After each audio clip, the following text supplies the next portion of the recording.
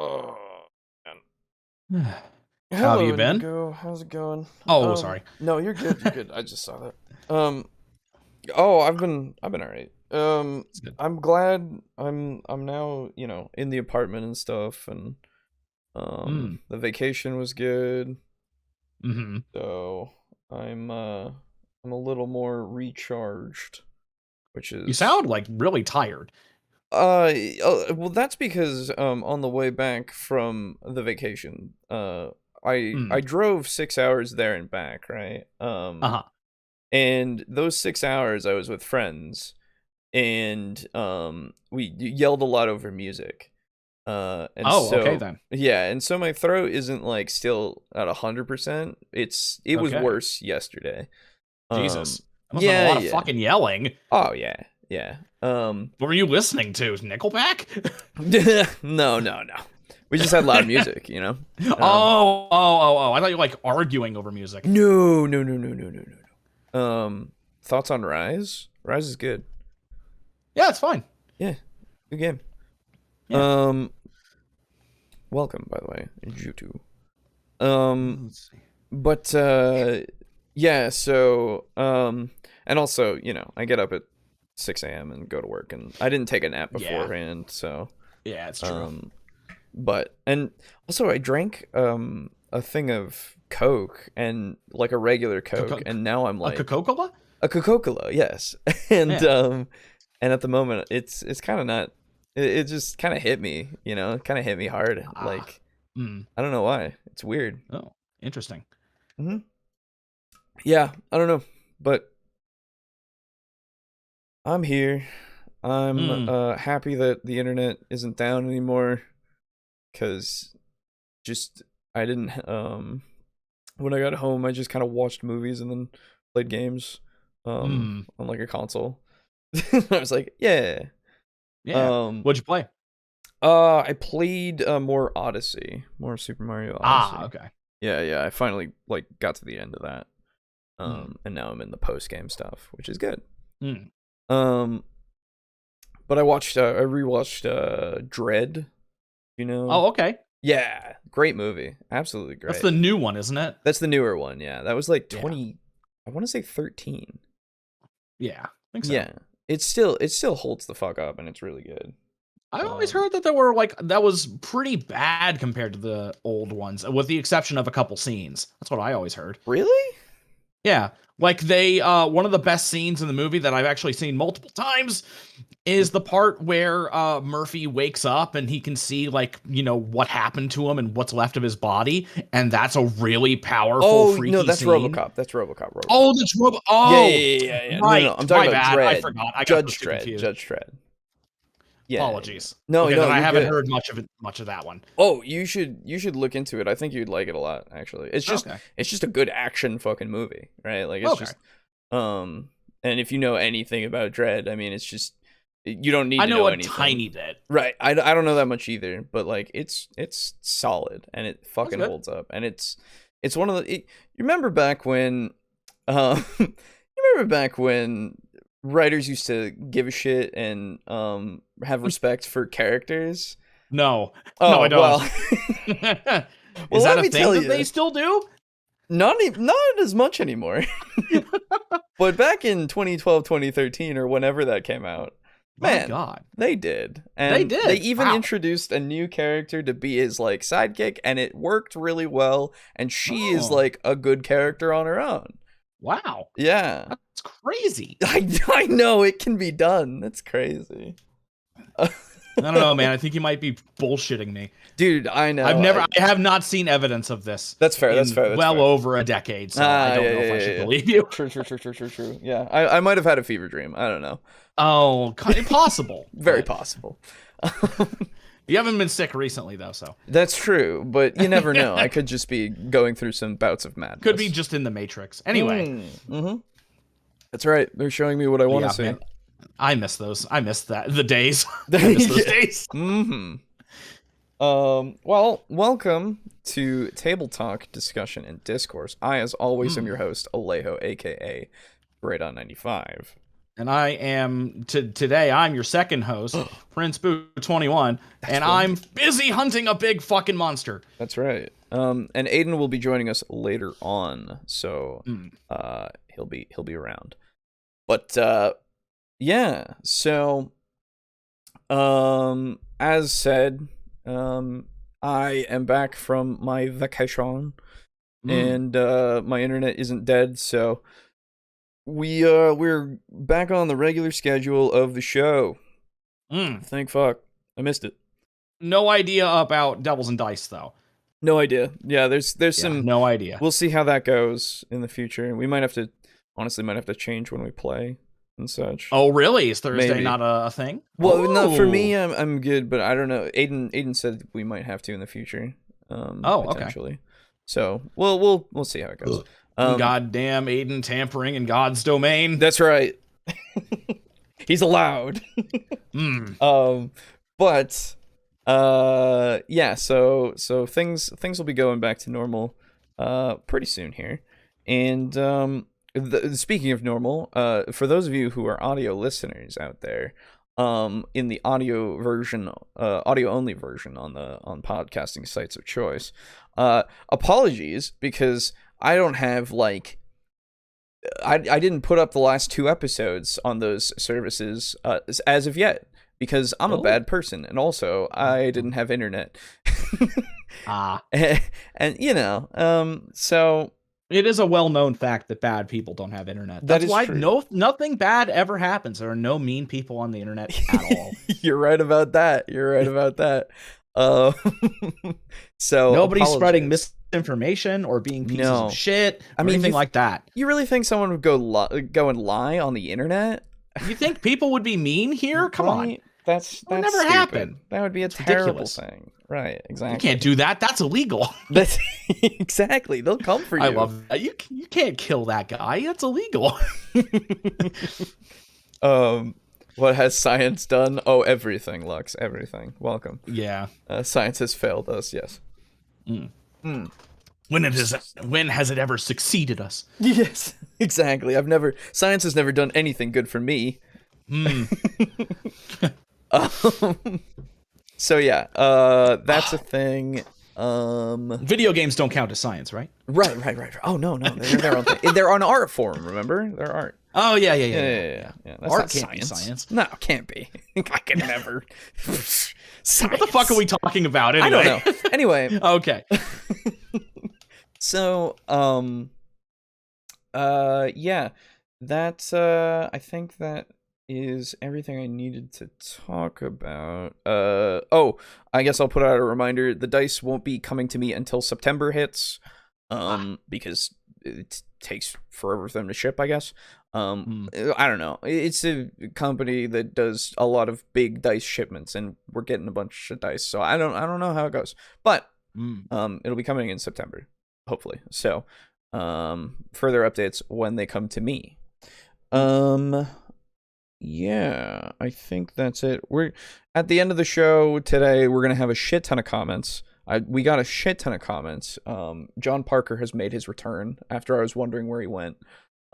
He was going through all the episodes. Oh Jesus! And leaving a comment on everyone. Yeah. So Jesus.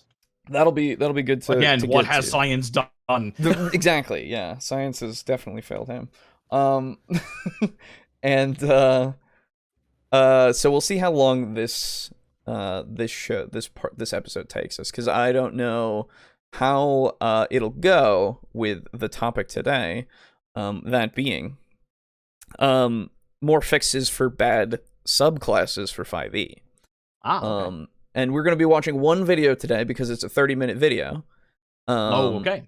And hopefully it can spark a bunch of discussion, because when we went over the assassin before, and I think there was one other one, but I can't remember. That's more I think it was hunter, wasn't it? Or marksman or ranger. That's it. Might have been.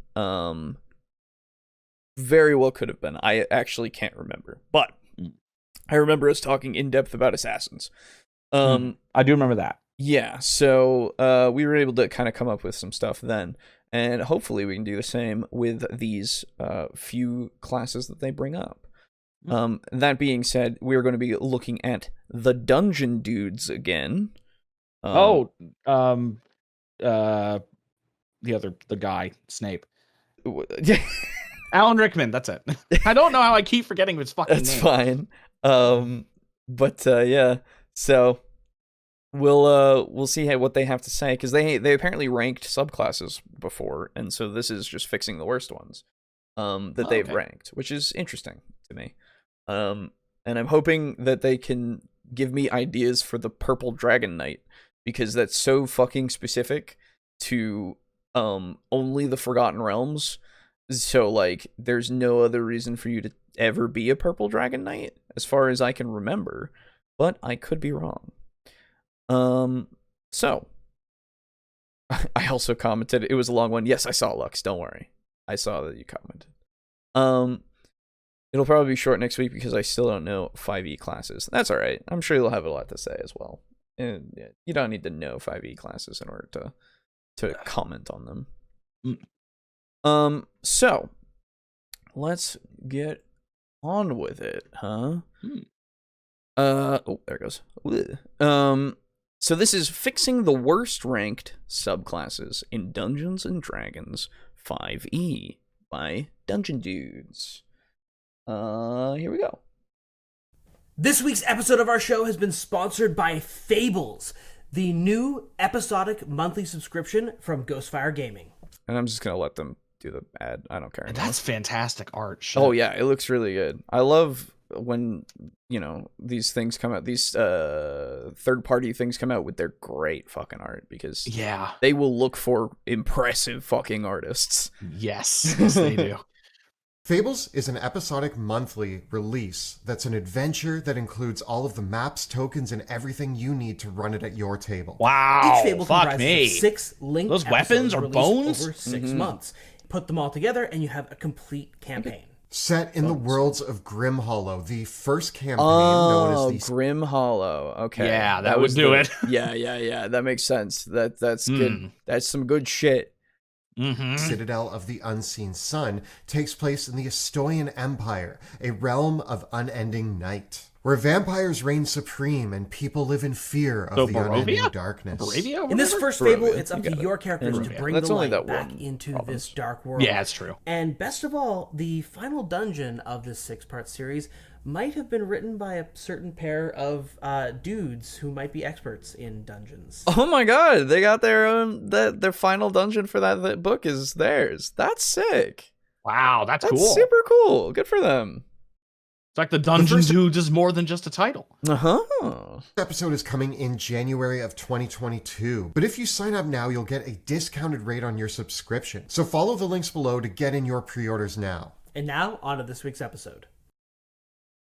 Greetings, my name is Monty Martin. And I'm Kelly McLaughlin. And we are the Dungeon Dudes. Welcome to our channel, where we cover everything D&D, including advice for players. Alan Rickman's name is Kelly? We upload new...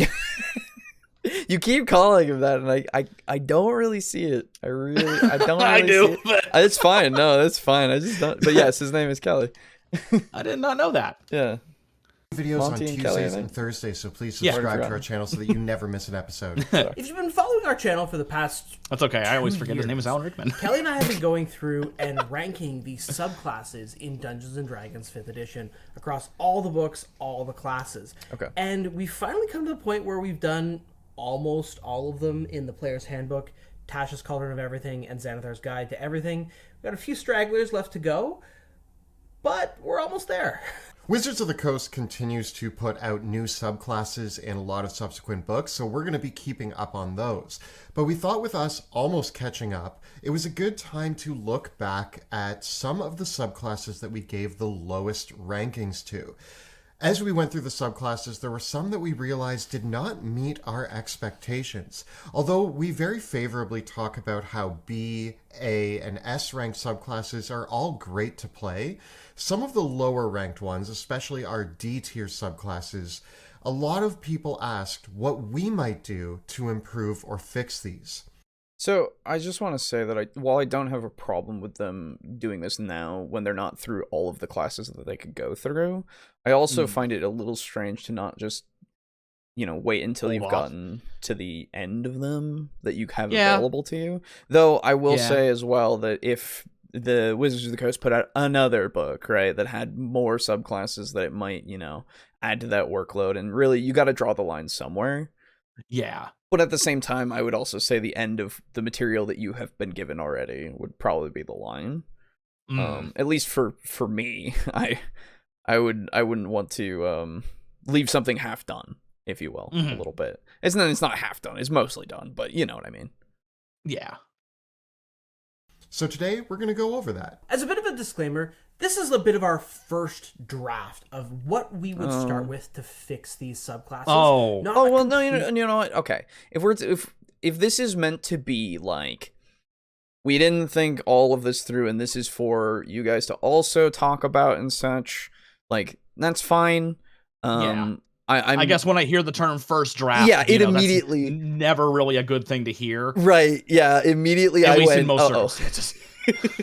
Because, like, I have had, since I'm writing, I have first drafts, and I've had things that go through, like, 6 additional drafts. As you should. So, well, you do it that's until the you idea. Yeah, you do it until you feel like it's as good as it can be, and then if you submit it to further review, then you draft even more after that. Yeah. Right? Like it's about trying to get the best thing possible. Yes. So, but again, if this is just meant for, these could be fixes, we've workshopped them a little bit, but not enough, like this isn't set in stone, then I'm fine with it. It's fine. Yeah. Just immediately just made a pit happen in my stomach. Yeah. Where I was like, set of house rules that are ready to go. We would love to actually hear your thoughts and feedback in the comments below about what you thought about some of these fixes and ideas, because with any change to the game, it's very easy to speculate, but it requires a little bit of play testing before you know for sure whether something is going to work or not. That's true. So we would love to get the discussion started on what these fixes might look like, what you think of them as well, and perhaps other ideas that you might have for how some of these subclasses could get addressed. So in short, we're going to be looking at our overviews and talking points that we're interested in how we might improve these subclasses. There's a lot to discuss today, so let's get rolling. Starting off with one of the subclasses that I feel like we just got so many digs in, the Purple Dragon Knight. hey, that's exactly what I was talking about. Oh my god. The only place that you can find it, I believe, is in the now buried and forgotten book, The Sword Coast Adventurer's Guide. The thing that may not have ever existed. Right, apparently. exactly. This copy that I have over there is something that I'm not even sure is real. I bought it from As a you bookstore. shouldn't be. Exactly. I bought it from a bookstore for like $50. So, it's it was quite expensive. Support your local bookstores. But yeah, which unfortunately that as a side note, that place actually went out of business shortly after. Unfortunately. Rip. It was That really was cool. all your fault. I know, it was all my fault. I gave them business and then they died. You got their hopes up. That's right, because somebody finally bought it. Yeah. But yeah. So let me actually go get it really quick here, and I want to like talk about it a little bit before we get to what they have to say about it.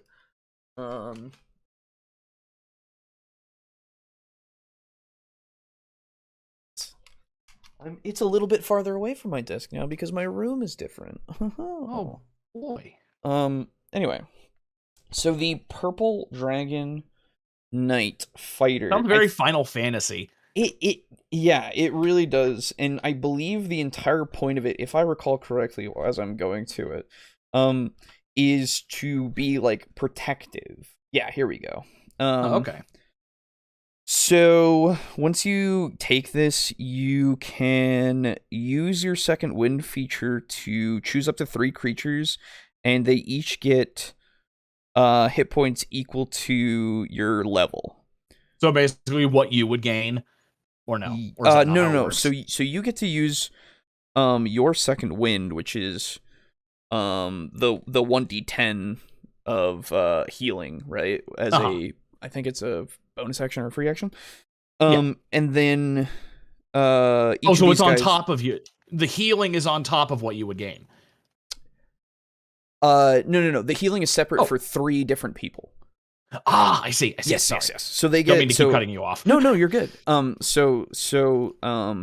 The 3 other up to 3 other allies, so usually a party of 4, right?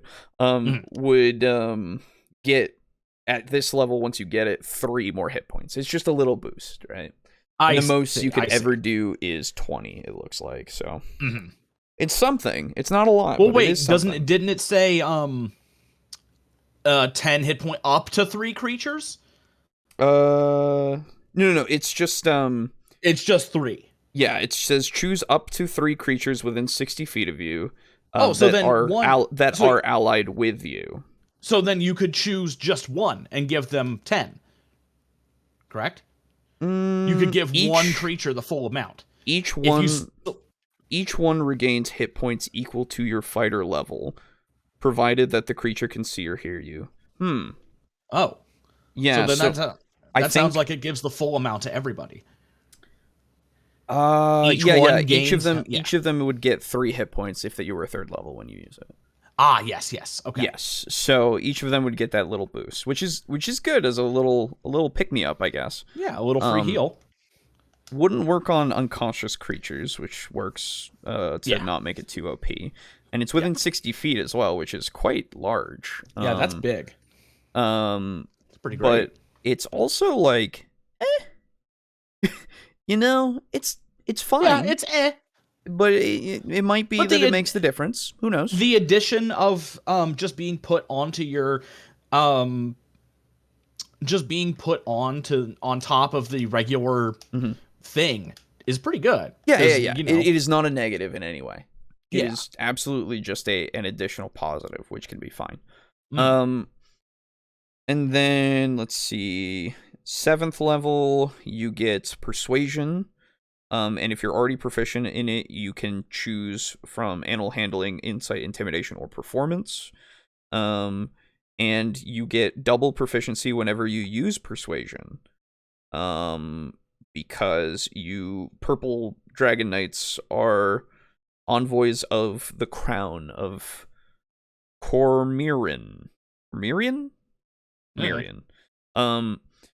So they're supposed to be like more suave. And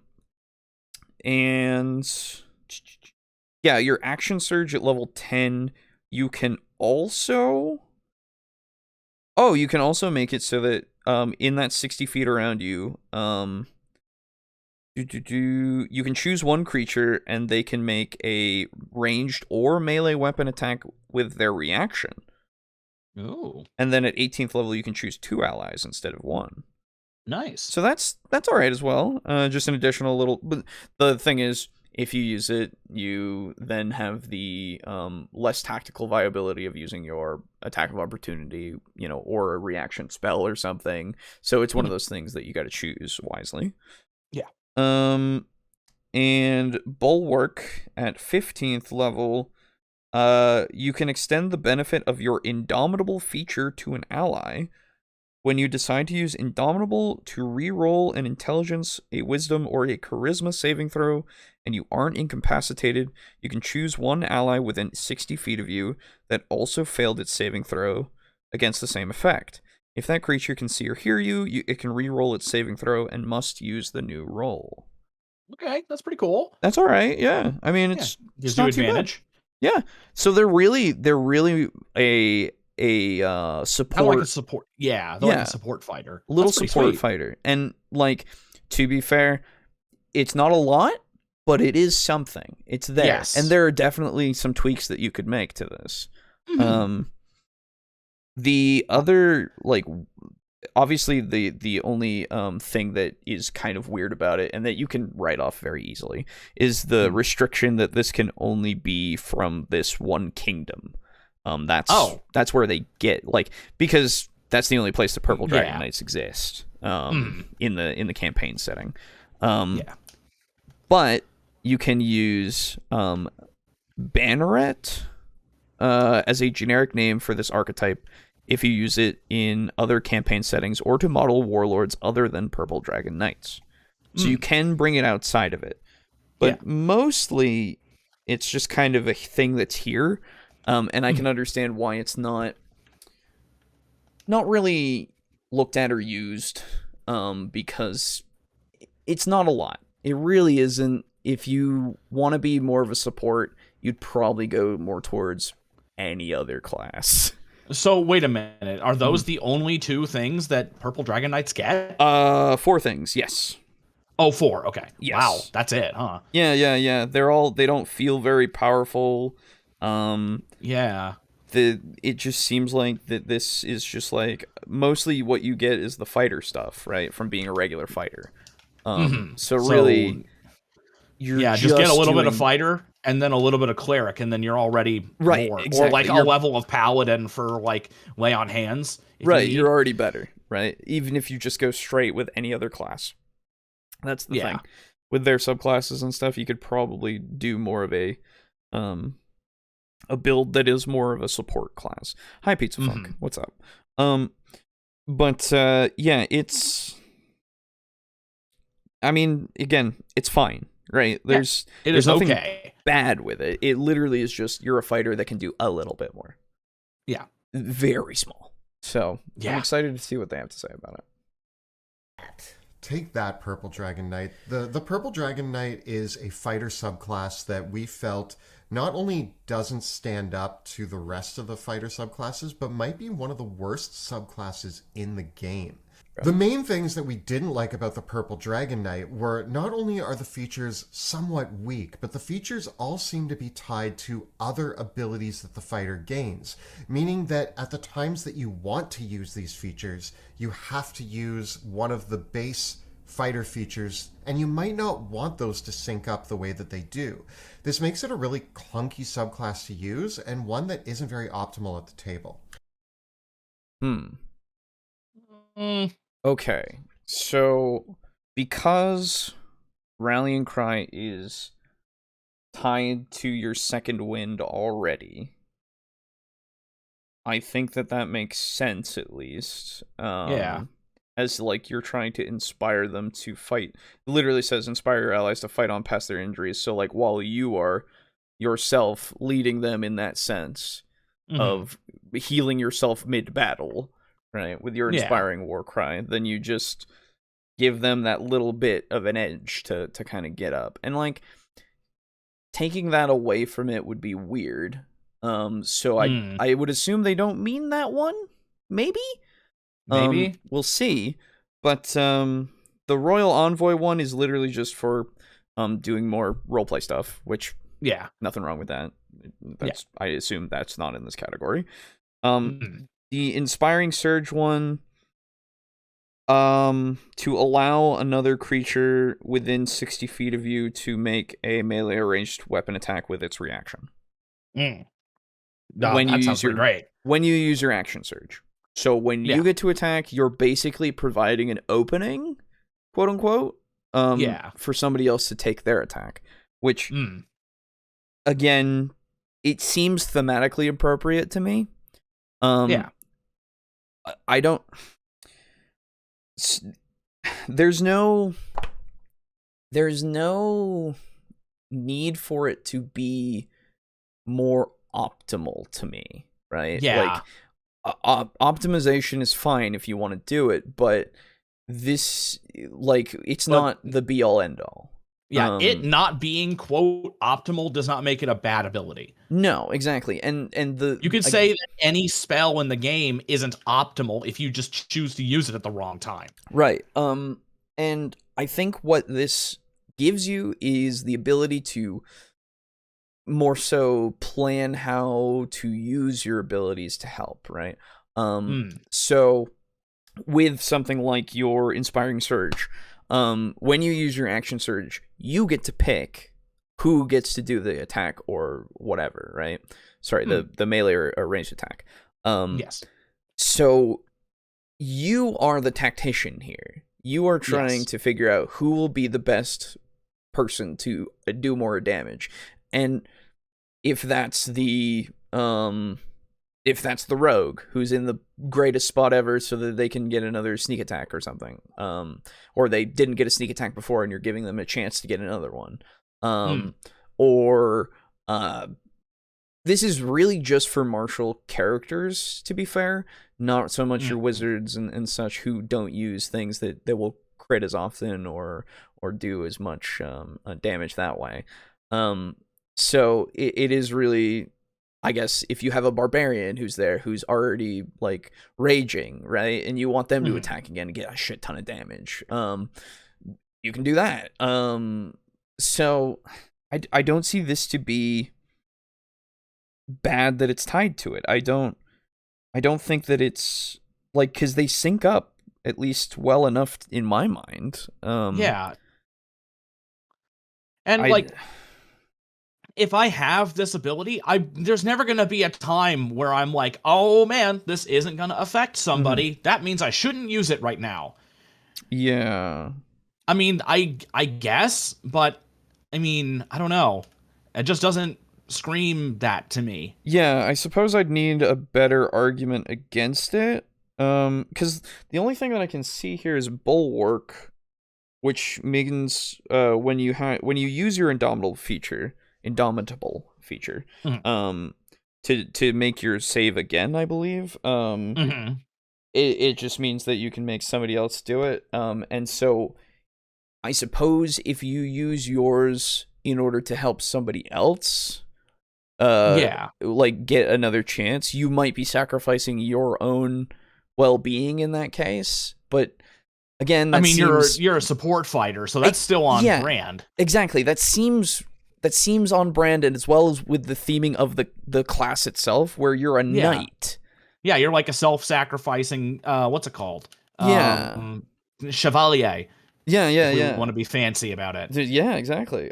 So I think I need a better argument than it's tied to your other things, and that can be less not optimal all the time. Right, which I'm like, that doesn't seem like an argument for anybody who isn't in that mindset, because we're not always trying to be as optimal as possible. Yeah, sometimes we're just trying to accomplish a goal. Yes. Another big issue that we have with the Purple Dragon Knight is that Rallying Cry, Inspiring Surge, and Royal Envoy are the first couple abilities that this class gives you that are tied to your second wind or your action surge, or just give you proficiency in persuasion checks. But you don't get all of those until level 10, whereas a level 3 Battlemaster could take the Rally maneuver, could take Commander Strike, and then could take the new Commanding Presence maneuver from Tasha's Cauldron of Everything.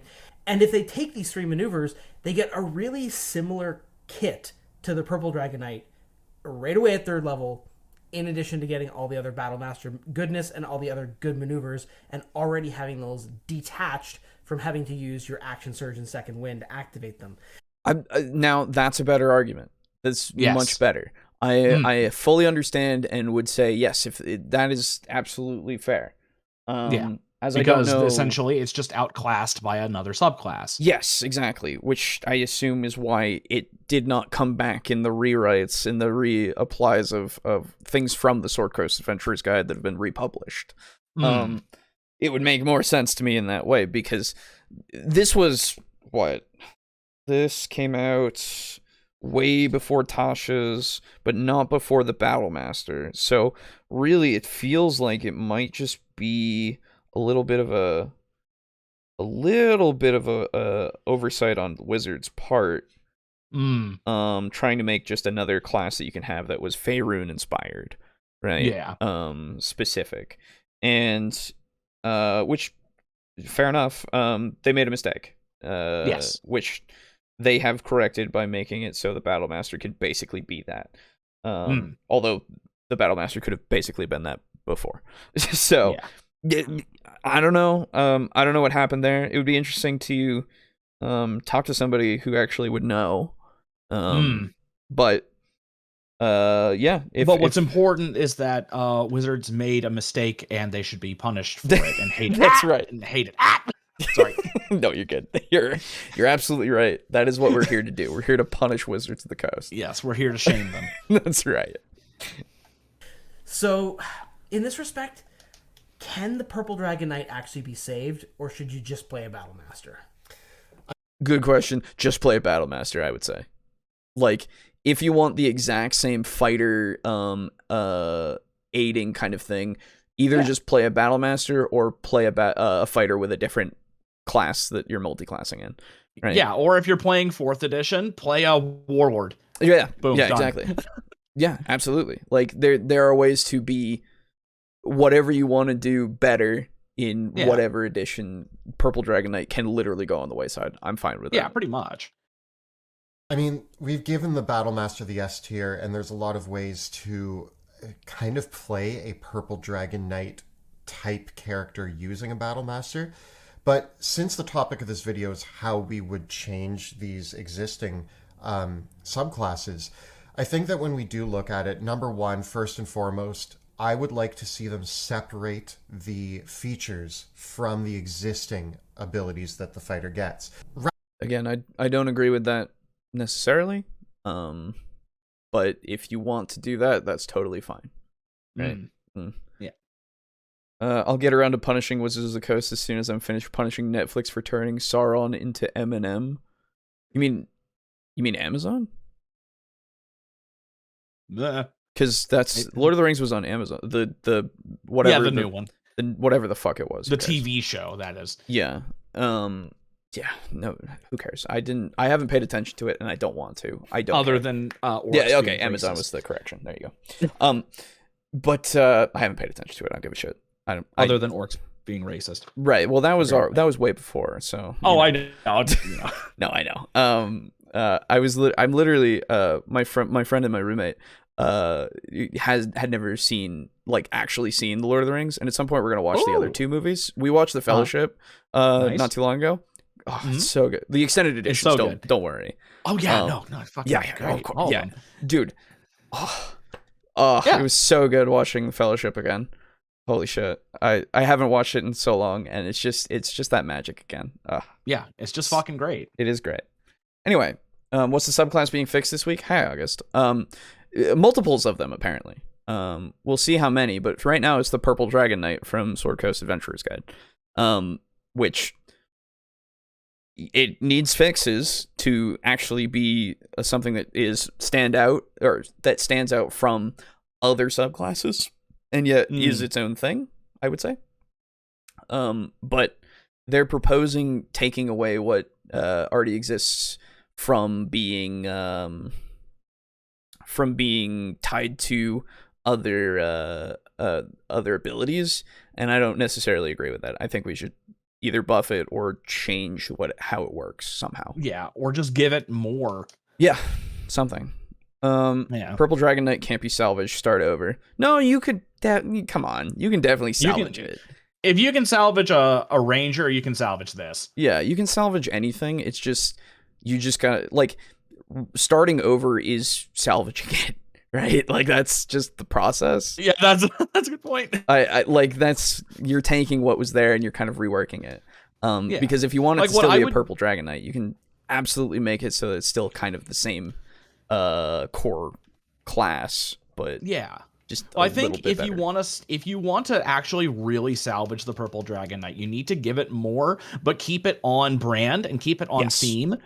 Because, I really dig the idea of you being, this kind of noble fighter who's, an actual knight. Maybe you are actual, literal nobility. And so your words have sway. And alongside healing, maybe you could give it an additional thing where it's, later on you get an ability where you can give your allies AC. Stuff like that. Yeah, sure. Well, Make it both defensive and supportive. Yeah, that's what it needs to be. I think. I think that's a good way to head with it. I really dig it being the support fighter. That's sick. Making it because so you can fighters are too. I'm sorry. No, you're good. I was just gonna say making it so that it's you could potentially use your I know this exists in other classes, so I'm just throwing it out there as a thing, but use your reaction to kind of deflect damage and take it for yourself when you're next to allies, and stuff like that really makes it so it is all about keeping everybody else safe.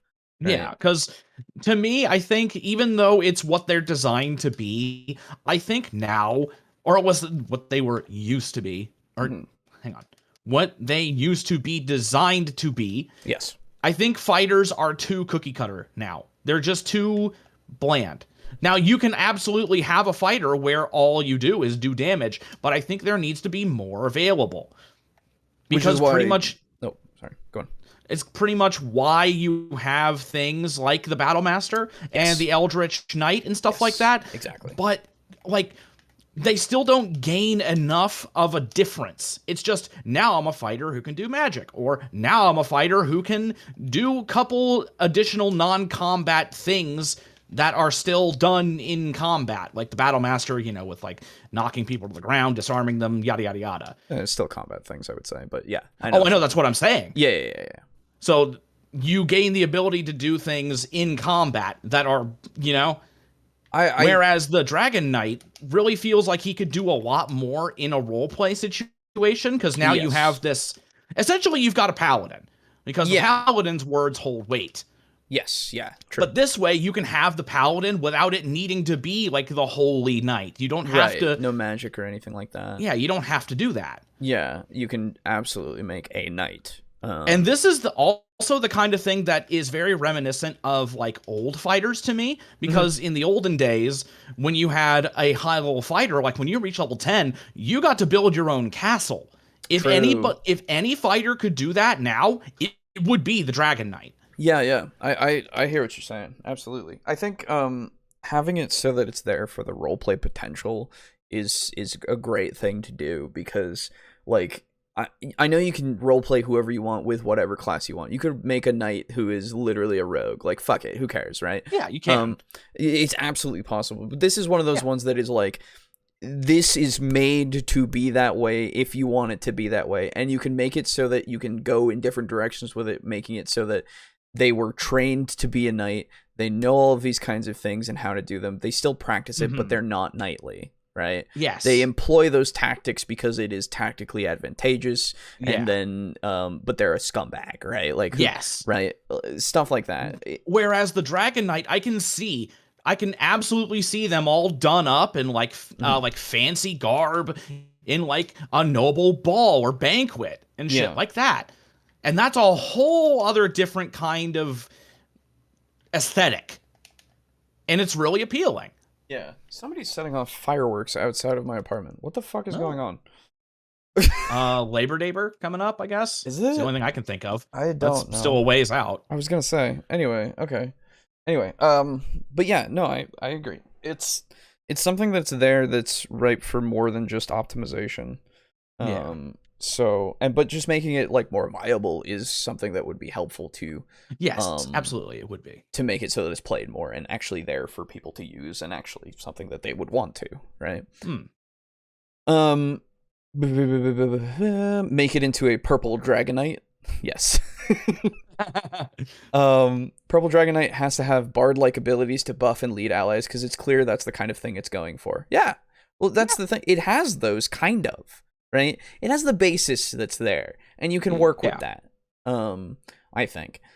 It's a shiny Dragon Knight. Yes. Fighter is a strange class to RP because its abilities are almost all combat based, as it should, but I think the system should fill the missing RP ability gap they need. Yes. That's why agree. a part of my what did we make again? A sorcerer? Yes, the astral. We made the astral sorcerer. That's it. Like, we specifically included a pair of star signs that are just there for roleplay. And Pisces and Aquarius, I think it was. I think so. And obviously, any of the other stuff could be used for roleplay, but those were specifically like, do you want more skills that way? Yeah, skill roleplay. I apologize. Yeah, absolutely. And so, yeah, I agree that there should be some stuff that's there to kind of elevate that a little bit. Yeah, I mean, hell, you know what? I got one right now. I have a good idea for one. Call it Noble Bearing, and you can, when you get it, it's like you gain a +2 to persuade, and you also can do stuff for your allies, and like you can, give them like 1 AC as a reaction to like them taking a hit or something, or being attacked. Oh, cool. yeah. Interesting. Okay. So that way it's like, oh, they're about to get fucking smackledorfed. Here you go. Have one single AC. Maybe that will save you. Maybe. Yeah, exactly. And maybe it can go up when they get to like 7th level and Yeah. you know, and give it to like 2 and 3 and 4. Yeah, on top of that, the ability, they get a +2 to their persuade. Right. Yeah. Because now it's like, oh man, I'm super cool. Check me out. I can talk real good now. Exactly. It gives you both the RP benefit and the mechanical benefit. Yes, which exactly. makes it so it's something that is just it does both very well.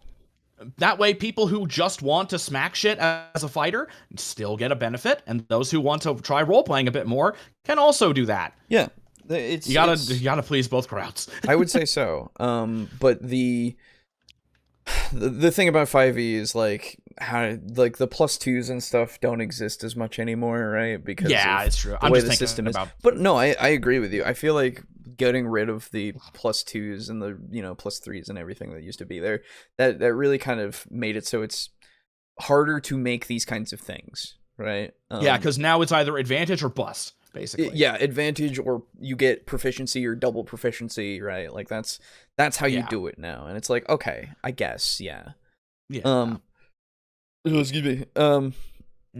Accidentally closed YouTube. Oh my god, Lex. I'm glad you're back. Does 5e still have prestige classes? I'm drawing a blank on that. No. No, it does not. Prestige classes died in 3, I believe, because 4 doesn't have them. Yeah, I don't believe so. Yeah. Anyway. Rallying Cry should be its own bonus action instead of being tied to your second win. A lot of these features presented to the Purple Dragon Knight might benefit if we separated them and had them used a number of times per day equal to your proficiency modifier. Or another great option that I think would really speak to the Purple Dragon Knight, the same way that a swashbuckler rogue advertises charisma as kind of a secondary stat, I think that the Purple Dragon Knight could be the fighter that relies on charisma. You're inspiring, you're rallying. These ideas really revolve around a charismatic character, so maybe linking them to the charisma modifier that you have, kind of advertising to boost that up as a secondary stat. Yeah, okay. So the first part I'll just mention very briefly here, making it so that I just pause on a great frame. I'm sorry. But I don't think I got it. Unfortunate. But I think that making it so that these are not tied to your already given fighter abilities is fine. Totally fine if you want to do that and make it so it's per day, a certain amount per day. But if we're gonna go the second route where we make it more charisma based, like a swashbuckler, we make it a fighter with charisma, why not? That sounds fantastic, because you can make it so that the rallying cry gives a plus their charisma bonus as well, actually the rallying cry we can keep with level. That'll go up even more for the health back. But like the other stuff being tied to charisma to make it so that you actually want that, so it's not your dump stat as a fucking, or well, I guess intelligence would still be your dump stat technically, but but it makes it so it's one less a possibility that you might go for. But let's see here. Yes, so I guess Inspiring Surge, if we change it around to make it so that it's its own bonus action. Oh, this is the problem though. Now that I'm thinking about action economy, right? You have your rallying cry. The fact, actually, you know what? I'm gonna go back on taking them away from the other stuff. If you take them away from the other stuff, you now have to worry about the action economy a lot. Yep. Because second win, let me go get my PHP. I need this to reference. I'm pretty sure second win's a bonus, I think, but I haven't played a fighter in 5e, so. Okay, sorry, I'm back. I don't forgive you. Okay, that's fine. So let me go to fighter real quick because I need to see what they do, how they do things. It's been a moment. Okay, so fighters. their second wind is tied to their bonus action. So you already have that as a bonus action. And then action surge itself, I believe, is just you use it whenever. Mm-hmm. Yes. It's an action. But it's just an additional action that you can just spend at any time, right? Oh, okay. So it's not a bonus action or a reaction. No, usually it is just, it says one additional action on top of your regular action and a possible bonus action. Okay. So that's up to your DM, I guess. Yeah. I actually didn't remember that possible bonus action thing. But regardless, you then only have that one until you hit 17th level, then you can have it twice. And you only get those back on long rests. Your second wins you get back on short rests, right? Now, if you start changing Rallying Cry and and in not Indomitable. The other one. Here we go. Inspiring Surge. You now have to worry because you have second wind already as your bonus action. If you're going to tie these as well, I guess it's one of those cases of you now have to pick and choose when to use these abilities, right? I guess it's easier if you only have the one second wind because you do it once and then it's over. And then you don't get another one until later on, I believe, unless I'm mistaken. Yes. No. Am I crazy? Hello? I am crazy. Okay. You only have 1 second wind. Interesting. Okay. Oh. So. It's the action surge. Yes, So action surge gets up to 3. I see. So yeah. maybe I am wrong then. No, I'm wrong. Okay. Oh. So I guess if you make each of these a bonus action, you then have the ability to pick and choose when you use each, and that gives you more tactics that you can use. Not a bad idea then. I've both gone with, retracted because I've convinced and then myself, gone back on it, and then convinced myself again. So it's important to look at these things because otherwise, that's the problem with a lot of our things is that we're so used to 3.5, and we talk about so many videos that address 5e. Right. Which were I bit used to less. have a lot more knowledge on it, but these days it's kind of waning. Yeah. Because we all just prefer 3.5 now. Yes, absolutely.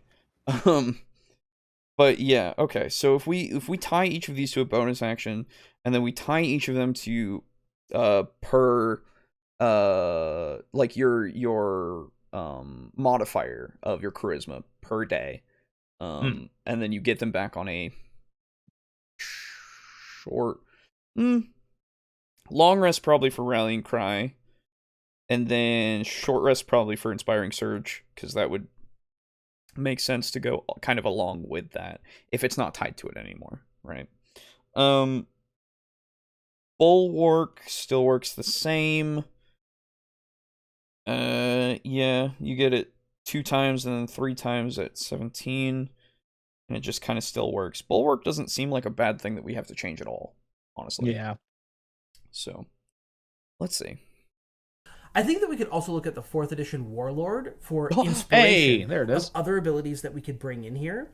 And I think that one of the ways that we could think about this is that the Battlemaster is a real jack of all trades. Very customizable. Yes. You can have a lot of different maneuvers and a lot of things that you can do here. But if we're going to focus the Purple Dragon Knight on being the battlefield leader, let's make those abilities slightly more potent because we are choosing to specialize and layer those on top. Yes. I think Rallying Cry could straight up just be a healing word-like ability, and having that on our fighter might be pretty compelling, pretty powerful as well. If they did have an ability that did allow allies to take extra actions, sounds powerful, but maybe in a constrained way in the subclass, it might be potent. So I think that with of course all it would these be potent regardless. Yeah, I mean, might be powerful, might be potent. Like, yes, anything could be. Yeah. I need more specifics for me to really judge whether or not this is... Because, like, I agree with you that we could do this. Yeah. I just need more ideas here. Because again, if we workshop it to do the, up to your charisma modifier per day, or per long rest, I mean, that fixes it a little bit. And if we keep it to continuing to make it so that people can make additional attacks with their reaction, because you can't just have it be for free. That would be a lot. Yeah, that'd be a little too much. Because I'm good with making, just buffing the ability to use these. There's the if we just make it so we can use them more, it's already way better than it was. Yeah. And that's really it. Stronger than they are. Again, maybe it's not that an ally that is hit by Inspiring Surge, they could take a whole extra action. Powerful, yes, but probably within the bounds of what is appropriate for a very specialized fighter subclass.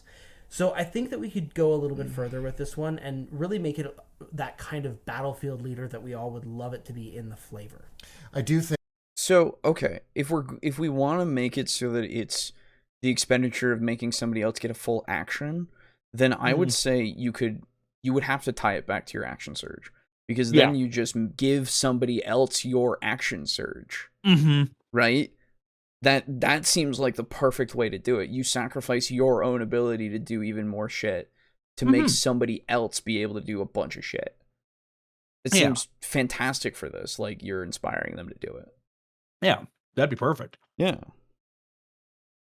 I think that out of all the abilities, Royal Envoy is kind of the weakest link here. I do think that there's something interesting being advertised with it, but out of all the ones that need a boost, I think this should do more than just give you proficiency in persuasion.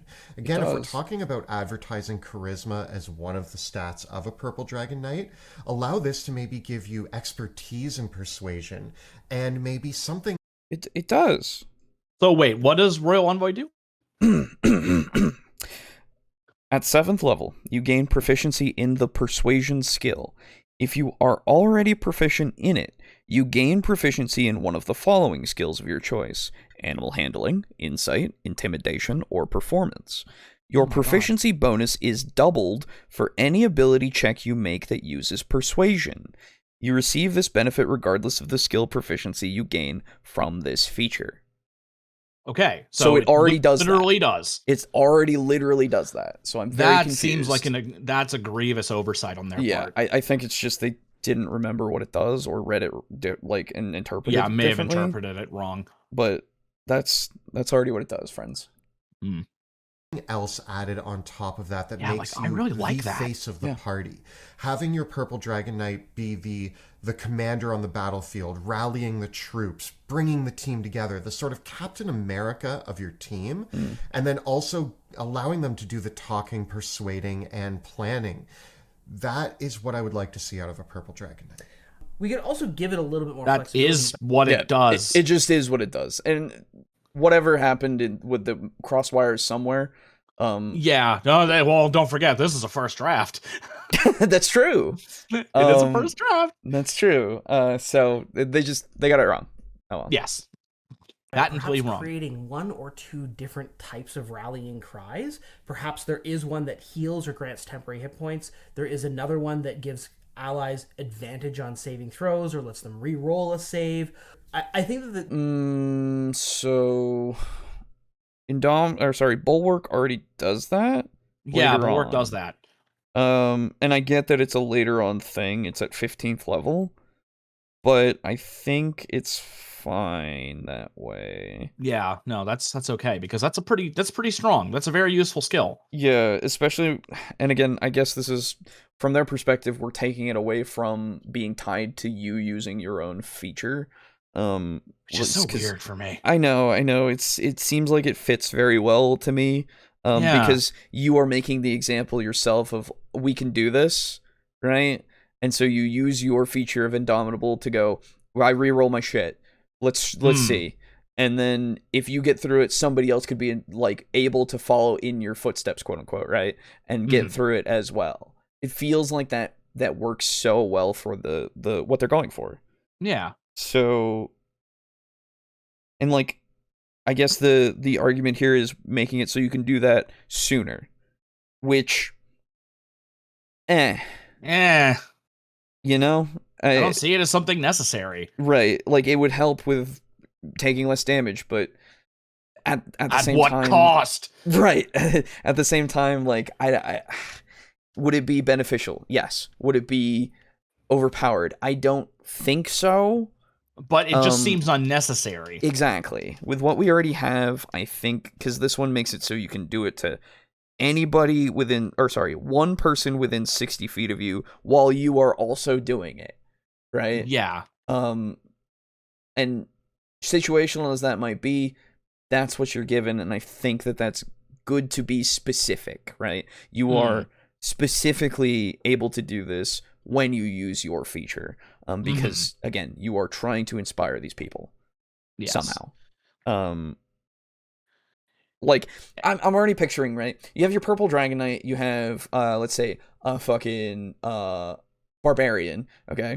And the purple dragon knight is going against, and the barbarian are going against this magic user who specializes in fear, right? Okay. And so they're trying to make everybody afraid in order to make it so that they can take advantage of them and like try to destroy them easier, right? Like they can't go near them and they can't attack them very well, but you have him trying to use that on the party, say. And your two most damaging people are the purple dragon knight and the barbarian in this case, let's say.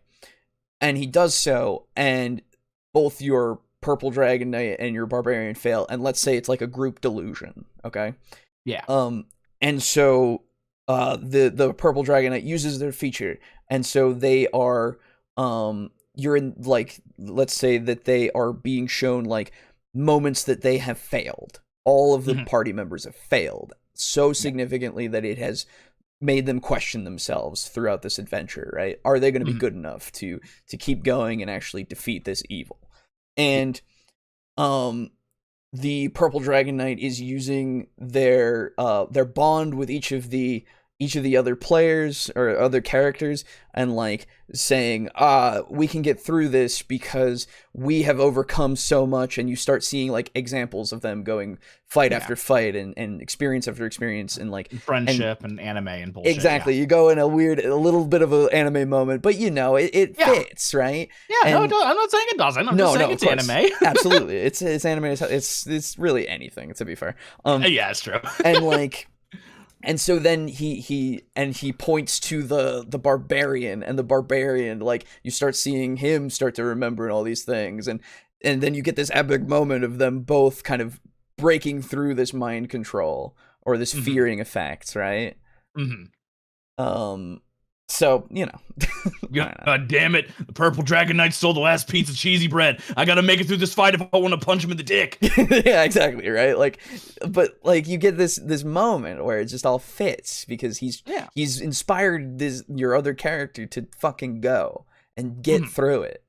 So I don't know. It works really well in my brain.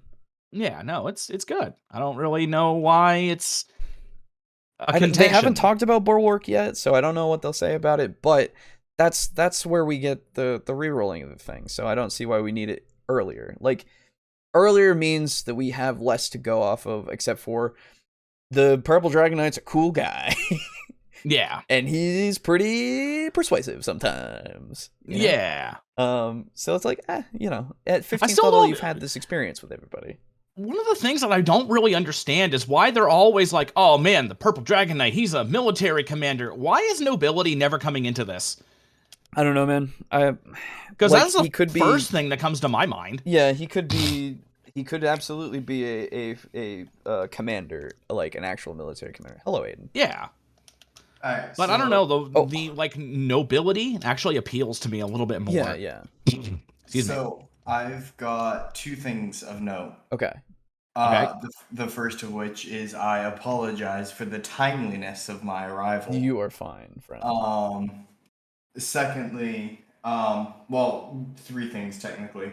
I'm going to be eating dinner. That's fine. And while we do this, and then I am looking at like a fifth finished PC. Okay. Okay. The rest of my components arrive tomorrow. Nice. However, I'm going to try to do what I can tonight. Yeah, absolutely. Yeah. So if you hear copious amounts of like swearing, that is why. Okay. More so than normal? Okay. Yeah. So I may be a little like in and out. Like I'll make sure when I speak, I like try to come back. Yeah, I got you. Just my timing may be a bit off tonight. That's fine. Okay. Don't worry about it. And before we finish up with the podcast in general, I'll have a question for you later, Aiden. Okay. Cool. Anyway.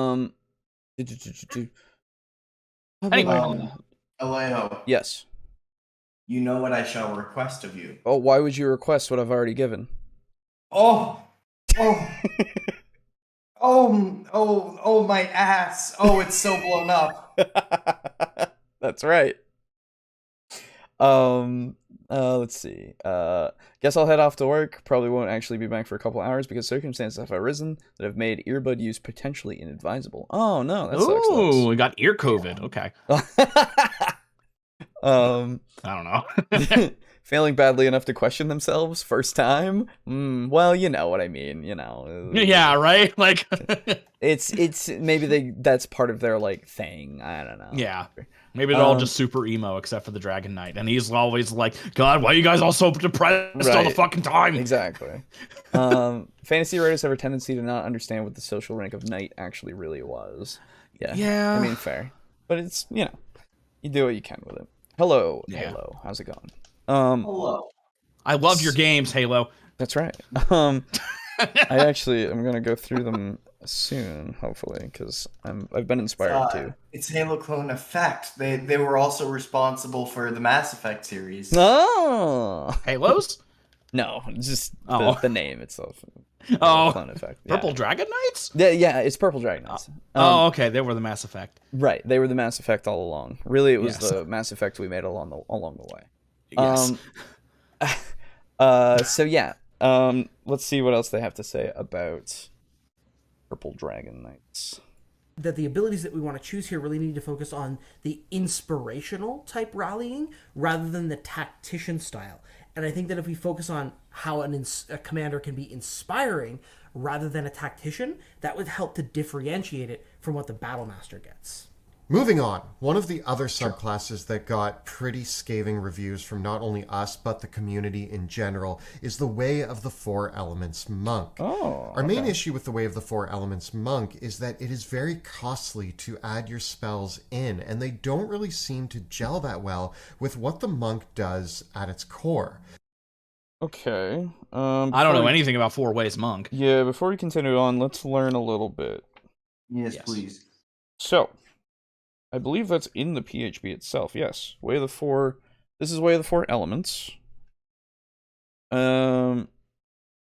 So what you get is at 3rd level, you learn magical disciplines that harness the power of the 4 elements. A discipline requires you to spend key points every time you use it. You know the elemental attunement discipline and one other elemental discipline of your choice, which is in this section below. You learn an additional elemental discipline of your choice at 6th, 11th, and 17th level. Whenever you learn one, you can replace one. So it's kind of just like spells in general in 5e. When you reach 5th level in this class, you can spend additional key points to increase the level of an elemental discipline spell that you cast, provided that the spell has an enhanced effect at higher levels, such as Burning Hands does. Spell levels increase by 1 for each additional key point you spend. For example, if you are a 5th level... Oh my god, I'm so sorry. I've just realized. Before, when we were talking about the Purple Dragon Knight, I didn't give a page number. Oh, I'm so sorry, everyone. I failed you all for the final time. I will be removing myself shortly. Okay. So in the Sword Coast Adventurer's Guide, if you own it, it is on page 128. That is where you can find the Purple Dragon Knight. And I am reading now from the Way of the Four Elements Monk, which is on page 80 and 81, and I believe 82. No, just 80 and 81 in your player's handbook for 5e. Apologies. It's, I take a vacation and I lose it all. All right. So, the way that this works as well is that, here we go. The maximum number of key points you can spend to cast a spell in this way, including its base key point cost and any additional key points you spend to increase its level, is determined by your monk level, which is in this table that says 5th to 8th, you can only go up to 3, 9th to 12th to 4, 13th to 16th, you can go to 5, and then 17th to 20th, you can go to 6. And you have, let's see, 1, 2, 3, 4, 5, 6, 7, 8, 9, 10, 11, 12, 13, 14, 15, 16. 16 without including the elemental attunement, which you just get. That you can choose from as elemental disciplines. Each of these... sorry, let me just cut you off really quick. I just please. need to use the restroom, and I'll be back. Oh, yeah, you're fine. Sorry. Let's see. We have level requirements on most of these. Wow, okay, so you only get access to 1, 2, 3, 4, 5, 6. Okay, no, only, I say. There's 6 of them out of the 16 that you get access to immediately that you can choose from. 1 from each of the elements. Makes sense. Okay.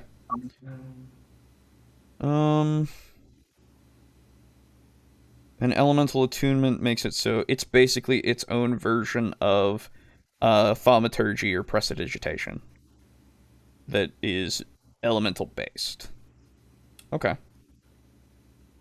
Yeah.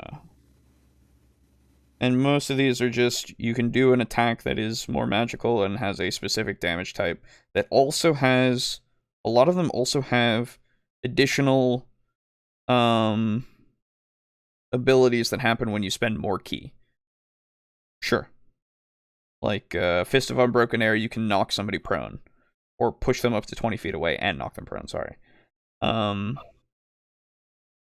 Take half damage if they save and all that kind of stuff. Do damage to creatures in an area with Shape of the Flowing River. Yeah, all pretty standard stuff that you would get from spells. Okay. Not too weird and not hard to understand. The thing I'm noticing is they mentioned that it doesn't really complement the monk's playstyle. Right, welcome back. So I've been trying to view this in light of that context. Right, as you should. And it is true that, like, a monk doesn't usually... A monk gets in and punches things. They don't, like, cast fireballs. Not usually. But, like... Yes, it doesn't do anything to complement the play style of get up and punch things. Right. However, if you can punch the air and 30 feet away a fireball appears. Exactly. That's still very beneficial for you. Yeah, that's... The way it's sounding closer to, like, a Avatar. Yes, it is. It absolutely is more Avatar kind of stuff. And that sounds pretty fucking cool to me, honestly. This is the thing. What I see is another way to spend your key points when you don't want to use them for always doing what is it? Flurry of Blows. Flurry of Blows, exactly. Or Patient Defense or Step of the Wind. Like those are the 3 things that you get. And this is just more things that you can do with them, but this is now magic. So you can now... But we've learned well over like a dozen times over the course of this podcast that people don't like options. That's true. Nobody likes options. That's right. I want to do the same thing every day. Yes. Every fucking Go through your time cycle. I attack. That's right. Yeah. I want to play an RPG. Or an MMORPG, I should say. There you go. Hey, Mog, how's it going? Yeah. Don't you know that's why 4th edition was so successful? Because people wanted to do that. That's right. Apparently. So this again, it's just another way to play a monk, right? Yeah. You could say that being a what the fuck is the fighter that casts magic called? I forget. Eldritch Knight. Thank you. Eldritch Knight has a lot of things that don't necessarily also benefit their play style, quote unquote, right? Like it's for the type of person that would rather be like, instead of married to martial combat, they're more like friends with benefits. fuck buddies with it. Yes, exactly. Like that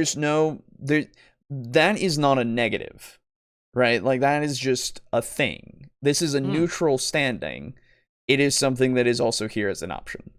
Yes. Now, apparently this is popular consensus according to someone, or at least according to the video right now, and I assume it is a thing out there. I don't know. Whether or not it is, it doesn't matter to me right now. It's apparently popular that this is the worst subclass for monk, which, okay. Now, the worst or the least played or most hated? That's my question. That is my question, exactly. I don't know, and I assume it's because people don't necessarily want to do their key with other things other than punching. Yeah, which is super lame to me. I don't know. It's preference, right? At that point, it's preference. And I'm fine with that if you don't want to do that. If you do, this is here. Yes. Again, not bad, not good, just neutral, I think. Is this the one that can let you fire like Kamehameha blasts, or is that a different one? I think you do get like I don't remember which one it is. No, I think that... Oh, no, you're thinking of the sun one. The Way of the Sun thing or something. Oh, okay. It's not in this... It's not in the player's handbook, but I know the one you're thinking of. Yeah. Can I ask you a question real quick? Please. So, I don't have a lot of experience with Dragon Ball. In fact, my net total experience with Dragon Ball is I saw one episode of Super, and then a clip from a fight scene of Goku versus Caulifla. Okay. So, but I have seen every episode of DBZ Abridged many times over. Right. Oh, yeah. Yes. Is it Kamehameha or is it Kamehameha? It's either or. You can say Kamehameha if you want to do it fast, but Kamehameha is technically more correct. Okay, thank you. Yeah, no, it's either or. Very cool. Yeah, if you don't want options, play Pathfinder 2. That's right. Exactly, Mug. And just watch Cody. Yes.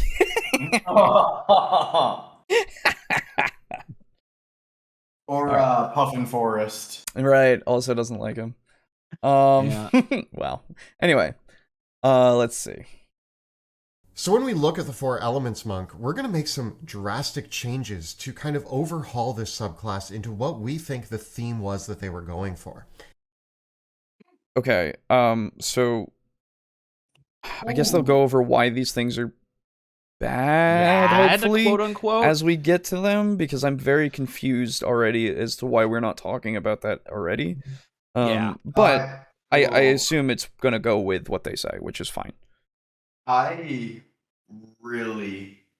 The more I think about it, the more I get irked by the hubris of that sentence. Yeah, no, I don't like those sentences either. Yeah, we think you know what the designers were doing. You were going for. It seems like such a... seems like a sentence a teacher would say to a third grader. I think these people know D&D well enough to have what they were, quote, what they were going for represented in their work. Now, I think they play tested it enough to know. Right. The only person who can make that kind of claim would be RPG Pundit. We all know this. Right, exactly. Yes. He was consulted. So now, I don't think you were consulted. I don't think your name's in the acknowledgements. Now, while I agree with the sentiment, I don't necessarily agree that you can't... you You can't- potentially find what somebody was going for if they've done it in such a way that they have messed it up, right? It Yes. depends on the medium. It depends on what's going on with what you're kind of going over. But for this specific instance, I agree with you 100%. I have no idea what the fuck is going on at the moment and why we need to change this. Like, I will fully and happily concede that, like, you can make improvements upon a subclass Yes. and make something that perhaps the D&D player base finds more entertaining and more fun than the original. However, don't call it anything other than what it is, which is a homebrew. The second that you go, I think I know what you were what you intended. Like, good God. This is especially when it's like you're trying to improve it, so it really comes across as very conceited. Yes, that's a good word. Very conceited. And again, for me, it really depends on if the thing is actually fucked. Which I don't think anything that they have put out has been actually fucked. Yeah, right? like objectively fucked. Exactly. I don't think there's anything objectively bad. While I don't agree with how Wild Magic Barbarian is, I have my issues with it. I don't think it's objectively bad. It just doesn't make sense to me, right? But I wouldn't say that I know what they're going for and all of that kind of stuff. Like, I kind of get what they're going for with what they've put there. It's fine with what it is, but I don't think that because I think I know, then I could improve it to be exactly what they want, right? Yeah. That's the difference here. I have a pretty good idea what the WotC team was going for when they made D&D 5e. And I know that because I own a player's handbook. Exactly. Yeah. They're not your friends, though. They are not. They are not. But yeah. Already, I'm just like, what is wrong with this that everyone quote unquote hates? I don't understand. So hopefully we get some explanation. I will say, speaking as someone who has never played a monk, that monks burn through key points absurdly quickly. Yeah. And key points, especially like when you're in earlier levels, can feel like a precious resource. Sure. And the fact that it's like burn 3 of your key points to do a fireball, like you're sitting there like kind of going, oh, I don't know about that. Sure. Well, so this I wanna bring up something that I don't think is looked at or remembered too much, but literally in the key part of page 78 of the monk, one of the sections here talking about how you get key points back, the last sentence is you must spend at least 30 minutes of rest meditating to regain your key points.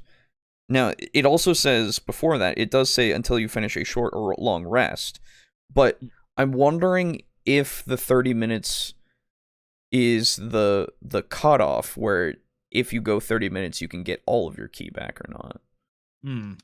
Because it says you must spend at least 30 minutes to get it back, but it doesn't, and it specifies that you need a short rest, and short rest is an hour in 5e. But and so then essentially could you just say I want to take a short rest and meditate during the short rest? I suppose, but okay. If that's the case, okay, that makes more sense to me. I guess like is that the I don't know. I've never played a monk either. Well, so this is the thing. I've played a monk, but I never looked at this little bit. So I'm a little like, Confuzzled. If I just if all you need is a half an hour of meditation and nothing else, like you don't need a full short rest. Well, it does say you need to finish a short rest. So I guess that can pretty much just be house ruled out. So I guess it is literally half of your short rest needs to be 30 minutes of meditating. Yeah. I think that's what that means then. So it's either an unnecessary bit of flavor thrown in, Yeah. or it is meant to implicate that the rules are slightly cocked. Which, given that this is a rule book, I would assume the context is this is meant to influence rules. I think it's just I think it is literally like, this is how you get your key back. You are meditating to, like, this is the explanation of what you're doing when you're short resting, or long resting even. You just take 30 minutes, you do that shit, and then you're done. Like, you don't have to specify it. That's what's happening, I guess. I mean, I'd imagine pretty much everyone under the sun, if you said, hey, how does a monk get their energy back in a short rest? Or sorry, everyone under the sun who plays D&D, if you were to ask them, how does a monk get their energy back, they'd probably go, I don't know, probably meditating and practicing. Right, exactly. Or eating a sensu bean. Yes, exactly. Sensu bean. Sensu bean. Yeah, so I look like a dog. But anyway, to go back to your point, yes, you do burn through key very fast at like short or at earlier low levels, right? But you only need a short rest to get them back, and it's just an hour, and it's like nothing. If you can afford to do it at any time, which makes your like, potentially, if you were playing like a Way of the Four Elements monk, if you have lots of short rests, you can just bang out some big spells. Yeah, exactly. And Once like, just play it with a coffee lock. Then everybody's always taking short rests. True. Yeah, true.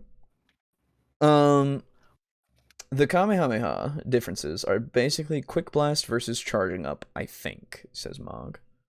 Oh, so which is which? Saying the full Kamehameha would be the like charged up, more powerful version. Yeah. Okay. Well, Kamehameha would be quick, I think. I know nothing about this, so I will accept it with a thumbs up and an okay. There you go. All right. Just like Goku. Yes. He does that shit a lot. Yeah. A bad class is one that breaks the game and makes it boring, like Magic and Dark Souls 1. I wouldn't say that it makes it boring to the individual. Boring is not a objective thing.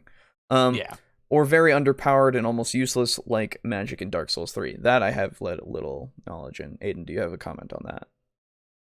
Mr. Dark Soulsman. Mr. Dark Soulsman. Yeah, I wouldn't.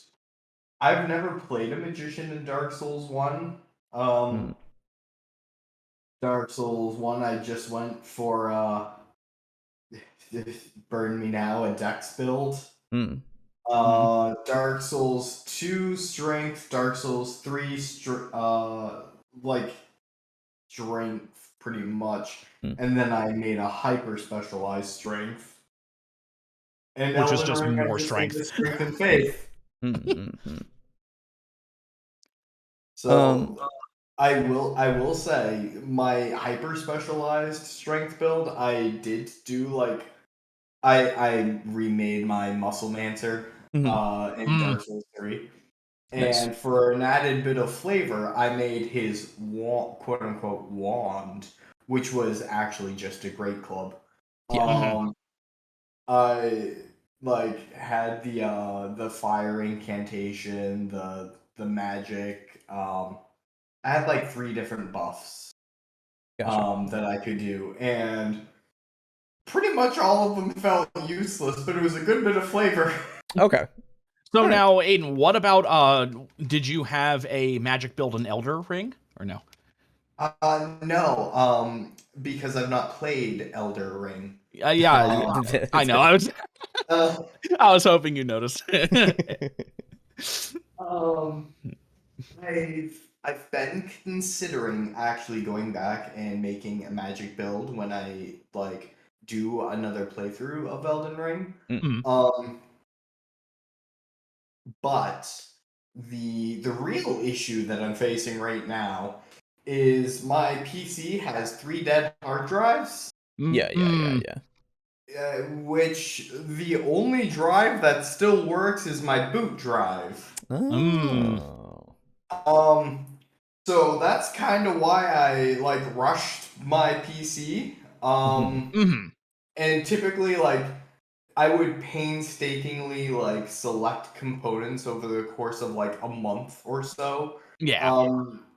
Cards on the table. The way I built this PC was I did a little bit of research into if the CPU would work for the motherboard because it's like a really new CPU and not a lot of motherboards have support. And then I pretty much just picked what was at the top of whatever PC part picker recommended. Nice. Ah. Yeah. Fair. I don't know what's been talked about so far. I just wanted to state my thoughts. Oh yeah, you're fine. If you just do a magic build in Dark Souls 1, you can nuke everything, including the magic boss, who is resistant to magic. Well, yeah, I mean, sure. That's the thing. If that's the case in Dark Souls 1, that's not exactly an issue. It's just a way that you can play, I would say. Yeah. Sounds like a great way for me to play, because I don't like Dark Souls. Wait, hold on. Which magic boss? Like, I didn't make it far into Dark Souls 1, so are you talking, like, Seath? Are you talking Pinwheel? Or are you talking Moonlight Butterfly? Also, to finish my answer for you, because I got on a rabbit hole about PC building. Yeah. Once I get my PC built, I intend on basically re-downloading my entire Steam library and starting up a second playthrough of Elden Ring. There you go. I see. Cool. I thought, wait, why do you need to start a new playthrough? Isn't all the data still on the old hard drives? Yeah, but like the bosses are dead. Okay, yeah. Yeah. I'm just gonna make a second, well, technically a third character. Yeah. But yeah. Sorry.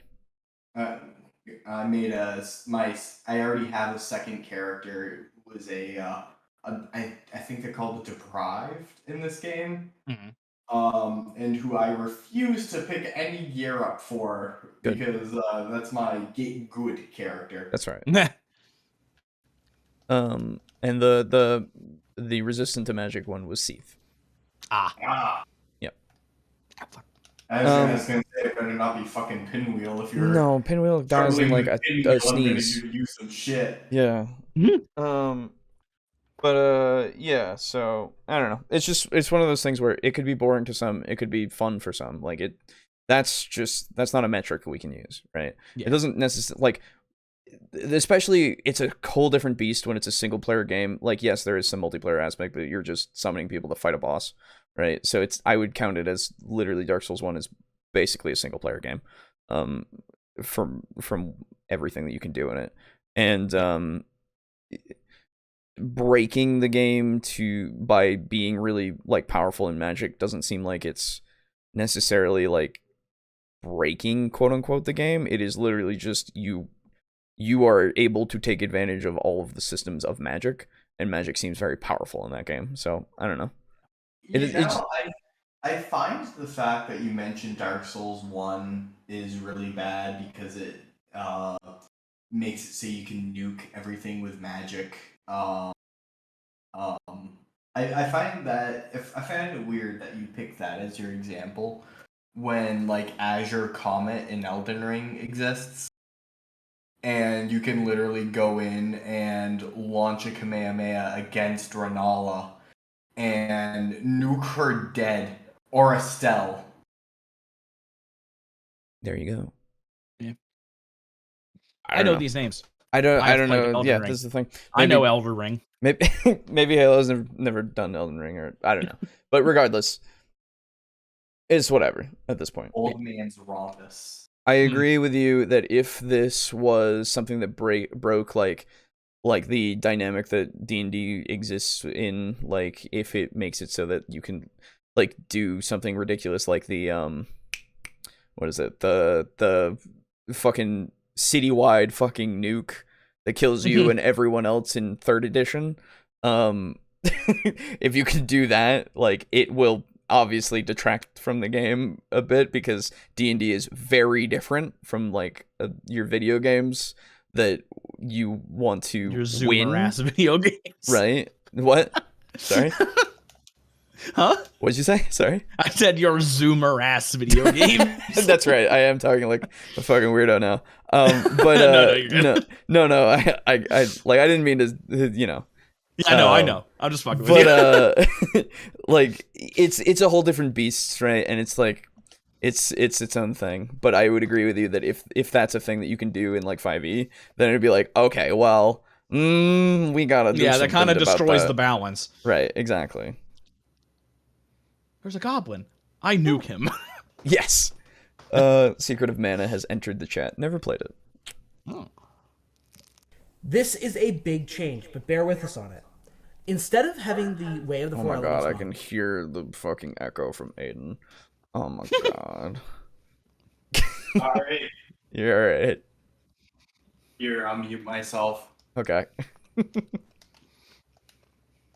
use their valuable key points to cast spells. Let's just have them have spellcasting in the same way that an Eldritch Knight or an Arcane Trickster also has spellcasting, keyed to their wisdom score. So you do get to double down on wisdom here. I think that's generous, and the monk subclasses in general need some help here.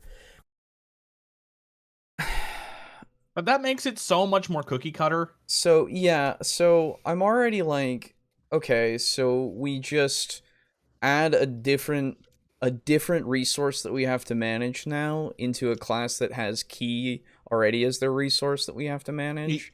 Yeah. Like, and I like, don't know. I'm actually of the mind where it's not the worst change. No, I'm not done. What I was gonna say is, like, you can do that with something like multi-classing and all that kind of stuff, and that's fine. And you can do that with, like, a subclass as well with something that doesn't already use magic, and that's fine. This just seems like it's a lot that you would be adding for something that's already been implemented well enough, right? Yeah. That's my point. I think You're just making a change for change's sake, effectively. That's what it feels like to me. It doesn't feel like it's necessary. Whether or not it's good, I'm not sure, because I'd have to, like, actually use it and playtest it and stuff. But I will say that from outside in at the moment, it seems absolutely unnecessary considering the way that the class already works. And not to mention, I don't really know if it would, because I don't play monk often enough, but this feels like it would be a little bit too strong, because now on top of everything that they can do with key points, they can cast spells without having to use key points. So they can cast the spells and they can still do all the other shit that they can do with key. Well, though, a rogue can still do everything he can do plus spellcasting. So I think the point, though, is that the rogue is very specialized in what he can do. He does the big burst of damage, and that's kind of it, plus the little bits of spells that he gets as he gets from 3rd and up. Whereas the monk will consistently be able to continuously do flurry of blows, dodging and stuff, and become this powerhouse that can rock a battlefield immediately and still What about the fighter? The fighter, rogue is pretty niche, but like fighter is even more catch-all, like this is just good on the battlefield than monk is. And I agree with you. That's why the fighter is the way that it is with the Eldritch Knight already. We're basically just making another fighter. Yeah. It feels like. So I don't see what's wrong with making a punch flavored Eldritch Knight. You can already do that, basically. Yeah, just do that. Yeah, but that's essentially what this subclass is. So it's like a... Well, the normal one isn't, because you have to choose between either your special punching or your spellcasting. If we took away the need for key points, then it literally would just be an Eldritch Knight. There's then it would become redundant. That's the thing. We've already got something that can do this, so if we make something that is already that again, it's like, why? Yeah. AC is differently calculated for for monks. So we make a better Eldritch fighter, is what you're telling me. No, it's just different. So Their AC is 10 plus their wisdom. plus their But they constitution, I can't- believe. But they can't wear armor. Yeah, but you can have, like, just because they can't wear armor, that means that they have less penalties than an Eldritch Knight would. Because That also means they have less protection. no, not necessarily. High Because- level plate armor. Well, so you could enchant Yeah, you any can enchant kind clothing. of armor, right?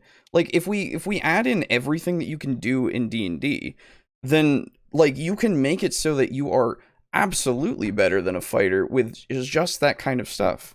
Just like braces of armor plus 2s and a cloak of Elven kind. resilience, I think it is. Something, one of them gives armor Something. bonus, I believe. But you then, let me just make sure that I'm right about how you calculate. I mean, I'm not arguing that you could not make a light armored monk that is better protected magically than a knight of equivalent level who you don't give magical items to. If you're going to make a monk and dress up your monk in a cloak of the +3, then you also need to do the same to your Yes. fighter, Yes. and Excuse me. it'll always be comparable, just because that's how item balance in D&D 5e works. Mm.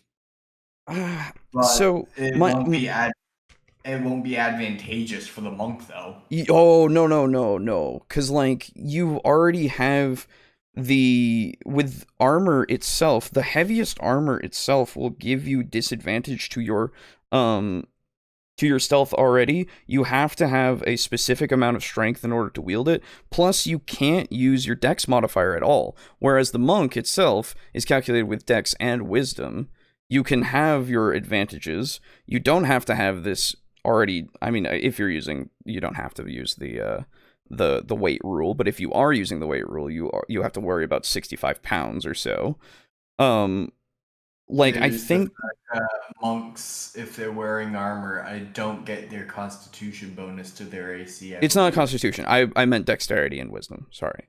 Okay. That's what I was talking about. It's 10 plus your dexterity and your wisdom. So if you get both of those up there, you are already, and plus you have your unarmored movement, you have your key points that you already have. If we're also adding in spell slots that we can use just as we go, we don't have to multi-class for them or anything. Like, and if we're going to have it be as powerful as these can be, you can have, let's see, you need 4 to cast a fireball in this.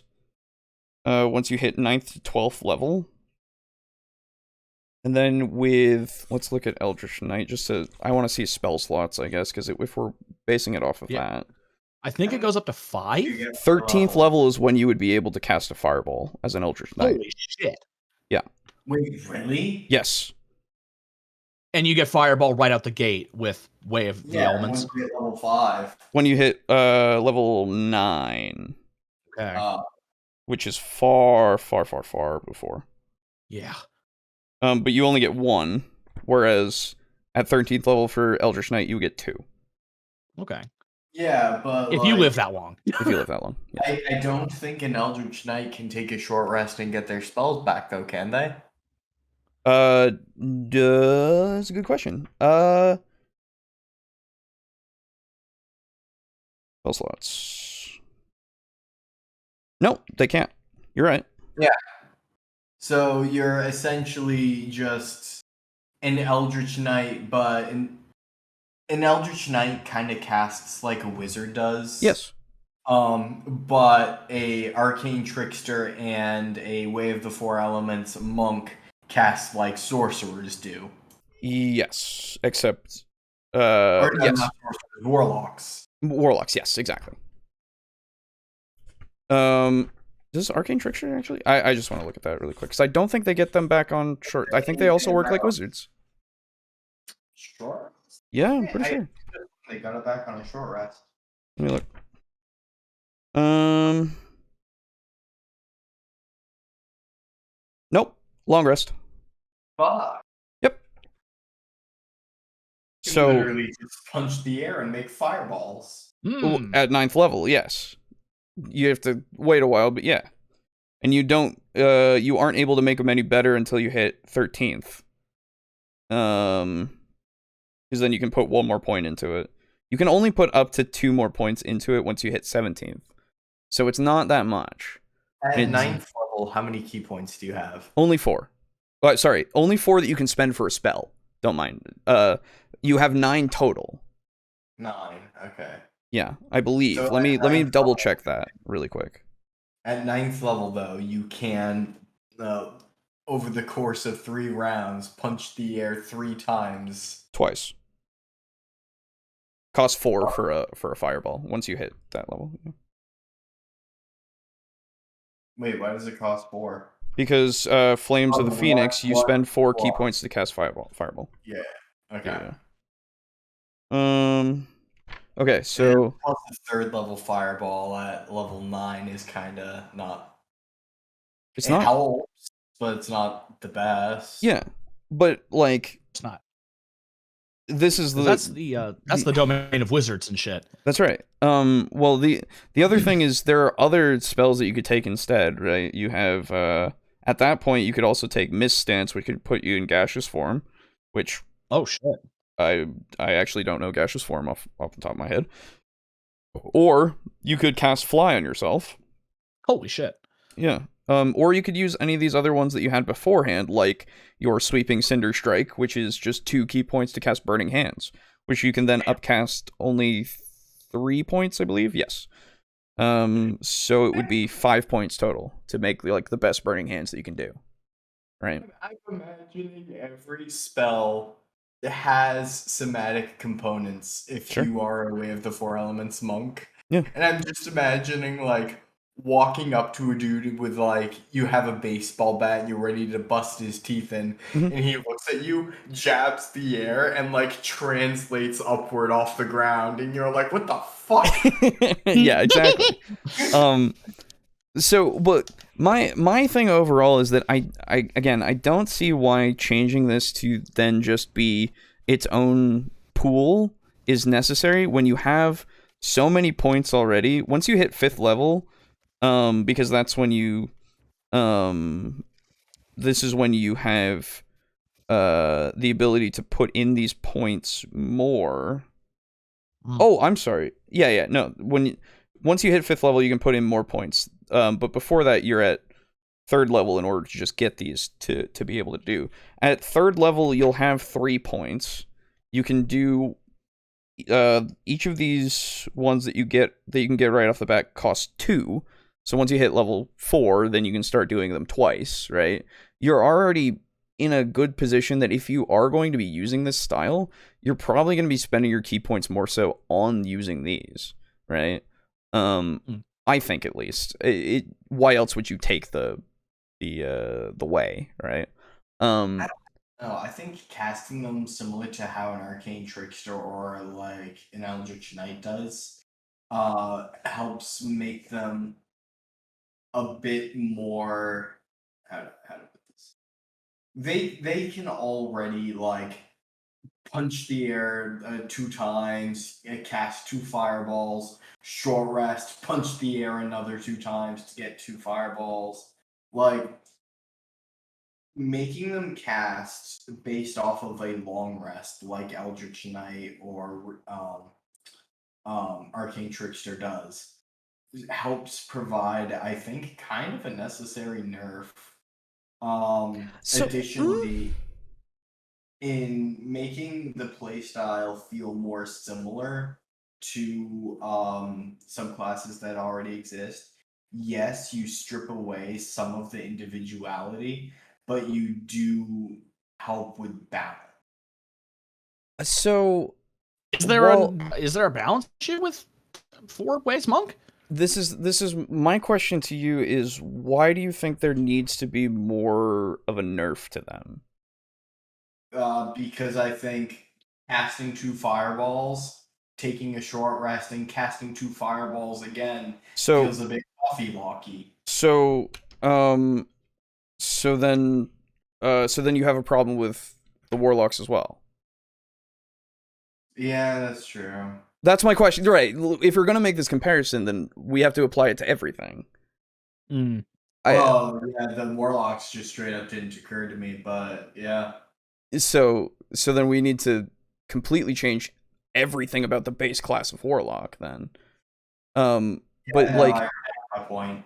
having something that is similar to warlock, that is the monk itself, I think is fine to do, because then you have two that are very similar in that kind of respect. So it's already going for that kind of point. And my other thing about having the short rest in between, I guess, would just be like, that really depends on the DM if you can even do that. Yeah, because a lot of people, like, with the existence of coffee locks, a lot of DMs just say no to coffee locks. And just plus, say you can't do it. like, A lot of DMs say no to coffee locks, but rules as written, you can't say no to punching twice, doing 2 fireballs. well, so my point isn't that. My point is, if you're going through a dungeon, it's dangerous to take a short rest, unless you know for sure. Which I would imagine a sensible person in a dangerous situation would try to make it as sure as possible that they could get through it and not be in a dangerous situation to take that short rest. But in doing so, they might just clear the whole dungeon and never have to do that again. You know, it's one of those things where it's very situational, in my mind at least, to be able to do boom, boom, take a nap, boom, boom, take a nap, you know?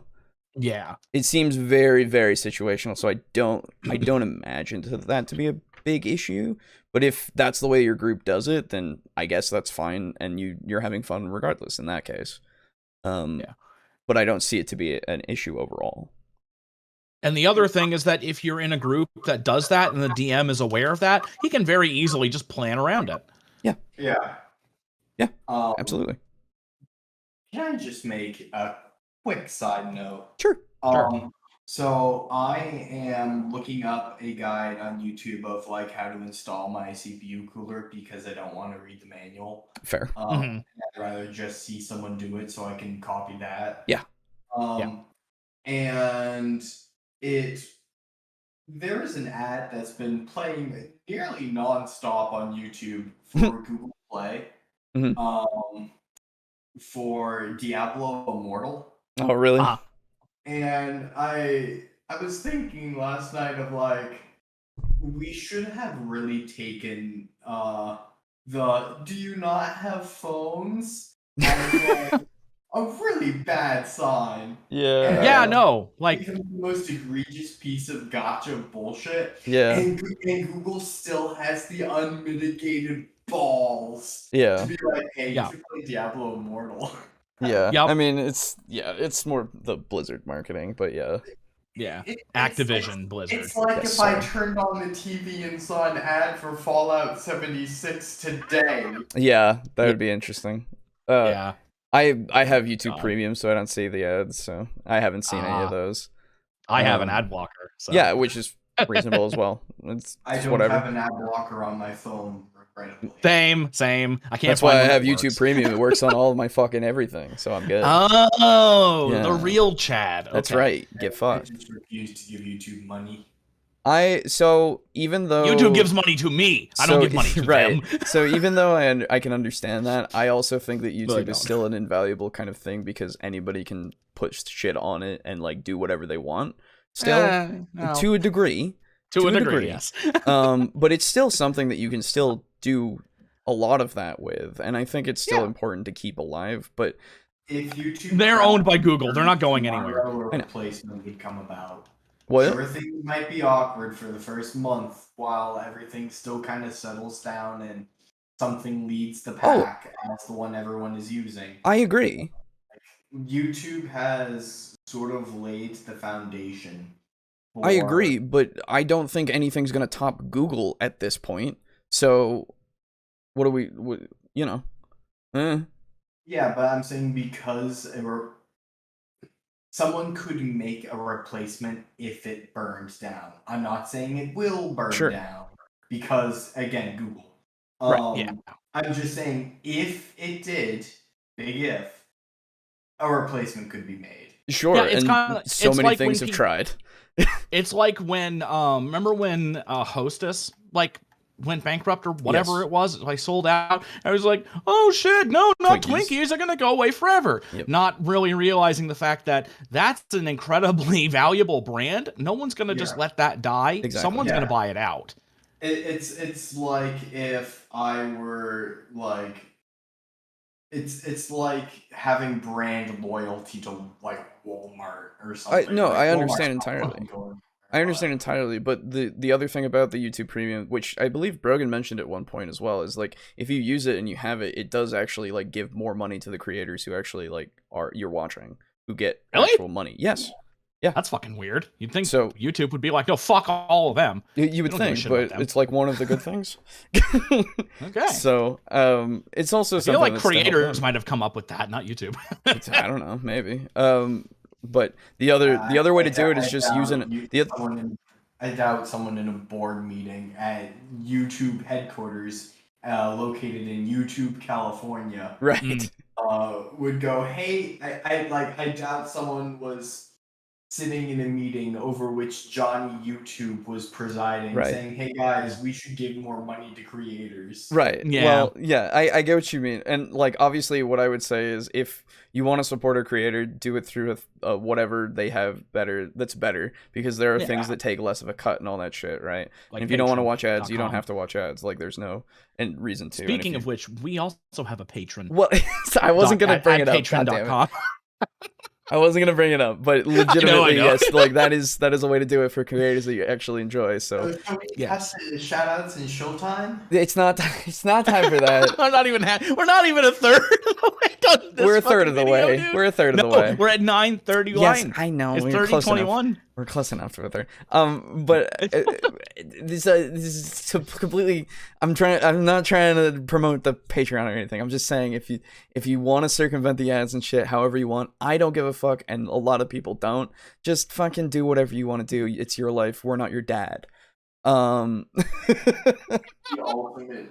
I will say the ultimate way to support our channel is to support us on Patreon and then watch our streams with YouTube Premium. Yes. And also, No, if we actually. have any, no, I won't say that. No, That's with the actually YouTube fraud. Premium thing, it doesn't work for us because we're not paid through YouTube because we don't have the partnership at all. Yeah, not yet. Anyway. If we We're ever hit coming for ya. 1,000, if we ever hit 1,000, I guess, like potentially, but Okay, watch our videos with an ad blocker. yeah, I don't give a fuck. Do whatever you want. Like the But money then isn't when we the get partnered, point. take it off, please. Right, money isn't the point. Anyway, missed a couple of things here. Money isn't the point, but it is how I eat. Secret of right. I vote that rogues should get an extra attack. Huh. All right, Mug. Creating chaos, I see. Don't monks get an AC boost based off of level? Not anymore, I don't think, no. Magic and Secret of Mana makes it so bosses live only as long as you permit them to live. Ah, there you go. Okay. YouTube has ads. Well, you know. When did this happen? Right. Actually, this is a whole side tangent. I got a TV rather recently to have in the apartment, right? Because I was like, fuck it. Because I need something to play my consoles through that's big. And and so I bought it, and it's one of the Amazon brand ones, the Insignia, I think it's called. Okay. And I use it for Prime stuff because I have Prime for the year still, and so I was like, fuck it. And now I get to watch old game shows on it, which is great. Nice. Yeah, I'm watching old Press Your Luck shit, and I'm really happy. I love Press Your Luck. It's so fun. Is that the one where it's like no whammies, no Yes, whammies? big money, no Yeah. whammies. Absolutely. Thank you, sir. Nice. Thank you.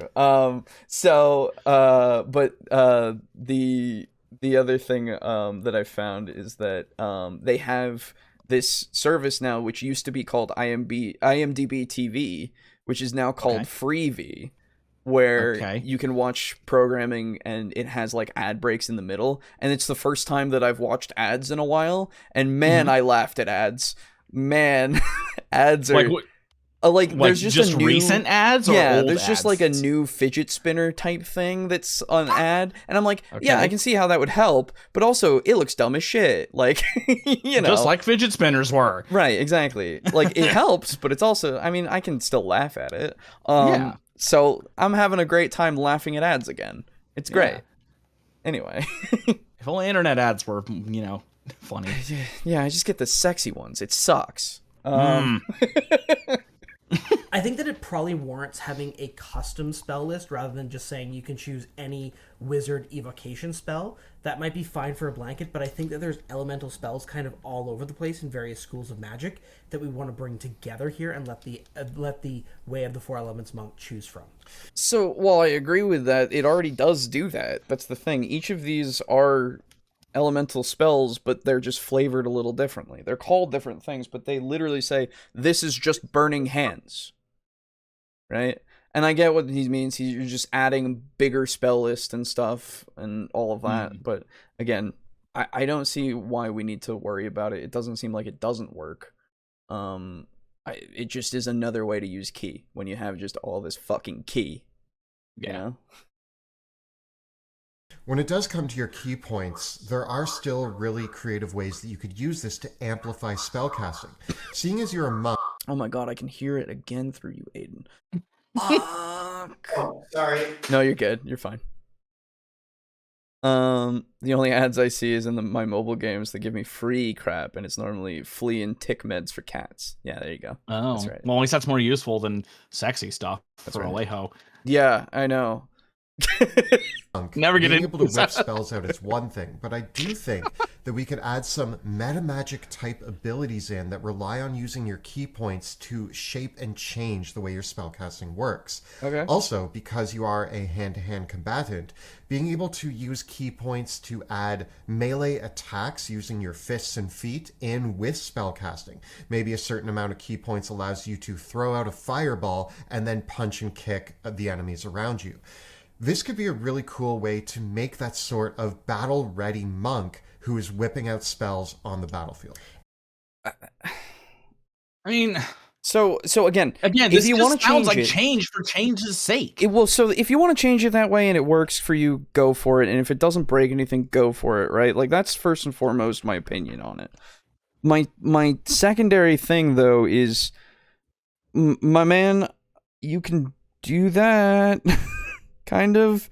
I guess let me once you have the extra attack, I guess. Well, no. Let me just make sure on a couple of things here. I think having it so that you can maybe make your punches and kicks, like your unarmed attacks, do elemental damage.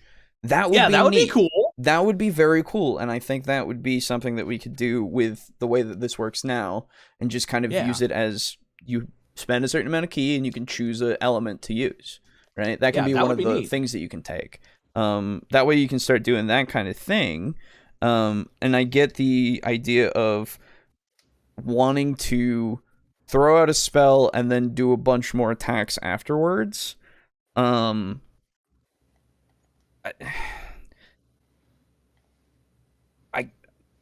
I get why you would want to do that. That's cool. That's cool. If you want to make it so that works, cool. I just don't see, personally, and I guess this is absolutely just, if this is just a personal thing, I don't see why this wouldn't work for that kind of thing when you can just do the thing of like your fangs of the fire snake, right? And you can do big old fire from your fists and feet, tendrils of flames.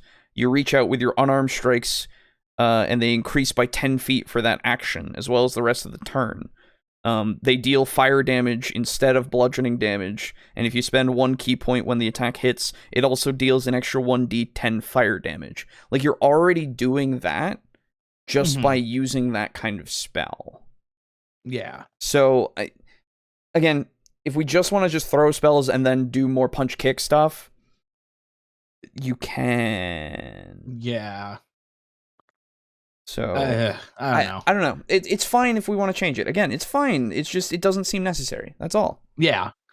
And of course, this way we can also add cool new moves to the monk by just making new spells that the Four Elements monk can use. Sure. It would be very easy to make some smite style spells Sure. that are like our dragon punch or our flying tiger kick, because we already have a precedent of bonus action cast spells that augment a melee attack in some way, shape, or form. So what I would then say is that you can use the way that this works for the key system and just do that. Yeah. You can make new things that you can add in to be bonus actions of like your elemental smite, quote unquote, for your monks, right? And then you just make it so that if you upcast it enough, it does more damage and all that kind of stuff. It just follows the same exact rules, and it works exactly how you want it to. Yeah. It's fine if we just do it the way that it's already in there. But we want to change it though. Well, I mean, sure. I know. We just gotta change a lot. I don't know. Yeah. Like, man. I don't know. It's just okay. It's really just however much work you want to put in. And if you want to change the whole thing to make it work that way, go fucking for it. But I'm just suggesting that you can do this with what's already there. Yeah. Or another large mobile game which we don't name because they aren't paying you yet. Yet. Thank you. Yeah, that's right. Thank you, Mark. Make sure that we really load up with a lot of these, but maybe make them unique. I don't know if we necessarily want to give the Four Elements monk the smorgasbord options of all the sorcerer's meta magic. No. I think we would want to be very No, selective Jesus. with what we give them, but I do like the idea of giving them Quicken Spell, but maybe in a unique form that lets you kind of do that Street Fighter style, like 1-2 Hadouken sort of thing. Something like that really feels like a hit. Okay. So again, if we just Isn't that already the Sun Monk who can do the Hadouken shit? Yeah, but I think it's like hold on, let me go get Xanathar's. I think that's in there. Yeah. I don't even know the name of the subclass. Jesus Christ, everybody's a fucking dual sworder. No wonder we're doing so much damage. Okay. Ow. So I think it's like Way of the Sun Warrior or something. Fuck. Monk. Way of the Drunken Master. Way of the Sun Soul. There we go. Sun Soul. You gain a new attack option that you can use with an attack action. This special attack is a ranged spell attack with a range of 30 feet. You're proficient with it. You're proficient with it, and you add your dexterity modifier to its attack damage roll. So, when you take the attack action on your turn, you use the special attack as part of it. You can spend 1 key point to make the special attack twice as a bonus action. So it literally is. Very much so. It is. When you gain the extra attack feature, this special attack can be used for any of the attacks you make as part of the attack action. So yes, you literally can do it as a Way of the Sun Soul. Now, having that being said, if you want to do it for the Way of the Four Elements as well, sure, but it's already there, and you're kind of again taking away from a different subclass of the same class. Yeah. So then let's make that obsolete. Yeah, it just seems like it's unnecessary again. Yeah. Like the fantasy. This doesn't seem like a subclass that is bad. It seems like a subclass that might be unpopular. Yes. That's it. That seems to be what I'm getting from it, at least for now. I've yet to see anything said that's like, this is bad, we need to change it. It's more just we want to make it more powerful so that we can optimize more with it, because that was the impression that I got from the first one as well. Yeah.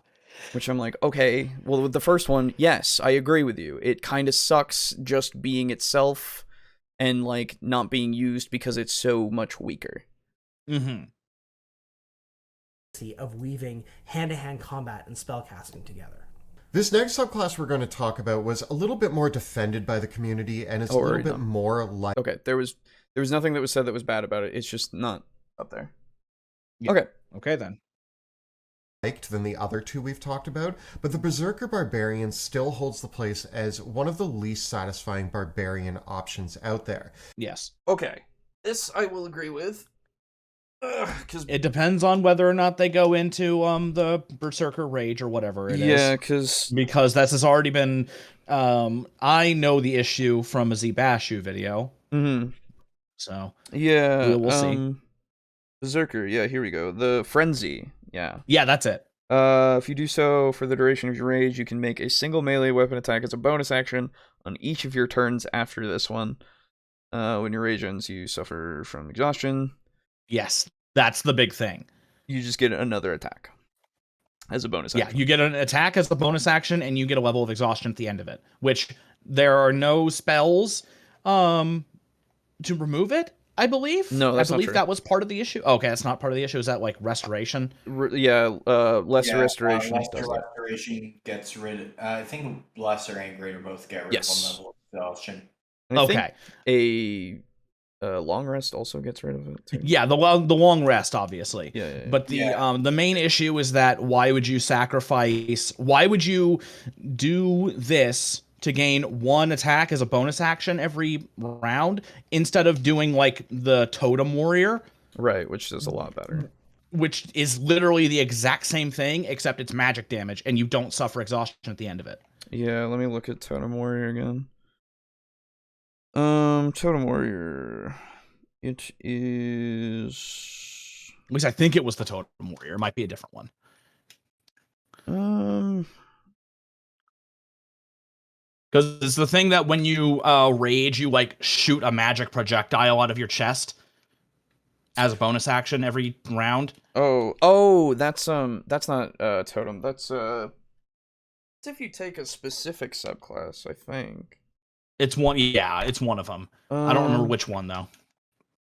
I think it's in Xanathar's. Give me a sec. Are we talking about Path of the Storm Herald? Oh, that's it. Yeah, Storm Herald. I'm sorry. Yeah, where you would take the Tundra at... So this is the thing, though. With that... Is it Tundra C? Or Tundra. Use one creature... No, that's not it. What am I... I know the one that you're talking about. It might be Zealot, actually. Yeah, I cannot remember for the life of me. Yeah, here we go. It's Path of the Zealot. This is Xanathar's page 11. Okay. Starting when you choose this path at 3rd level, you can channel Divine Fury into your weapon strikes. While you're raging, the first creature you hit on each of your turns with a weapon attack takes extra damage equal to 1d6 plus half your barbarian level. The extra damage is necrotic or radiant. You choose the type of damage when you gain this feature. Oh. Yes. I wonder why he described it as lightning in the video. I don't know. I'm trying to see if that was Storm Herald then. And something that I'm forgetting. Oh. Yeah. Okay. It was Storm Herald. Let me see. Yeah, as the C, when you hit 3rd level, when this effect is active, you get an aura that is 8 plus your proficiency plus the Constitution modifier. This is on page 10, by the way, sorry. Okay. When this effect is activated, you can choose one other creature you can see in your aura. The target must make a dexterity saving throw. The target takes 1d6 lightning damage on a failed save, or half as much damage on a successful one. The damage increases when you reach certain levels. Okay. So... Yeah, so the Berserker versus that. I suppose so, yes. It doesn't make as much sense optimally, right? Yeah, especially since with I think with the first level of exhaustion, you start taking penalties to your like hit rolls and stuff. No, with you start taking penalties to something. It's speed, I believe. Oh, it's speed? Oh, okay. Yeah, it's not too bad with exhaustion. Oh, really. okay. Exhaustion First level is disadvantage on skill checks. Yes, that's it. Second level of exhaustion, though, comes with disadvantage on attacks. No, that's 3rd level. Second is speed is half. Oh, it's 3rd? I found the table. Oh, okay. This is on page 291 in your player's handbook. Was where you can find the table for exhaustion. But yeah, so... And then 6 levels of it, you die. Yes. But...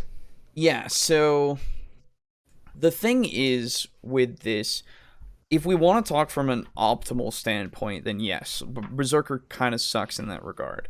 But I don't view things just from that standpoint. Right? Yeah, exactly. The other stuff to it is mindless rage at 6th level. You can't be charmed or frightened when you're raged. The 10th level, you get intimidating presence. You can use your action to frighten someone. Within 30 feet of you, they must make a wisdom save against your saving throw, or be frightened until the end of your next turn. On subsequent turns, you can use your action to extend the duration of this effect on the frightened creature until the end of your next turn. This effect ends if the creature ends its turn out of line of sight or more than 60 feet away from you. If the creature succeeds on the saving throw, you can't do it again for 24 hours, which is a little... That's it's standard okay. to fear. Right, it's a dragon fucking Oros, right? Like, that's... Also mummies. Yes, also mummies. And then 14th...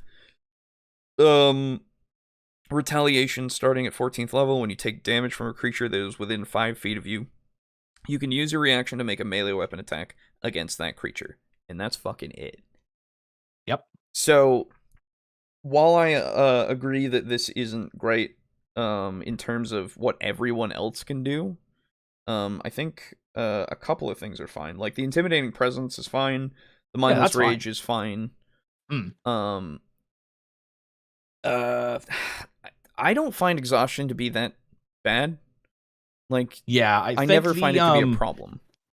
The issue that I think most people would have with it is that it fucks up your skill checks, even if you get a single level of it. Yeah. And so it kind of fucks up the rest of your adventuring day, or at least it can. Yes, it very much could. Because you only get rid of it on a long rest. Yeah, or using a spell, which is a precious resource.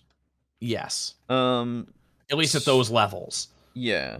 So presumably you're at a fairly low level. I could see you, or at least for me personally, if I were going to play one, I would be fine with doing a rage once a day, right? Like, yeah. And then dealing with that disadvantage to my skill checks because I'm a barbarian and fuck it, I guess. I might fall off a beam and into the lava, but hey, whatever. I raged that. But it was worth the rage. Exactly.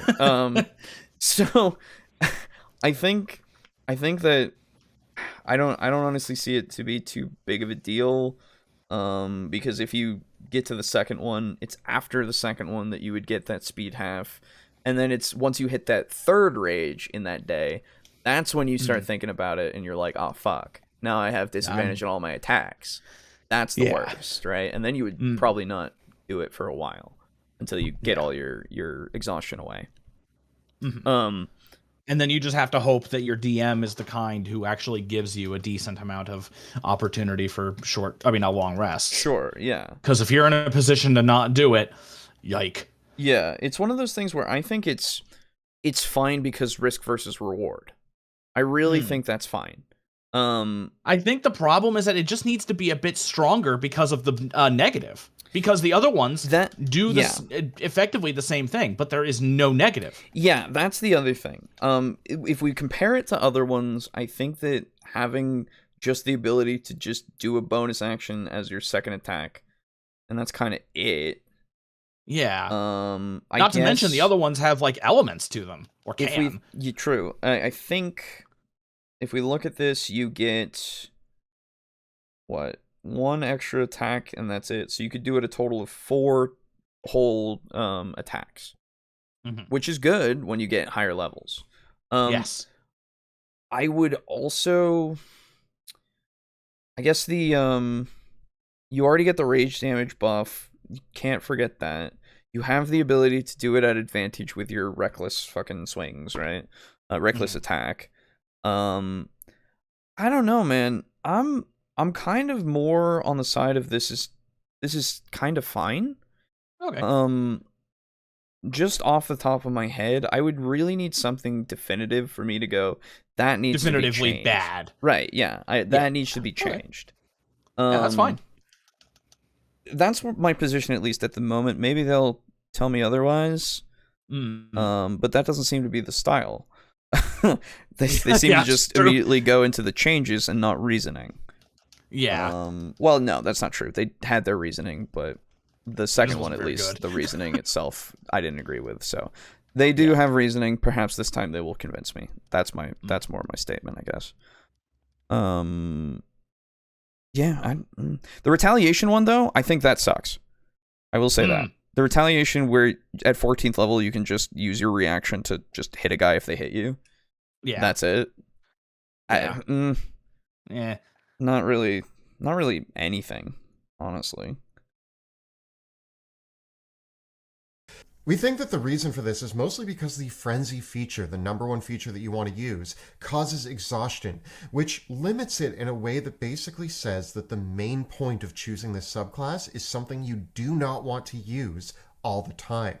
And for us, that was a bit of a problem. In general, I always find that it's hard to balance a feature with a drawback. And in my opinion, the simpler way to balance any feature is to just limit the number of times per day it can be used. You already have that. You have specifically 2 rages per day until you hit 3rd level, and then 4 at 6th, 5 at 12th, 6th at 17th, and that's it. And then unlimited at 20th because you're at fucking 20th level. But it's already limited so much that you can't even get to the worst bit of exhaustion that would affect you, really, until you unless you hit did it, 3rd unless level. you spammed it. Yeah. And, like, I guess if we're using all 3 or all 6 of our rages per day, you're gonna die. Make a joke. Make a fucking 6. joke character. Like, you know, I would like. You remember how Brogan did Kalungo? Yes. Should have made him a fucking frenzy barbarian That's and just right. frenzied himself to death. That would have been funny as hell. Really fucking. I purposely will stay up and not rest. Why? Because I want to die. That's another way you could have done it. You could have just killed himself by not sleeping. Yeah. Although he would have had to fail his Constitution saves every 24 hours. Easily done. It was Kalungo. That's right. That's true. So I get the idea is you don't use your rage all the time, so it makes it so that what's the point of being a barbarian? But if you only use it twice per day, I think you'll get through a lot of stuff, unless you're really unless you don't hit anything or get hit, right? Because then you lose your rage. That's just how it works. And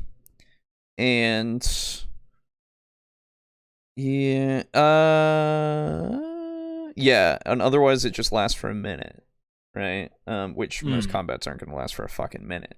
But it just means that you play in that playstyle of get the fuck in there and get hit, bitch, right? And that's just how it works. And again, the drawback is like an appeal to me because it's like you depending on your character, maybe they know that this is a thing, but they get fucking angry and they have to use it, or it's something, you know, and like, or they can't control themselves enough to try to get through it, and it could become a big problem for them, and maybe that's kind of like a more of an arc that they kind of have to go through, right?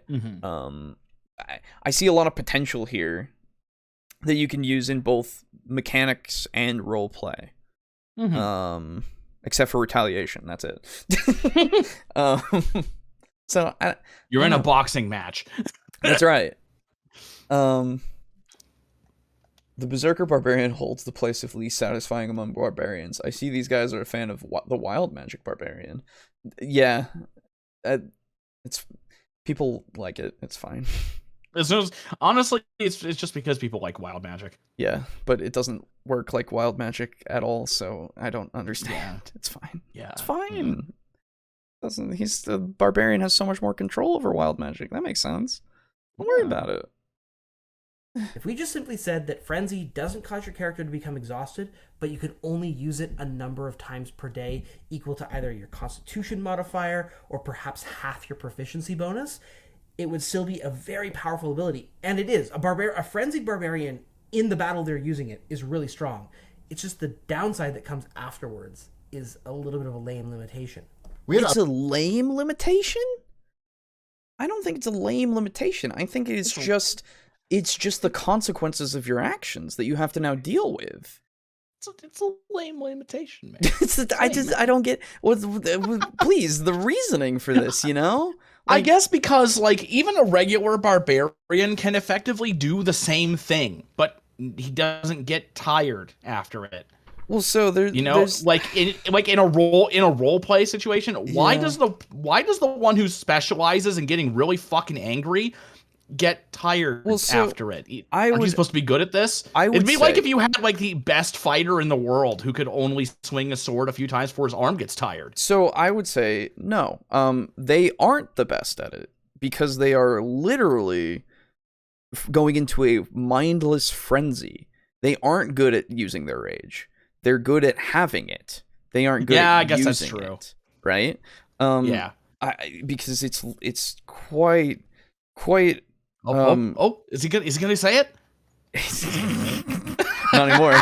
Okay. But defeated. As at the 6th level, you literally get mindless rage. So yes. But everything else has this other element to it. Like Totem Warrior is more of a mystical thing where you have your totem guide, right? As the thing that gives you the ability to have all this stuff. And your rage is more just a empowerment of yourself through that. Rather than you getting fucking angry, right? Yeah. It's called rage because that's what the barbarian has as the thing. But yeah. It's rage itself can be either mindless or something that you just utilize well, I think. Whereas with like the whatever the Xanathar's one, the Zealot one, you're channeling that fury of your god or the fury of your devotion, right? And you're using that as the way to go into the battlefield and be able to tank all those hits and shit, right? It makes sense to me, at least when I kind of look at it as this is the old Viking thing of the bear warriors who they would fuel up with drugs and say, "Go, man." And they would go and they would die, but they fucking went. So Norska. Yes, exactly. It is Norska. Or I guess what's it called? Kislev now. So I have been like sort of mentally checked out while I struggle with. I think my Mobo came with the CPU backplate installed already, which is nice if true. Yeah, if true. But I'm really not sure. Because if so, it's a very thin backplate. Anyway, yeah. Why don't you check the description of the item as it is on the website if you ordered it like as its own item and not like pre-installed? I read the manual and it mentioned nothing about a backplate. However, anyway, when I look up videos of like, the Aorus Elite B550 CPU cooler installation, the back of my motherboard looks different than every other video. Interesting. Namely, in that it has a thin piece of metal. Yeah. Present. Weird. Which makes me think, that looks like a backplate. Because I've never done an AMD build before. Fair. So I'm not familiar with AMD CPU coolers. However, mechanistically speaking, like it is a plate which bolts to the back of the motherboard, both above and below the CPU, meaning that it would fulfill the function of a CPU cooler, right?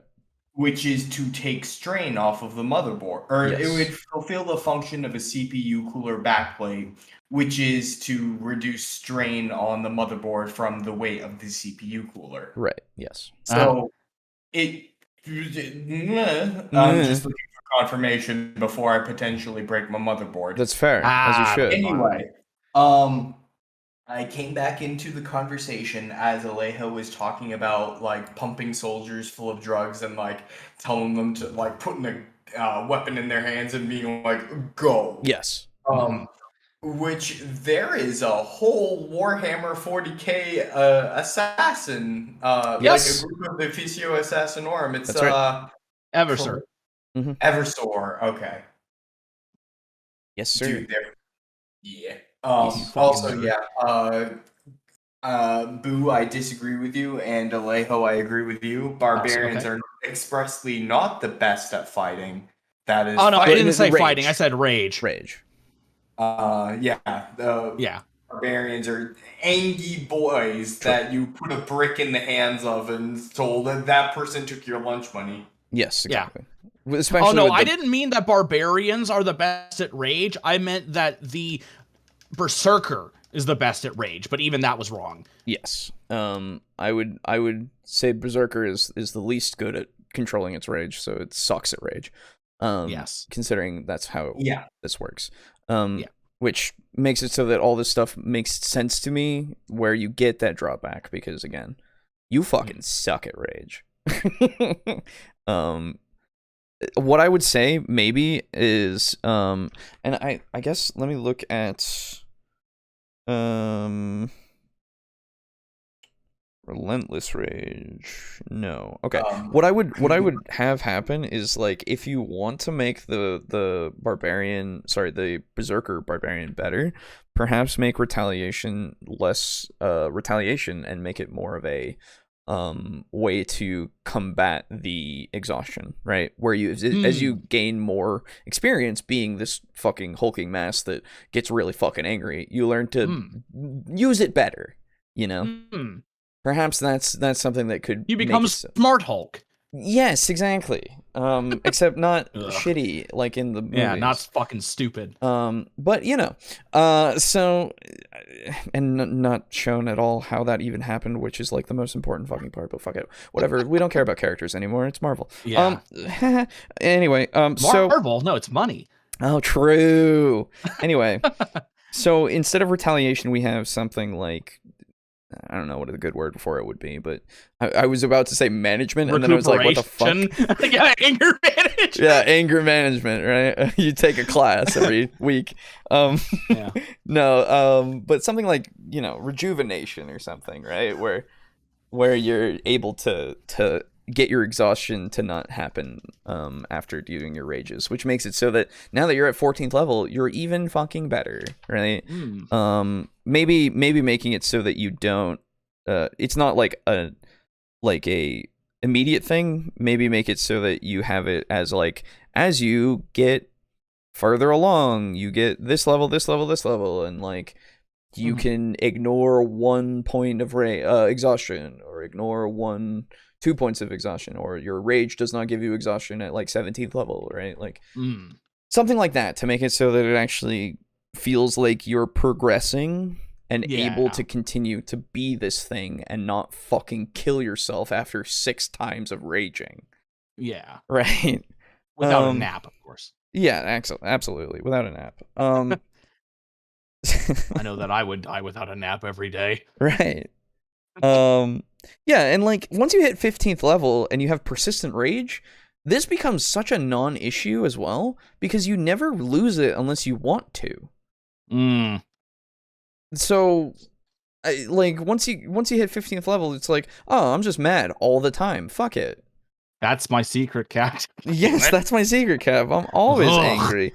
Oh, that's fine. That was actually a good reveal at that point, but that was before. Nah, it was dumb. No, it was dumb. Come on. No, it was dumb. Come I'm not saying the movie was bad. That was dumb. I know. I don't think it's dumb. I think it's dumb. I think we could have a debate on that one. That's fine. Okay. But so, but yeah. So literally, it's just, if you fall unconscious or if you choose to end it, and if you fall unconscious, you can just go to sleep. Yeah, like you can't. Like, how can you be raged when you're unconscious? Right. So like, it just makes that whole thing. Unless you dream about somebody who thinks that Bruce Banner always being angry was Good. Hey, hey, come on. I know, I'm joking.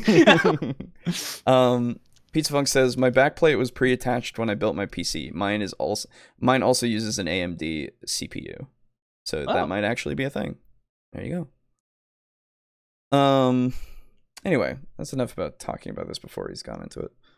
Other ideas that we were thinking of for the Berserker Barbarian, one of the main ideas that we kept landing on, being big fans of Diablo, was the ability to do a whirlwind attack. We thought it might be cool that when you enter your frenzy, you're able to attack everybody within your range on that first round. Another way is to simply remove the... Okay. And that's what, like, you don't... We need a little bit more than that. Come on. I get it. Like, I guess it's just everyone within 5 feet of you can attack. Okay. Yeah, but can I have a little bit more than just, oh, you can do that. Right. So I would say that completely fucks with Frenzy a little bit, because literally every time you make an attack with Frenzy, you can do another attack. Oh, man, that would mean you get, like, so many bonus attacks. Well, so this is replacing that, right? Oh, no, he said that as soon as you enter it, you get that attack. Yeah. That's all he said. Oh, so are we just adding that on? Okay. Yeah, that would just be an additional thing. Oh, okay. So then imagine if you go into rage mode and then you hit, like, 10 people that are all around you. Yeah. And then you just have that many bonus attacks just instantly. Well, so you wouldn't be able to do that, unfortunately, because it's a single melee weapon attack. If you do so... Oh, no. On each of your turns after this one. Only a single. Oh, no. So you only get a max of 3. Oh. Instead of 4, like I thought. I thought it was after each attack, but no. It's literally just 1 more. At the end of each of your turns. Huh. Oh. Well, that's worse. That's even worse. So I would change it to after each of your attacks, you can get a bonus attack until you hit that extra attack, and then you have 4. Yeah. And it's like, oh my god. Because then you also have that exhaustion. But then it gets way too powerful later on, because then you can just have 4 attacks always. Although fighters get up to 4. I think so. And then they have their action surge, so they still get 6, I think. Let me make double sure. Yes. Yeah, that's true. Okay, and then they have only 2 action surges at the end, so they can get up to 6. Yeah, okay, so they're still not as good as fighters in that respect. So maybe it would be okay. Might be some testing on that one. Just having a whirlwind attack seems underwhelming. Yeah, I don't... The way that they phrased it, I guess it's more so it's in addition to what you get as Frenzy, so... Okay. I just... limitation of the number of times per day it can be used at all, make it a straight upgrade to Rage, but have that bonus action attack only usable against a secondary target to really capture that kind of whirling frenzy that we all love about the fantasy of playing a kind of berserk barbarian without necessarily the drawbacks associated with it. Okay. When I think of barbarians, I don't think of a whirling frenzy. I think of a guy who just goes fucking at you until you die. Yeah, I don't like, if I'm thinking of a whirling frenzy, I'm thinking more like a whirling dervish. Yes. That kind of thing. Whereas with a barbarian, I'm seeing like a big fucking like tattooed brute coming at me with either a big fucking club and just bashing until I'm a puddle. Right. And absolutely that's what I see. That could absolutely just be personal interpretations, but yeah. Hard agree. Like, you think of a whirling dervish, like, fighter. Yes. Yeah. But a barbarian, I just see either a meth head with a brick or an orc. Exactly. Right. Like, when they said Diablo, I was really hoping you could randomly find potions. I was hoping they were gonna say immortals, to be honest. Just as a joke, that'd be fucking funny. Overall, there's a couple different ways that we can approach this, and we heard from a lot of people that simply did remove the exhaustion entirely from Frenzy and said it worked fine as well. So it might be a note of just how the class is balanced as a whole, that limitation just could be removed. Moving on to one of the... It's already something that gets removed later. Like, not entirely, but it becomes so much more manageable later because of the fact that you get So I Now- don't even need to change retaliation into something that takes it away. It's just it becomes so much easier because of your relentless rage or unrelenting rage, I think it is. Or endless rage. Endless rage, yeah. Where it's just Now, when do you get that? 15th.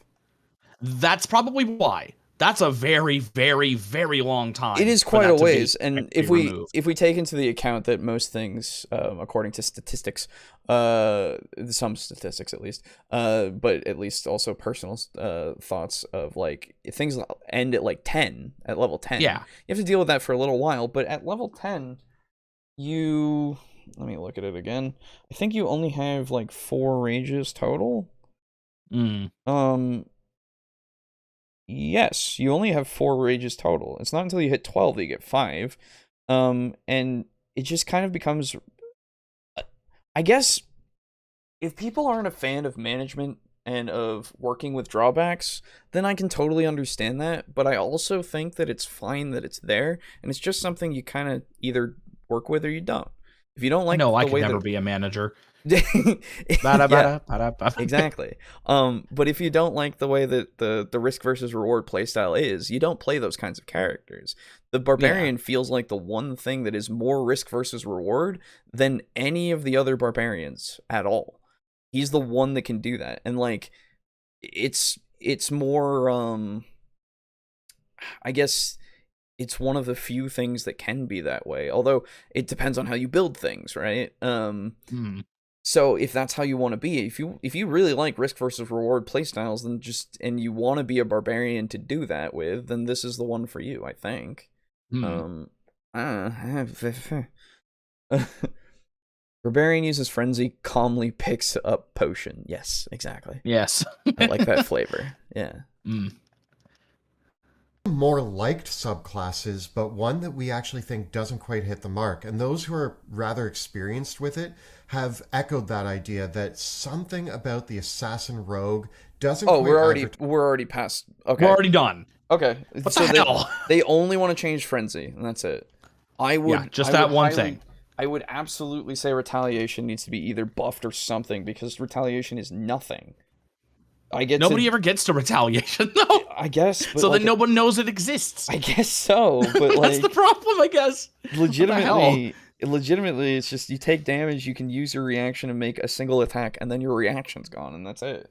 Yeah, it's not even like you get a free reaction. No. To do just that attack. Yeah, exactly. So that way you're not just getting a bunch of free reactions that you can do anything with. Yes, exactly. I think it needs something more, or at least some kind of rework to it. But after level 3 for Assassin, it's kind of meh. Yeah, we talked about Assassin in a specifically in that previous coverage where we were gonna look at this video, but we never got to it. So go back to I don't know, like episode what? Oh god, I don't even know at this point. I'll check. I'll find it. But there is a specific episode that we covered Assassin and one other thing. And that would be, if I just search Assassin, will I find it? It probably would have also been under the title Subclasses. True, actually, I'll put subclass in the title. Subclass. I'll do that. It is Fixing Subclasses, episode 102. I knew it was pretty recent. So there you go. Go look at 102 if you want to know our thoughts on Assassins. What we wish an assassin did. Mainly, surprise in 5th edition can be quite hard to achieve. And having a subclass whose main awesome feature, and it is awesome when you get to use it, but it is linked to the ability to gain surprise, which if you're in a party that's not going to be helpful in that, you might lose out on your best feature. Many of the other features that the Assassin Rogue gets, although cool when you read them, actually advertise something that a lot of DMs are pretty forgiving with most classes anyway. A lot of times when it comes to making disguises or creating a false identity, with a little bit of work, a lot of DMs, myself included, enjoy allowing most party members the ability to do this with some time and effort. A lot of spellcasters have the ability to do this, and yes, the assassin rogue should be better than they are at this. So we think a bit of changing up of some of these abilities might create a better assassin rogue. Agreed. Or at the very least, if the feature is already awesome, as they're describing, make it so that it is easier for an assassin rogue to either achieve surprise or maintain stealth. Yeah. So that way surprise can actually be achieved more readily. Yeah, I need to look at the surprise condition actually, because I want to know if you can just keep getting it, because I feel like surprise, at least in my mind, is like a one and done thing, you know? Yeah. Like you get it at the beginning of combat, and then after that, you're just that's it. I thought that's kind of how it worked, but oh right, surprise isn't a condition. Cool. Maybe I can look at it in the PHP, just in the index, and see if it's somewhere. I imagine that if you look in combat, try looking at the surprise round. Well, it is 189. And is that what I was thinking, or no? I don't think so. But surprise rounds don't exist anymore. Oh, technically. Oh, I'm thinking Cthulhu. My bad. Yeah. Determine surprise. The DM determines whether anyone is surprised involved in combat. This is page 189 in your player's handbook. No one is ever surprised. Fuck you, no. That's right. Yeah, so they're all jaded pieces of shit. Great. I fucking knew there was an assassin following me. Yeah. This always happens. Exactly. Have to go. Bye. All right, see you, Halo. Have a good one. Bye. I love your game, by the way. That's right. Both of them. So this... Yeah, it compares dexterity to perception. Stealth to perception for each creature on the opposing side, and then anybody who doesn't notice is surprised at the start. If you're surprised, you can't move or take an action on your first turn of combat. You can't take a reaction until the turn ends, and a member of the group can be surprised even if the other members aren't. And then, the step-by-step part is literally determine surprise, establish positions, roll initiative, take turns, and then begin the next round. When everyone involved in the combat has had a turn, the round ends. Repeat step 4 until the fighting stop, which is just take turns. So there's no re-establishing surprise, if ever. Yeah, you just get it, and you just hope you get it. Yeah, you hope you get it, and then after that, you're done. So, yeah, I think that having it linked to surprise means that we have to do something about surprise. Yes, like there needs to be a way for assassins to get surprise more reliably. Yeah. If their ability is as good as it sounds, because I don't actually remember. You get like except 60, in WoW. Fucking 10 or something. It's holy shit. I don't know. I can't remember. Let me find it. I'll tell you exactly what it is.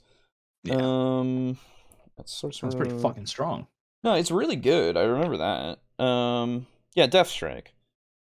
Not Death Strike. Cool. No, it's Assassinate. Yes. Assassinate? Yeah, Assassinate. Okay. So the way that Assassinate works is you have advantage on attack rolls against any creature that hasn't taken a turn in the combat yet. So if you're first, you're doing better. And then, in addition, any hit you score against a creature that is surprised is a critical hit. Ah, I see. So it's free crits. It is free crits. Now imagine that with a Purple Dragon Knight. Right. Giving you their other action. So I agree that if we want to do more for it, it's already doing a lot with being something that you have to be at the top of the round for, right? That's something that you have to manage. But with the surprise thing, I can understand that when you're in combat, after you've been surprised once, you're probably ready for things. Even if somebody goes into hiding, we can't just then say, surprise. Right? Because we're already doing sneak attack that way. Mm-hmm. So there's something, we got to do something with it. I don't know. If we want to maintain, or we just leave it be. Fuck it. Yeah. Or just give them an ability that allows them to, I think essentially establish surprise just for them. If we want to try to reestablish surprise, we have to make it like a DC that they have to meet that's based off of 8 plus proficiency plus wisdom or something, right? In order so that they can find a tactical way to get behind them so that they don't notice, and it actually would count as a surprise strike instead of it being just a sneak attack. Yeah. Every party impossible feint. So I it's like, holy shit, how the fuck did he do that? Oh shit, I've been stabbed. Oh, my murder hole has been killed. That's right. I don't know what that is. I have no idea. Every party had a dagger of alertness. Yes, everyone you encounter now will have a dagger of alertness. So, yikes. I think that the support for poisons in the subclass is just non-existent, and it would be lovely to see a way of allowing the assassin to build their own unique poisons, or actually do something unique with that poison. Yeah, that was because right now, again, poisons are, do you have the money to buy it? But still, the biggest thing comes down to the assassinate feature. It's awesome to get a critical hit as a rogue, and it's awesome to get an automatic critical hit as a rogue under the right conditions.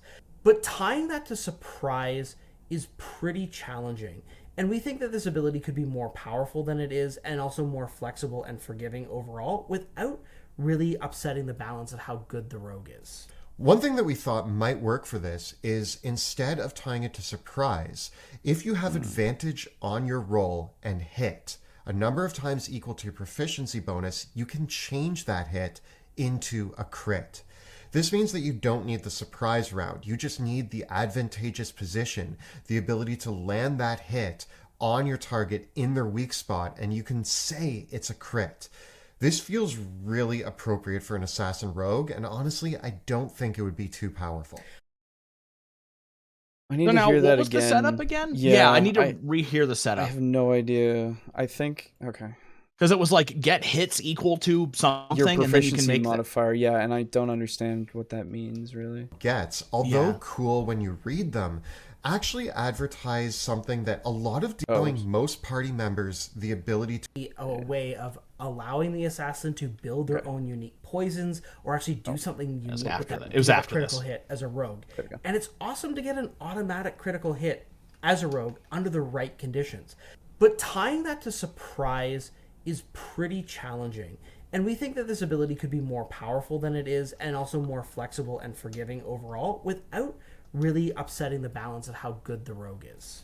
One thing that we thought might work for this is, instead of tying it to surprise, if you have advantage on your roll and hit a number of times equal to your proficiency bonus, you can change that hit into a crit. So if you have advantage already, and then you hit a number of times equal to your proficiency bonus, which goes up as you level.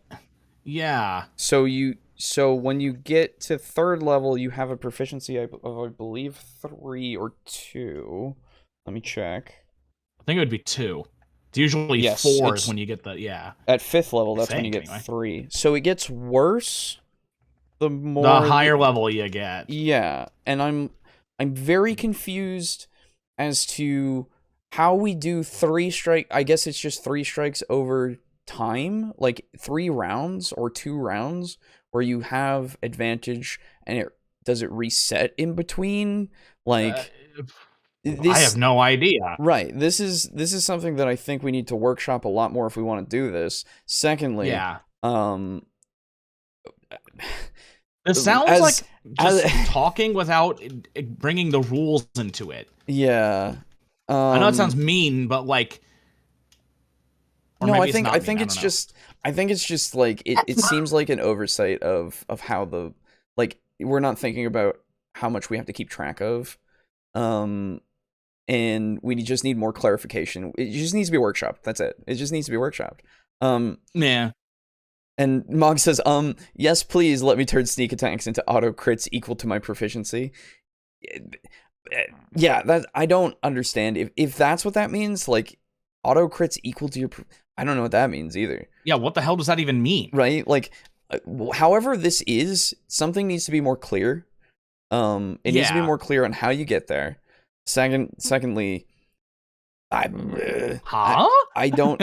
Yeah, I have a big question mark above my head Yeah. So I can't really judge it other than it doesn't make sense to me. Sorry. Yeah, no. I'm in the same camp. This means that you don't need the surprise round. You just need the advantageous position, the ability to land that hit on your target in their weak spot, and you can say it's a crit. Like, with that wording, I'm like, oh, okay, so every time I get a sneak attack, like, that doesn't seem like I should do that. No. Right? Yeah. This feels really appropriate for an assassin rogue, and honestly, I don't think it would be too powerful. Well, of course, you still get the benefit of rolling all those extra sneak attack dice. We're making this a little bit stricter in the respect that, unlike sneak attack, where you don't always need advantage, in order to turn this ability on, you would have to have bona fide advantage against the target in order to turn the hit into a crit. Okay, so at least there's that. Let me look at sneak attack, because I think technically, like, mechanically, you always have advantage every time you sneak attack anyway. Yeah, I'm pretty sure, yeah. I think that's just a thing, but I could be wrong, which is why I'm checking. Yeah. You do. Yeah, okay. I'm like, I could be wrong, so please do check. Check. I'm like 99% sure you do. Right. Or maybe it's just a thing where every single time I've had a rogue sneak attack, I gave them advantage because it made contextual sense. Mm-hmm. Okay. I found how that it works, like, specifically. So, the second paragraph on page 96 in sneak attack, for the rogue says, you don't need advantage on the attack roll if another enemy of the target is within 5 feet of it. That enemy isn't incapacitated, and you don't have disadvantage on the attack roll. So, it's just if you have an ally next to it in 5e, at least. Not necessarily with a advantage. In fact, it doesn't mention that you need advantage at all. It just says you don't technically have to have advantage. Oh no, it says before that, sorry, it says once per turn you can deal an extra 1d6 damage to one creature you hit with an attack if you have advantage on the attack roll. Oh, so never mind then. So regardless, if you have advantage, you get a sneak attack. So Man. I don't. So then, where the hell is this coming from? Like, oh, if you have advantage, you can just say it's a crit. Like, yeah, well, so you can say that every time you get advantage, right? Like, and but again, you have to have have a stacked up combo. Yeah, I don't know. I think this is just a lot of either misunderstanding on our part from how they're saying it, or a misunderstanding on their part from remembering how this works. Because according to that paragraph that I have read and interpret this way, every time I have advantage, I get a sneak attack. Yeah. And yes, I can get a sneak attack if I don't have advantage, but every time I do have advantage, I get a sneak attack. Yeah, that's the thing. Not all sneak attacks need advantage, but all advantages need sneak attacks or whatever. Yes, basically. Basically that. Yes. So it could become, now, to be fair, sneak attack gets better over time and it kind of sucks in the beginning, quote unquote, with 1d6, right? And then you just have auto crit with it, which is a lot. Don't get me wrong, it can still be a fuck ton, depending on weapons and all of that, and it would just get better and better, but I think it might be a little too much.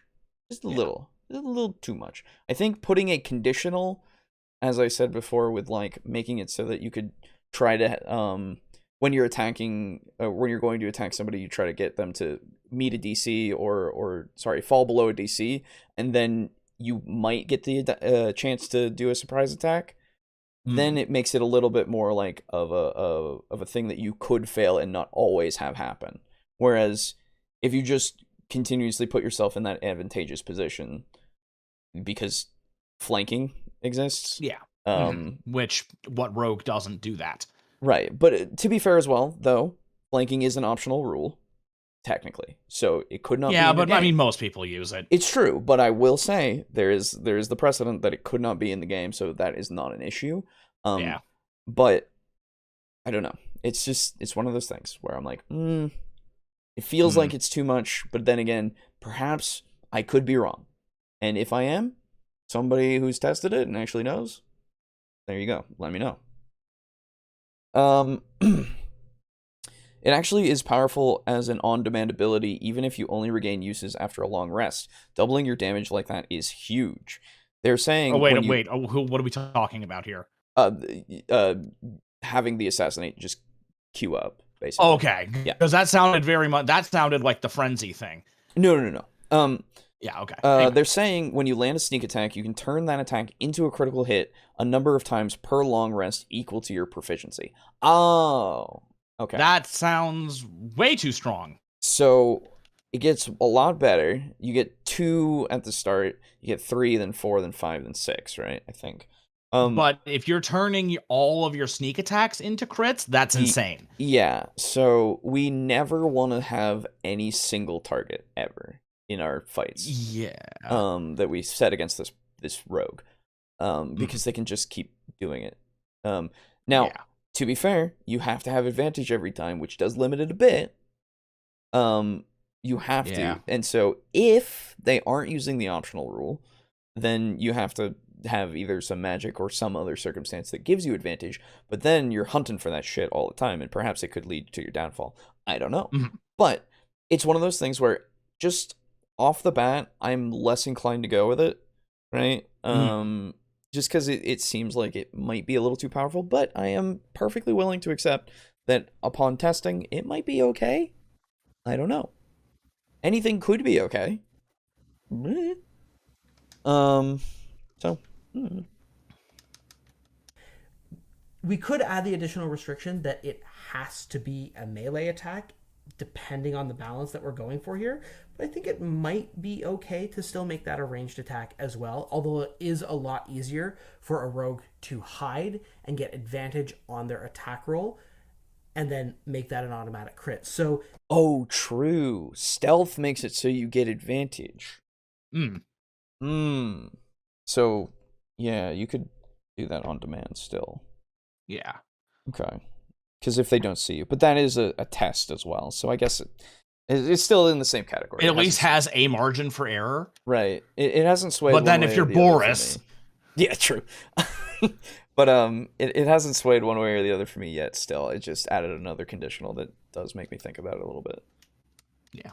That might be the area that I would want to playtest of whether or not it's too easy for the ranged crit to be automatic and making it melee only. I also think there's an opening here of replacing some of those finicky abilities with the disguises and the false identities with something that feels a little bit more appropriate for the assassin. Give them one ability that really advertises being the master of disguise and false identity and amplify that above what other classes can do in a really meaningful and easily broadcasted way. Another really cool idea would be to add something in like a flee the scene ability, where when the assassin kills somebody, they immediately get to make a free cunning action. This could be a really awesome way of getting in, killing, and getting out. Yeah, it really captures that Assassin's Creed style thing where you jump out of nowhere, kill your target, and immediately start running for it. And I mean, so if you get a kill with your action, you can still bonus action with your cunning action to do that. So I get what you're saying, but you can kind of do that still already. So I don't know if we need to make it like a specific feature.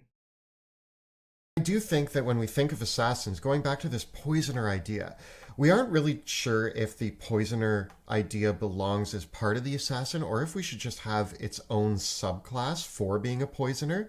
But I do think that an assassin has more than just jumping in and killing. I'm like 90% sure we've seen this video before. No, not this one. We were talking about assassins specifically in 102, and that was a different video entirely.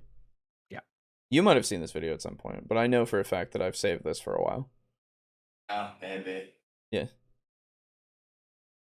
In their tool belt. A lot of assassins are very crafty and sneaky and like to get away from the scene of the crime without any evidence that they were ever there. And I think being a master of poison and sneaking into the rich noble's gala and pouring a bit of poison in their drink when nobody's looking and blending in with the crowd and then getting out while they die from the poison that they drank is just as much of an assassin stereotype and fantasy that we want to see as sneaking in the shadows, jumping from the rooftop, and stabbing your opponent. Yeah, it very much could be. I think if we want to do that, like they said, we split it into 2 different subclasses. I think one can be more, or I guess we could have elements of both, but we could dedicate one to being more one way and one to being more the other way, but still have kind of a little overlap because they're kind of similar, but not like, so similar that we take anything super away from anything else. I don't know. It could be done. Anything could be done. I'm fine with this so far. It's fine. Anything can be done, but can it be done well? Exactly. Execution is important. That's why we're Speaking playing of being in the Assassins. shadows, another subclass that we did not rank highly, although the community did much more rigorously defend, was the Whispers Bard. Oh man, you don't like College of Whispers? I don't know what College of Whispers is. It sounds like a sneaky bard, though. Kinda. College of Whispers is in Xanathar's guide. I know that for a fact. Because in one of our campaigns we had a College of Whispers bard, and she was okay. Let me find it. Here. College of Whispers is on page 16 in Xanathar's guide. So what you get is the ability to have psychic blades at level 3, where you can make your weapon attacks psychic damage, where if you hit somebody with a weapon attack, this is either melee or ranged, you can use your bardic inspiration to deal an extra 2d6 psychic damage to that target once per round, and it increases in potency as you go up from 2d6 to 3d6 at 5th level, 5d6 at 10th level, and 8d6 at 15th level. Pretty good. Words of Terror allow you to whisper fucking words for a minute into a person, a humanoid, and you can attempt to seed paranoia inside their mind. At the end of the conversation, the target must succeed on a wisdom saving throw against your spell save DC, or be frightened of you or another creature of your choice. The target is frightened this way for an hour until it is attacked or damaged, or until it witnesses its allies being attacked or damaged. If the target succeeds on a saving throw, the target has no hint that you tried to frighten it. Once you use this feature, you can't use it again until you finish a short or long rest. So this is a very roleplay heavy thing where you can frighten somebody for information, but they're like, you can do it in such a way that they have no idea that you tried. And it's very cool. Yeah. And you only get one time per day. Pretty sure. Yeah. So use it wisely. Then Mantle of Whispers at 6th level. You gain the ability to adopt a humanoid's persona. When a humanoid dies within 30 feet of you, you can magically capture its shadow using your reaction. You retain the shadow until you use it, or you finish a long rest. Excuse me. You can use the shadow as an action. When you do so, it vanishes, magically transforming into a disguise that appears on you. You now look like the dead person, but healthy and alive. This disguise lasts for 1 hour or until you end it as a bonus action. While you're in disguise, you gain access to all information that humanoid would freely share with a casual acquaintance. Such information includes general details on its background and personal life, but doesn't include secrets. The information is enough that you can pass yourself off as the person by drawing on its memories. Spooky. Another creature that you can see through this disguise by succeeding on a Wisdom Insight check, contested by your Charisma Deception check. You gain a +5 bonus on the check. Once you capture a shadow, you can't capture another one until you finish a short or long rest. So you get one. Can you maintain them? You can maintain it for an hour, and then it's gone. Oh, okay. So you, like, when you steal a shadow, you only have access to it for 1 hour. Yes. Okay. Yes. Or sorry. No, sorry. You retain the shadow until you use it or you finish a long rest. Oh. So you can keep it for a long time until you go to sleep, and then you can use it at any point for an hour. Wow.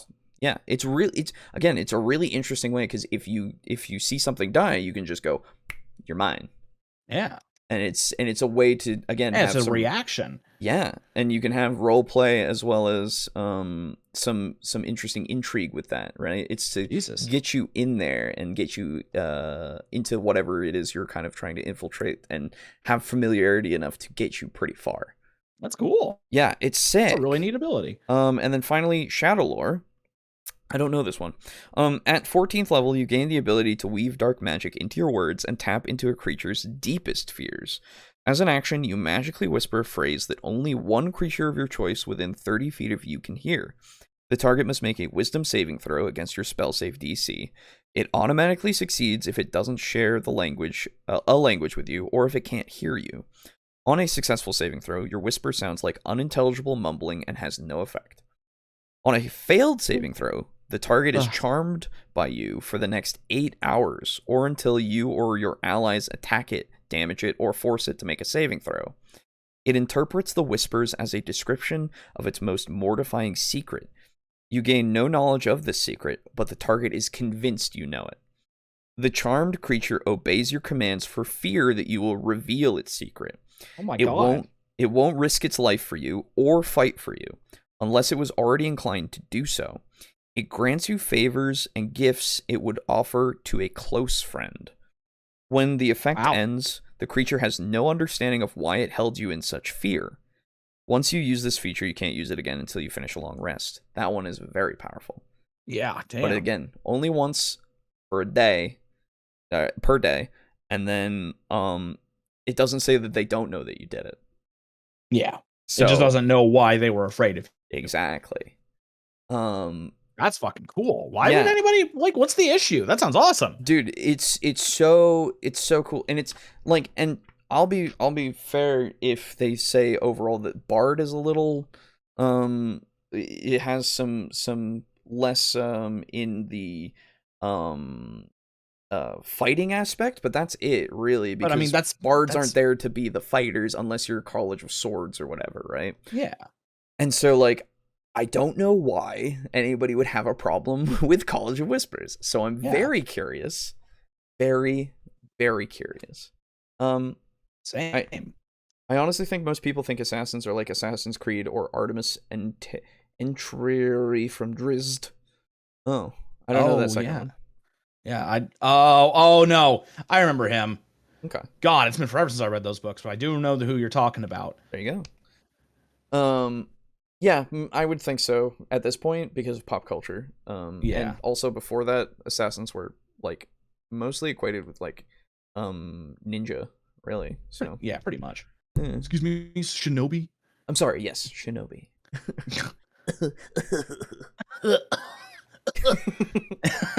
All right.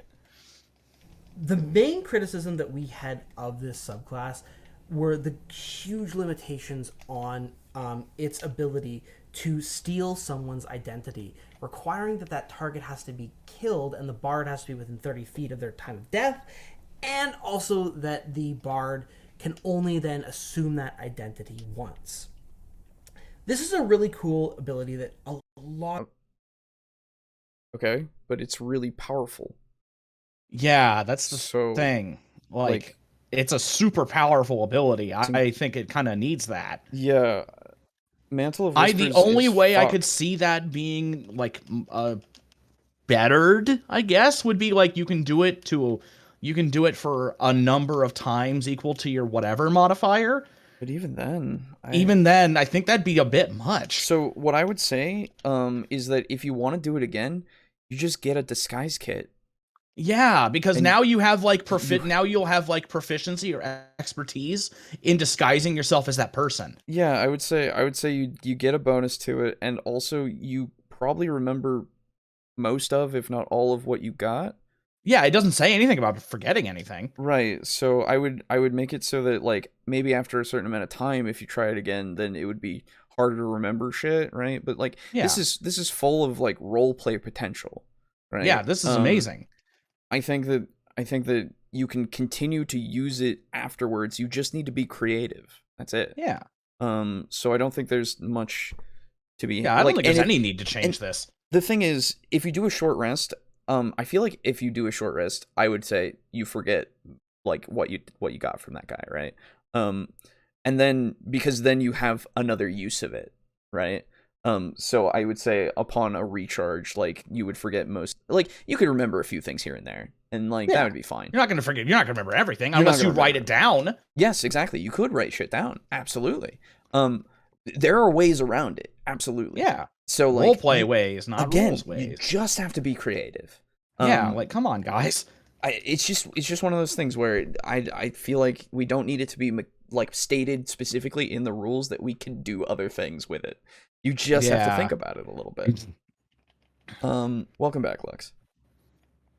A lot of commenters told us was really inspiring, really interesting, and really potent, but that we replied, well, you just take the right combination of spells and you get something that's pretty close to it.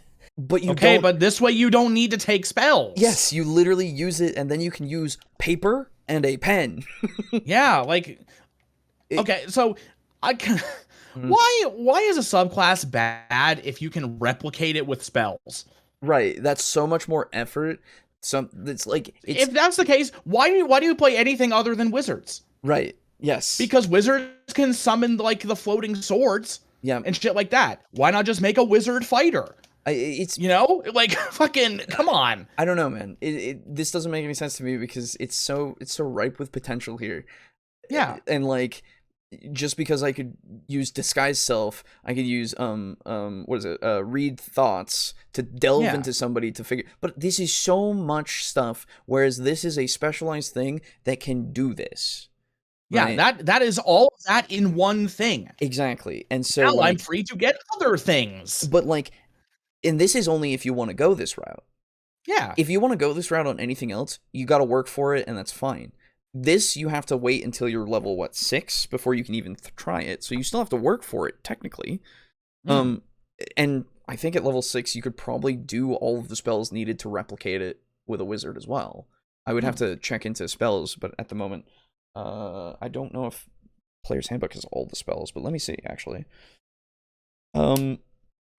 Just because this might help or hinder my point, and I could have a different opinion on it due to it. So if I look for, I think it's read thoughts. Actually, I can just look at the spell list in general, and that'll help me. Here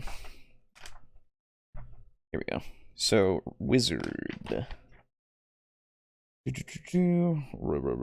Remove.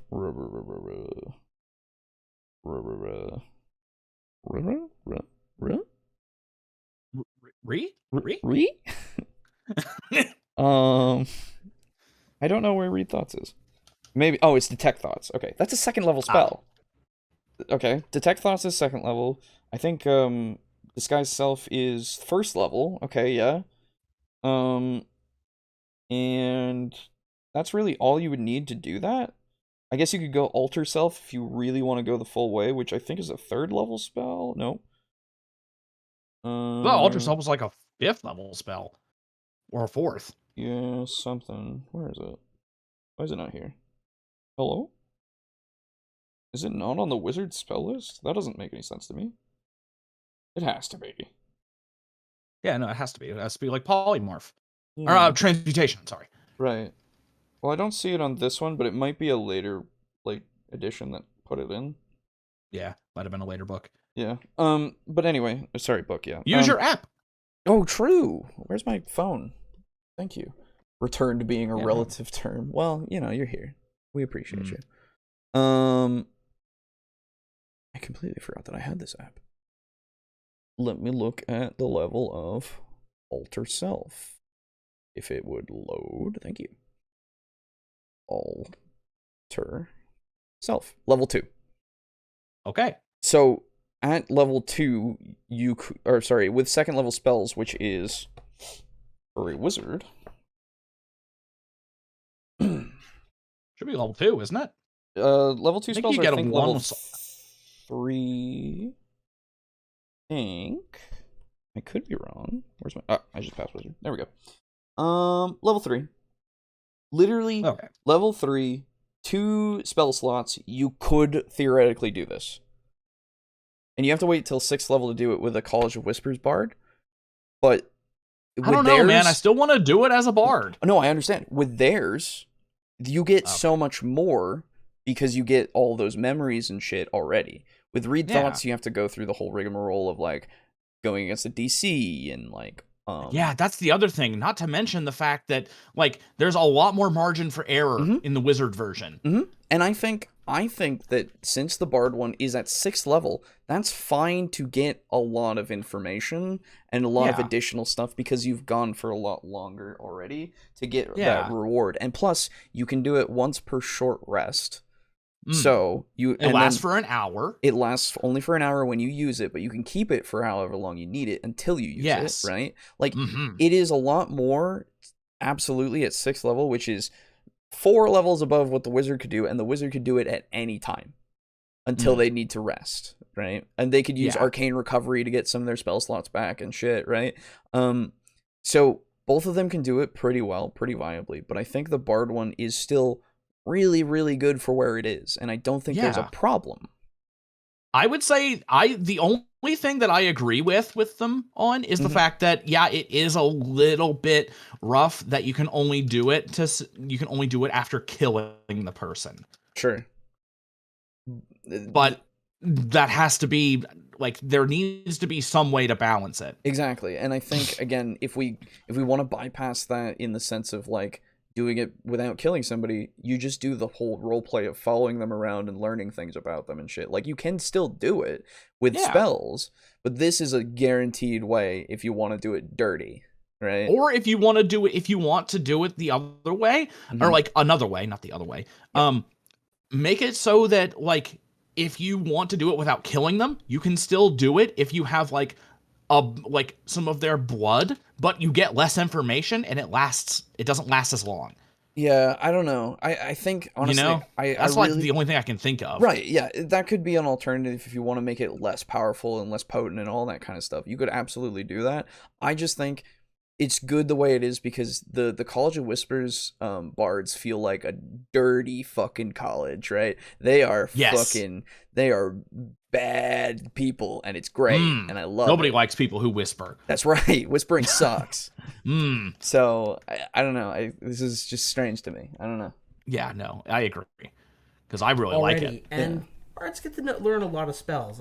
A couple extra spells known is not a bad price to pay for really good infiltration, especially when you don't have to give up your whole subclass for it.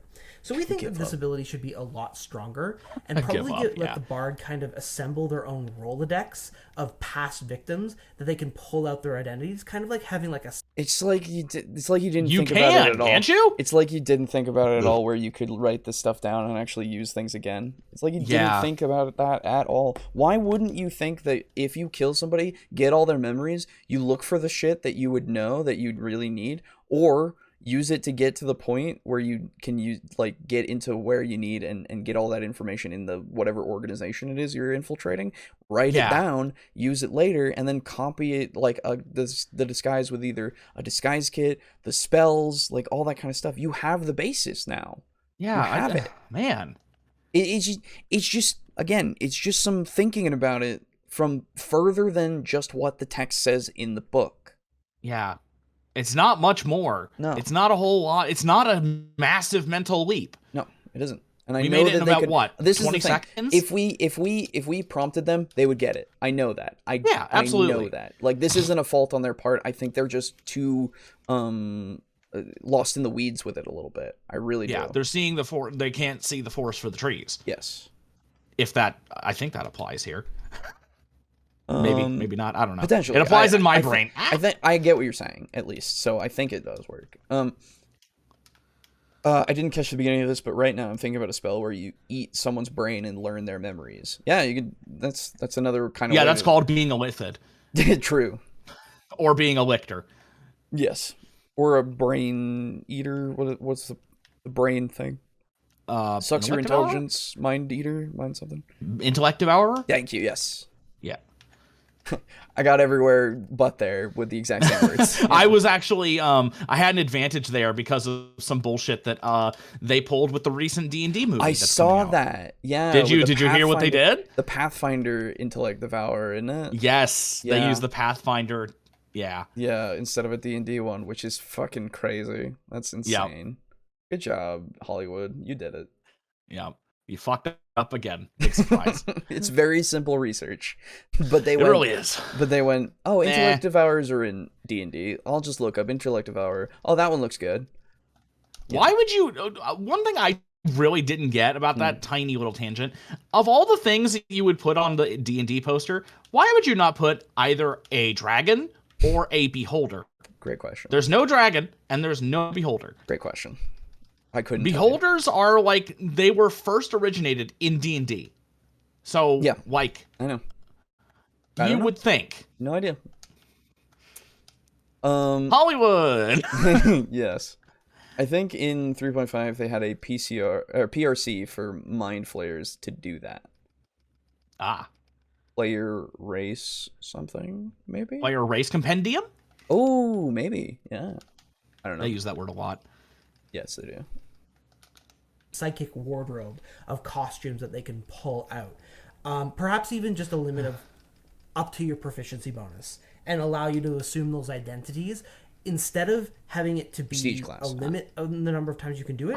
Just say the bard has to use a 2nd or 3rd level spell slot, similar to how the College of Creation has to activate their ability again with a spell slot. And then you would have something that's more useful and more flexible. I think that the Whispers Bard would really benefit from this idea of being a collector of identities. Maybe if we look at their ability to assume identities, maybe the way that it works now is linked to not having to kill the target. They can knock a target out, steal its identity, hide it in the bushes, and go do their thing. What? I mean, you could hide their identity in the bushes. Yeah, or the body. the body, obviously. Okay, okay. Yeah. Commas, they're important. Yeah. Anyway, kill a target. They can roll a dex that identity and use it anytime they need to. So this allows them to roll a dex check, assassinate an important target, and be able to adopt that target's voice, mannerisms, and basically their entire persona. Make them similar to the way we'd like the assassin to be better at infiltration. Allow the Whispers Bard to be the magical master of disguise. He really is already. The ability to do that Mission Impossible face mask thing where the Mission Impossible characters just become other people for the purposes of infiltration. And if they can create that Rolodex of identities and sort of have the same amount as their proficiency bonus, swapping them out as needed. If they move on to a new area, they can kill a prime guard that they need to infiltrate into the castle and then assume the identity of that guard to walk straight in. This could be a really unique way. I thought this whole point was to not kill people, but okay. That's fine. Yeah. Don't worry about it. Don't worry about it. Don't worry about it. Yeah, no, it's fine. It's fine. Of bringing this to life in a more broadly applicable and more powerful way. Also, one of the other favorite abilities of the Whispers Bard is their psychic blades, with the ability to add psychic damage to your blade attacks. This costs your bardic... No. Not just blades. It says weapon attacks. It can be any weapon attack. You already don't... Like, you're already on the wrong path. I know where we're going now. No. You can do it to anything. If you shoot somebody with a crossbow, you can add psychic damage to it. That's just how it works. It says it just says weapon attack. I will read it again just to make sure if I am wrong. Oh boy. But come on. Just a little bit. Just ooh. Ooh. Ooh. Sir, you're wrong. I'm sorry. Yep. When you hit a creature with a weapon attack, doesn't specify melee, does not specify ranged, weapon attack. Maybe cut their face off and turn it into a magical mask that makes you look like the person. I mean, it's basically just killing them anyway, you know? Like, it's... The way that the College of Whispers Bard works, it's fine as is. I will maintain this till I die, probably, until I am told otherwise in a convincing way. In which case I will say, you've changed my mind, and I will learn and grow. But I doubt that will happen. inspiration. What I think we should do instead is look to the rogue's ability to use sneak attack and give the bard maybe a more limited version of what sneak attack already offers. It is. It is because you only have as many as you have bardic inspirations, which is limited by the amount of charisma modifier you have. That is literally a limitation, and it only goes up to 8d6 at most. It is... Why are they fucking this up so much? I don't know. This is really weird. I'm sorry. I don't know where you've forgotten. Where are we? You've forgotten things. I know where I am. I don't know where you went. I'm sorry. I feel bad because you're just getting it wrong, and it's so easy to just look it up. I'm sorry. Yeah, that's the thing. If it was like research, if it was something that wasn't like common knowledge, or if it's something that's like really deep in the wording, fine. Yeah, but which it's not. Is absolutely something that could be possible for some things, but like, in this case, it is not. It is right there for you to read. And I guess it's just one of those things where you just probably should have looked at it a couple more times just to make sure that it matched up with what your script is. Or whatever it is that you're going... Because I think they go from scripts. They're reading from scripts. I can see that. Because they look down on occasion, I'm pretty sure. But yeah, it's just, you got to get your references correct. I'm sorry. It just is how it is. We're trying not to kill people. I guess that changes things. Yeah, exactly. Right. We're playing Yakuza. We're not killing people. Belongs here and would already make this a more sneaky and stealthy look at the bard. Many people did compare the bard's psychic blades to the bard effectively having sneak attack. It's not, though, because it doesn't have the same requirements as sneak attack. Instead, it's automatic, but you have to use up one of your uses of bardic inspiration. My counter-proposal is to just give them sneak attack full-blown, except reduce the damage die. So it starts out as a 1d6 sneak attack, and over the course of your leveling up, it maybe grows to a 4d6 sneak attack, tops. That would be great, and it wouldn't then cost your bardic inspiration. Instead, I would make the Words of Terror ability usable as a bonus action, maybe lower the duration, make it a little less powerful, and have that something that can be used in combat as well, using your bardic inspiration. Why? There's no reason for it other than there's no reason for that. We want to have it be less about roleplay stuff, and we want to have it all be into the actual combat stuff for that Words of Terror thing. Why is that so common? I don't know. I don't know, but why do people play role-playing games if they don't want to roleplay? I don't get it. They want to roleplay, but they want it to be mechanically for the combat as well. Like, they want it all to work inside of the combat so they can roleplay They want their it cake and they want to eat it too. Yes, I don't understand it, but I really don't. I think, and I'm not saying that I understand it better than you. I'm just saying I think you missed the point of the class. Yeah. I just do. And it's clear that you don't even understand some of the ability because you're going off and like it's like, it doesn't do this. We needed to do this when it literally does. It very much does to such a degree that it is so comparable. I'm confused. I guess it's just the fact that it uses bardic inspiration is the thing that hangs them up because it's a resource that you have to use instead of it being free. In which case, have you seen how much damage it can do? That's why it has the resource cost. Yeah. I just, and it's one of those things where you either use the bardic inspiration or your friends, or you do it to do more damage. That's just a choice that you can make. Choices are good. I'm sorry. But I don't want to choose. But choices. I don't want. I want everything though. I don't know. I don't know. Yeah. I think they want things more combat related because Adventurers League is combat focused. Maybe that might. Are they Adventurers League? I think they do a bit of Adventurers League, but I don't know. I don't know why it is. I get that this is why they want to do it because they want it to be more combat focused. I get that, but I'm just confused as to why.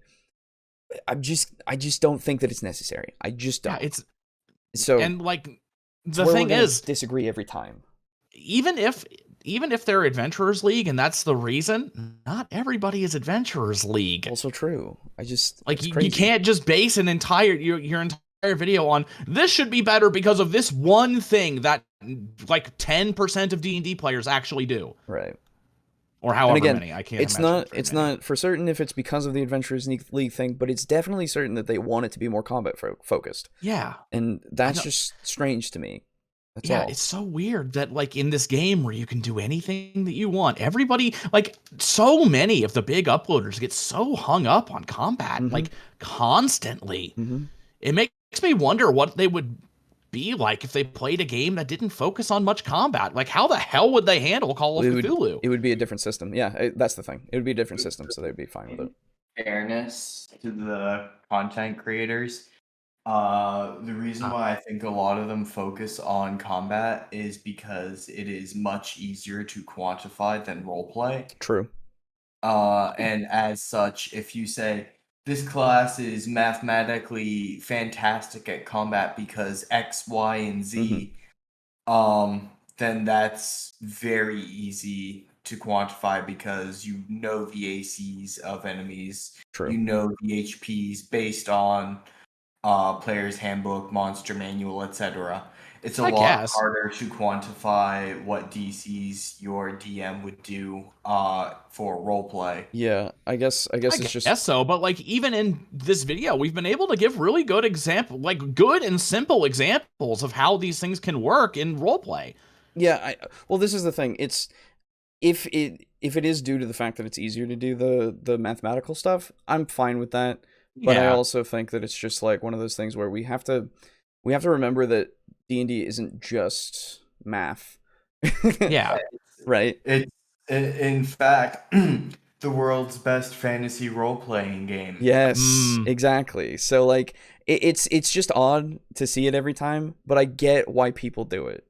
It's just, I don't know. I feel like if we keep going that direction, we'll get to a point where we just put D&D in this hole of like, it's fucking, we want to be optimal all the time. We want to do fucking everything the most damage. Like, and you can look play at what it you've done, way. Aiden. Well, you always talking about optimization and being optimal and shit. Look at what you've done. It's just, dude, you know, both Boris and my paladin character Morty. Yes. Yeah. I picked what choices I did because of what seems fun or something like, this seems like something that they would want to do. And then when I looked back, I realized, oh wait, no, if like I were like power gaming, I would have made all the same choices. Oh no. Yeah, look at you, you disgusting metagamer.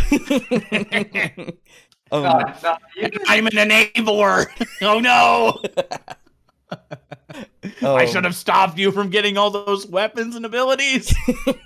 I could have saved you. True, there is some responsibility on your end. Oh yeah, no, there's tons of responsibility on me. The party. I should have killed you a long time ago. I still can though. Yeah, so you absolutely can. You nearly did in the wasp fight. Oh, it's true. But you're supposed to win. It's supposed to be able to just keep pressing A to win. That's right. That's true. Yeah, everybody knows that, course. right? That's why I play Monster Hunter. Yes.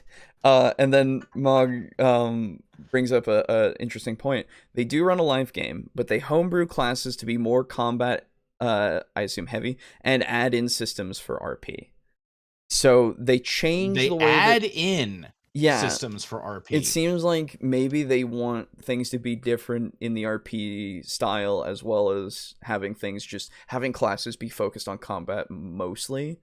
And perhaps I would love to. I guess maybe I'll do some research one day. I don't want to watch another live D&D game, honestly, but perhaps if somebody could pull up some references and send them my way, like some clips or something, so that I could see like examples of this and how that's a thing, I would be interested in seeing if they just like make new systems for RP that are based off of the changes they made for the classes themselves, so that the classes can be all combat and everything that they do with their combat stuff can then transition into their RP system or something like that, if that makes sense. But I don't know. It's just strange. But again, you can play D&D however you want. It's just, this is so weird to say because I get that the ranking thing is a more of a subjective thing, but you're also trying to make changes to make them better, right? And making them better means that this thing that they have about them is worse than it could be. So we're able to then go, well, my friend, your changes here that you are proposing don't necessarily make them better. They might, but for these ones specifically, your references and your examples are inadequate and inaccurate. I'm sorry. Yes. That's probably the biggest thing for me right now is all the inaccuracies. Yes. So, but it's important to point them out. So that's why I do this shit. Finally, the Shadow Lore ability, which actually we mostly like. We think that this is an outstanding ability for a Whispers Bard. But there's one sentence that we think should just be removed entirely. And that is the sentence that says that this thrall that you've created, this charmed creature, will not attack a target on your behalf or get into dangerous situations on your behalf unless they would have already done so. Okay. We think that that should just be scrapped, and when you've charmed this creature, they should become your little thrall, your minion, and they should want to die on your behalf. Why?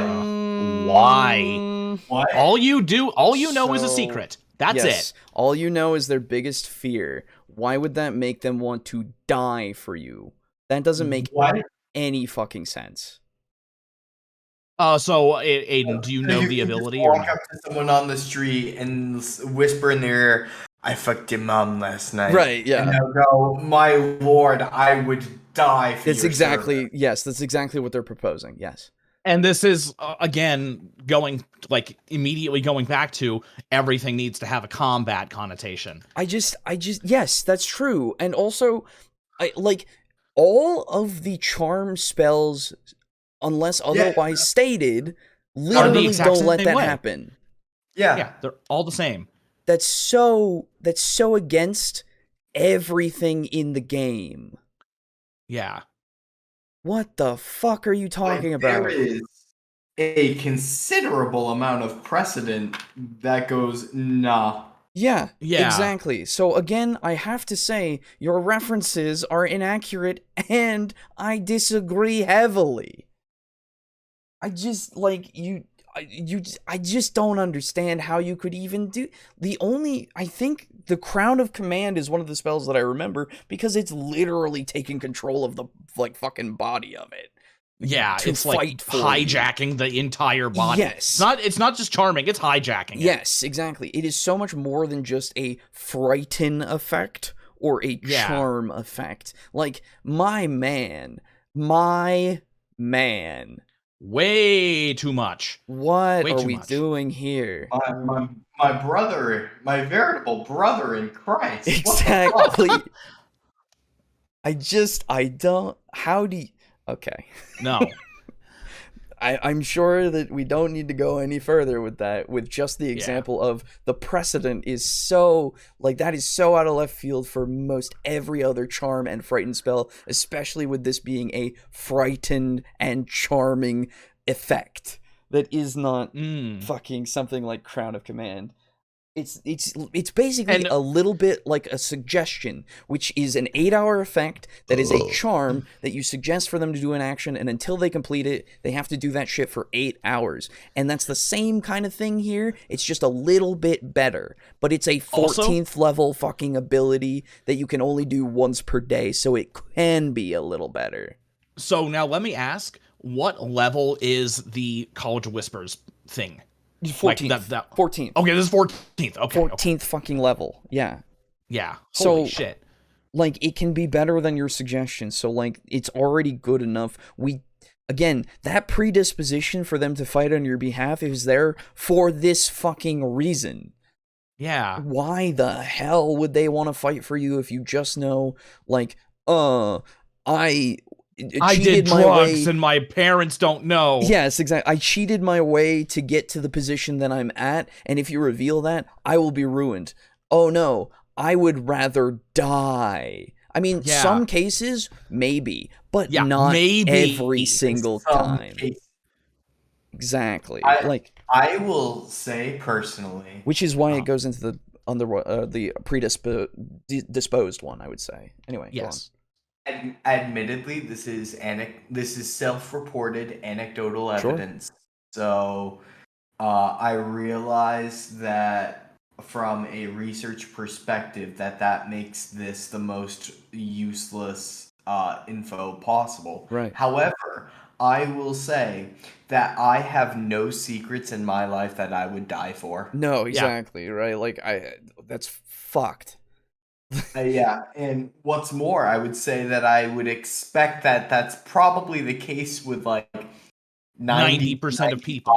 95% of Yeah, people. 90 to 95, Yeah. absolutely. Like, it's and Lux gets a great point here. I guess a lot of people don't actually understand how charm works. It tends to get treated like mind control more than it should be. Yes.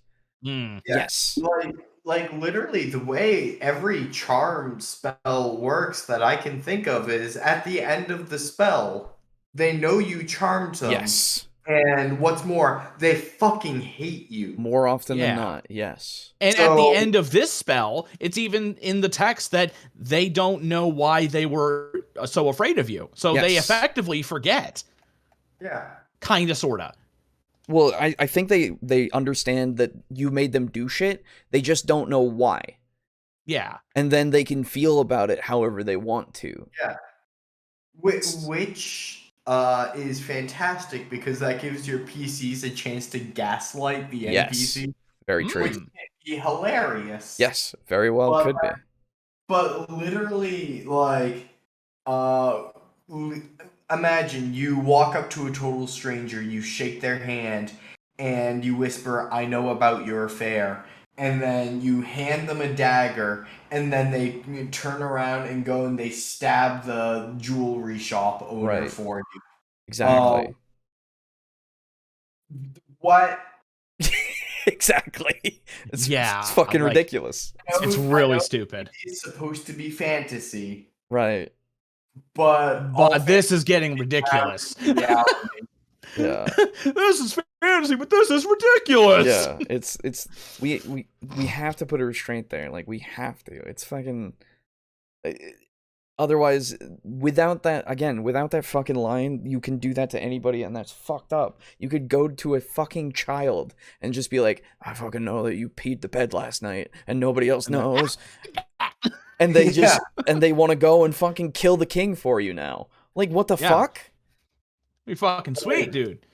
Yeah, like you walk up to the local like tavern owner, Yeah. and you say, "Hey, I know you cheat at dice," and then they look at you and they blink off time, and then you say, "Give me all of your money." So and they say, "Oh yeah, sure." They give you like the entire tavern's money, Sure. and then you tell them, "Kill yourself." Yeah, and then exactly. They take out the sword and they fall on it. Yeah, like Yeah. it's fucked. Like they could give you money, sure, but like after that, it's like, why would I fucking kill myself? All you know is that I cheat. Like, that's just gonna be, I'm gonna get beat a little bit and maybe I'm lose just some not gonna business. play any dice anymore. Yeah. No one's gonna want to play with dice with me anymore. I'm going to be kicked out of dice tournaments, so okay, I guess I'll continue on living. Like, Yeah. legitimately, the way it was intended to work is you walk up to them and you say, "Hey, I know you cheat at dice. Give me your winnings." Yeah, exactly. And then they go, "Oh, fuck, okay." And then you go. When they think about it more, they go, "Wait, how did he know I cheat at dice?" Yeah, exactly. Like, That what? fucker. Exactly. Mm. Like, it's and it lasts for 8 hours, so you can be like, "I know you cheated dice. Give me your winnings," and then you will go into those tournaments and spy on this guy for me and tell me everything that he says, everything that he does, and tell me if he cheats or not.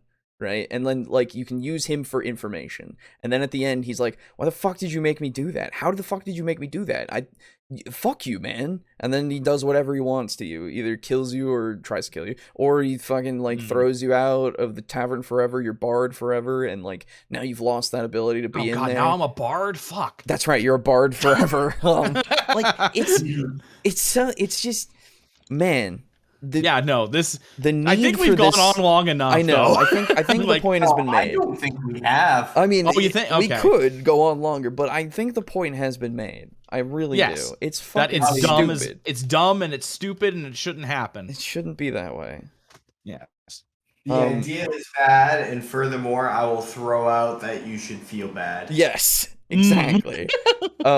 Pizza Funk says, Guy 1, I know you're afraid of spiders. Guy 2, well, I guess I'll die for you now. That's right. Yeah. Lux says, also, I'm usually blabbing about my deepest fears to everyone. Spoiler alert, it's lightning. I guess I'll die for you to avoid being killed by lightning now. Very good. Well, I now Lux, have have you ever? I now have power over you, Lux. Have you ever cast lightning bolt? Oh. Or do you like lightning bolt? Sorry, that's mean. Pizza Funk says, whoa, cheating at dice is a very grave matter. Okay, like, people lose their hands over it. That's right. Yeah. That's true. Yeah. It isn't something Back you in can the joke olden about. days, maybe. That's right. Anyway, okay. Now we just shame them on Twitter. That's right. An equally horrible fate. Alright, let's just see. I'm ready for the next fucking point. Or for the next class, please. Yeah. I think that that's a way cooler Whispers Bard ability and really shows that you're the master. Hold on. Oh? The guy on the right. Yes. The Monty. gentleman on the right. Monty, I believe. Yes. I have been struggling ever since we first did anything on this channel. I have been struggling with his face and placing it. Okay. And I know what it is. Oh? It's like off-brand Daniel Radcliffe ate too much Subway. Oh my god. I actually see that entirely. And it's Alan Rickman too. It's fucking Harry and Snape. I still don't see the Alan Rickman in I Kelly. do. I really don't, I but I know. see the I Harry know you Potter don't. a lot. I do too. Daniel. I'm sorry. But I just got so overwhelmed by this realization I had to share it. I appreciate no, it. it's No, fine. it's good. Yeah, It's no, good. I like it. It's good. Oh no, I'm not apologizing to you, I'm apologizing to him. No. Yeah, that's good. Yeah, well, It's an you know. apology. Lux says, I'm okay with lightning if I can control it. I just don't like the fact that it can strike you anytime, anywhere. True. That's fair. Mug says, nah, we praise them on Twitter for stealing money from the evil corporations. That's right. Yeah, that's true. The dice winning will get the house to lose. Yes. Anyway. Of charming manipulation and identity theft. I think that this creates a Like more telling compelling them to kill package for what we themselves? all imagine our Whisper Bard to be, and could be a much more powerful character at the table. Now, these are the big subclasses that we... Yeah, they would be more pretty powerful. well Yeah. overall, but there were a few other honorable mentions that we did want to bring into this. The first of this is the Beastmaster Ranger. Yes. who, Oh my in a god. We don't even need to talk about it at all. Yes, it needs to be changed. Oh my god. Beastmaster sucks. Yeah. Beastmaster's so bad. The fucking dog or whatever you get doesn't even get any stronger or anything. It can just die in 2 hits. Or 1. It's garbage. Oh my god. Stop. Please, somebody fix it. Oh my god. And the fucking robo detective fucking artificer is a better Beastmaster Ranger. Yeah. The Iron Defender fucking for the... Oh my god. The fucking Beastmaster, dude. Die. Anyway. Original ranking did get a D tier ranking, but by the time we did that video, the Tasha's revisions for the Beastmaster Ranger came out. Oh, I forgot about that. And we think they're pretty fantastic. I see no issues with the new revised Beastmaster. I feel like it's a much improved version of what we wanted the Beastmaster to be. Sure. We gave the revised Beastmaster an A tier ranking. So in this instance, I do think that Tasha's did a great job of not only improving the Ranger's base class, but improving the Beastmaster as well, making the Ranger a much more exciting character to play on the table, and especially bringing the fantasy of having a beast companion to life in a meaningful way. I don't remember what it is like in Tasha's, but I will agree without even knowing. Because anything is better than anything is better than base Beastmaster. Than the initial one. My god. The only thing that I would be very interested to see with the Beastmaster is we've recently seen the Drake Warden come out in Fizzbands, which is similar to the Beastmaster except specialized on dragons. And this had me thinking that You mean maybe the drakes? Beastmaster Yeah, should- actually, wait. Come on, man. Drakes and dragons are two different things. Yeah. Oh God, please be no. broken up a little bit, and we should have a Beastmaster that's associated specifically with different animals for different subclasses entirely.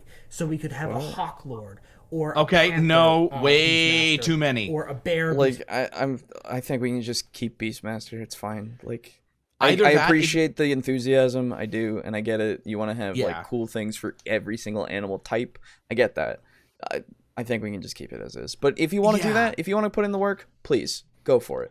Yeah, go if you for want, it. You know, if you want to go for that, go for it. Absolutely. But the thing is, if you want to do something like that, it can't be every animal because you would Yeah. have a ridiculously massive list. I'm- What it should be is different biomes. So, like the swamp beastmaster, the mountain okay. beastmaster. Sure. So that way, it's like, does it live in the mountains? Yes. So You know? I'm okay with that one, but I'm also okay with it going like species type, like flyers and or not. Species Yes, type, but, like, okay. yeah, That flyers, works. Yeah, swimmers, all that fly- kind of stuff.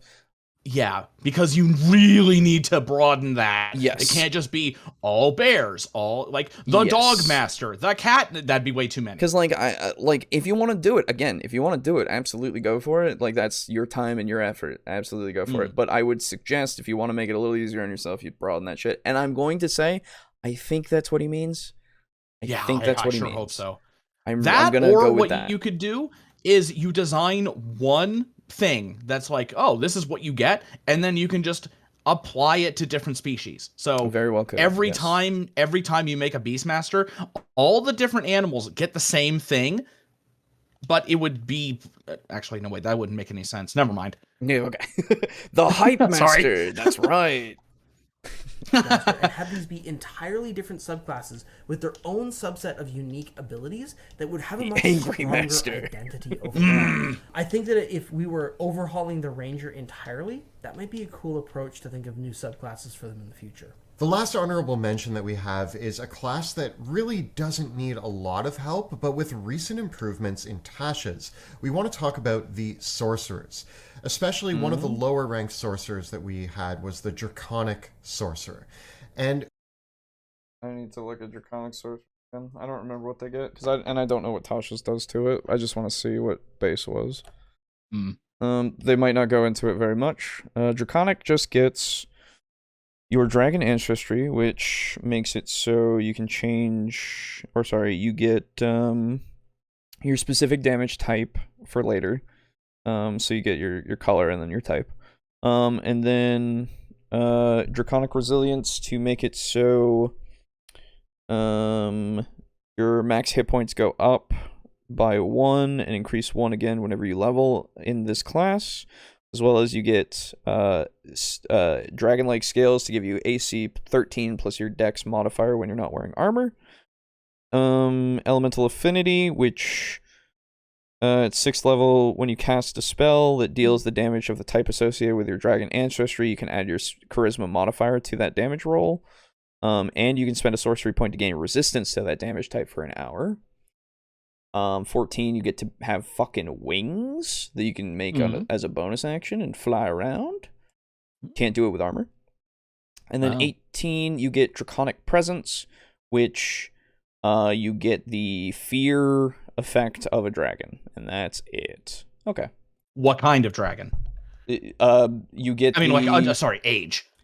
It says as an action, you can spend 5 sorcery points to draw on this power and exude an aura of awe or fear, your choice, to a distance of 60 feet for 1 minute or until you lose your concentration. Each hostile creature that starts its turn in the aura must succeed in a wisdom saving throw or be charmed if you choose awe, or frightened if you choose fear. And a creature that succeeds will be immune to it for 24 hours. So it's generic. Oh, yeah. Okay. Didn't know if it was like, goes up. No. The higher level you But are. that is at 18th level, and it's really just a fear effect, which could be helpful, but I think probably could be a little bit better. But I think the awe one is really good. Yeah. we think that one of the big detriments to most of the sorcerers that come out pre-Tasha's is that Tasha's saw the implementation of expanded spell lists for sorcerer subclasses. Spells that they just automatically get and can actually swap out for other spells of certain schools. Okay. We think that all the subclasses deserve this. We've recently been looking at, in our own homebrew game, expanding the Shadow Sorcerer with some really cool and unique shadowy spells. We think that the Draconic Sorcerer actually has a really big window here, where depending on the type of dragon you choose, you get a different set of spells on your expanded list. You would get spells that advertise... Oh my god, I can hear Don't you already get that? Or no? You get your sorcerer spell list, and that's it. Oh. Tasha's allows you to have the specific ones, I believe, and that's yeah, that sounds great. I mean, it is a good... yeah, it's a good addition. I have no problem with that. It's fine. Yeah, that's fine. We have Beastmasters that summon giant robots to pilot based on their animal, and if there are 5 of them on one team, they can combine them all into one super robot. I mean, I would allow that. Yeah. Catmaster, but only if they say morphin time. Yes, exactly. Catmaster would be awesome. Cats can kill villagers, then that would be a dope ranger assassin type. Alternatively, can we get Beastmaster Rangers that can call in robots, but they have to call the robots Titan? And they can call it in, and only if they say the verbal components prepare for Titanfall. That's well. The problem is, then you'll get a whole bunch of hackers in the game, and we can't have that. True. Shut the fuck up, you bastard! You hurt me deeply, sir. You hurt me deeply.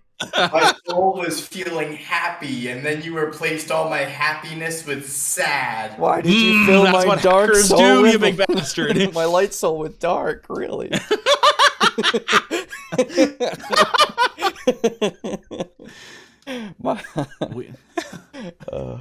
You'll just be inviting them in. Nature of the dragon choice that you make. Not only would this make the Draconic Sorcerer a much more unique and compelling choice when you're choosing which color of dragon best suits you, but it also makes them more powerful and gives them a wider range of spells to choose from and have fun with. Sure. Up on screen right now, we've got the list that we gave to Kelly's character Sebastian Crow in our Drakkenheim campaign, but we've had a lot of discussion on our Patreon Discord and even in the comments of some of our videos about different ideas of spells that we could give to the Draconic Sorcerers or to the Storm Sorcerer, or the idea that maybe the Divine Soul chooses a Cleric domain. Sure. And these are just added to the spells known of the character.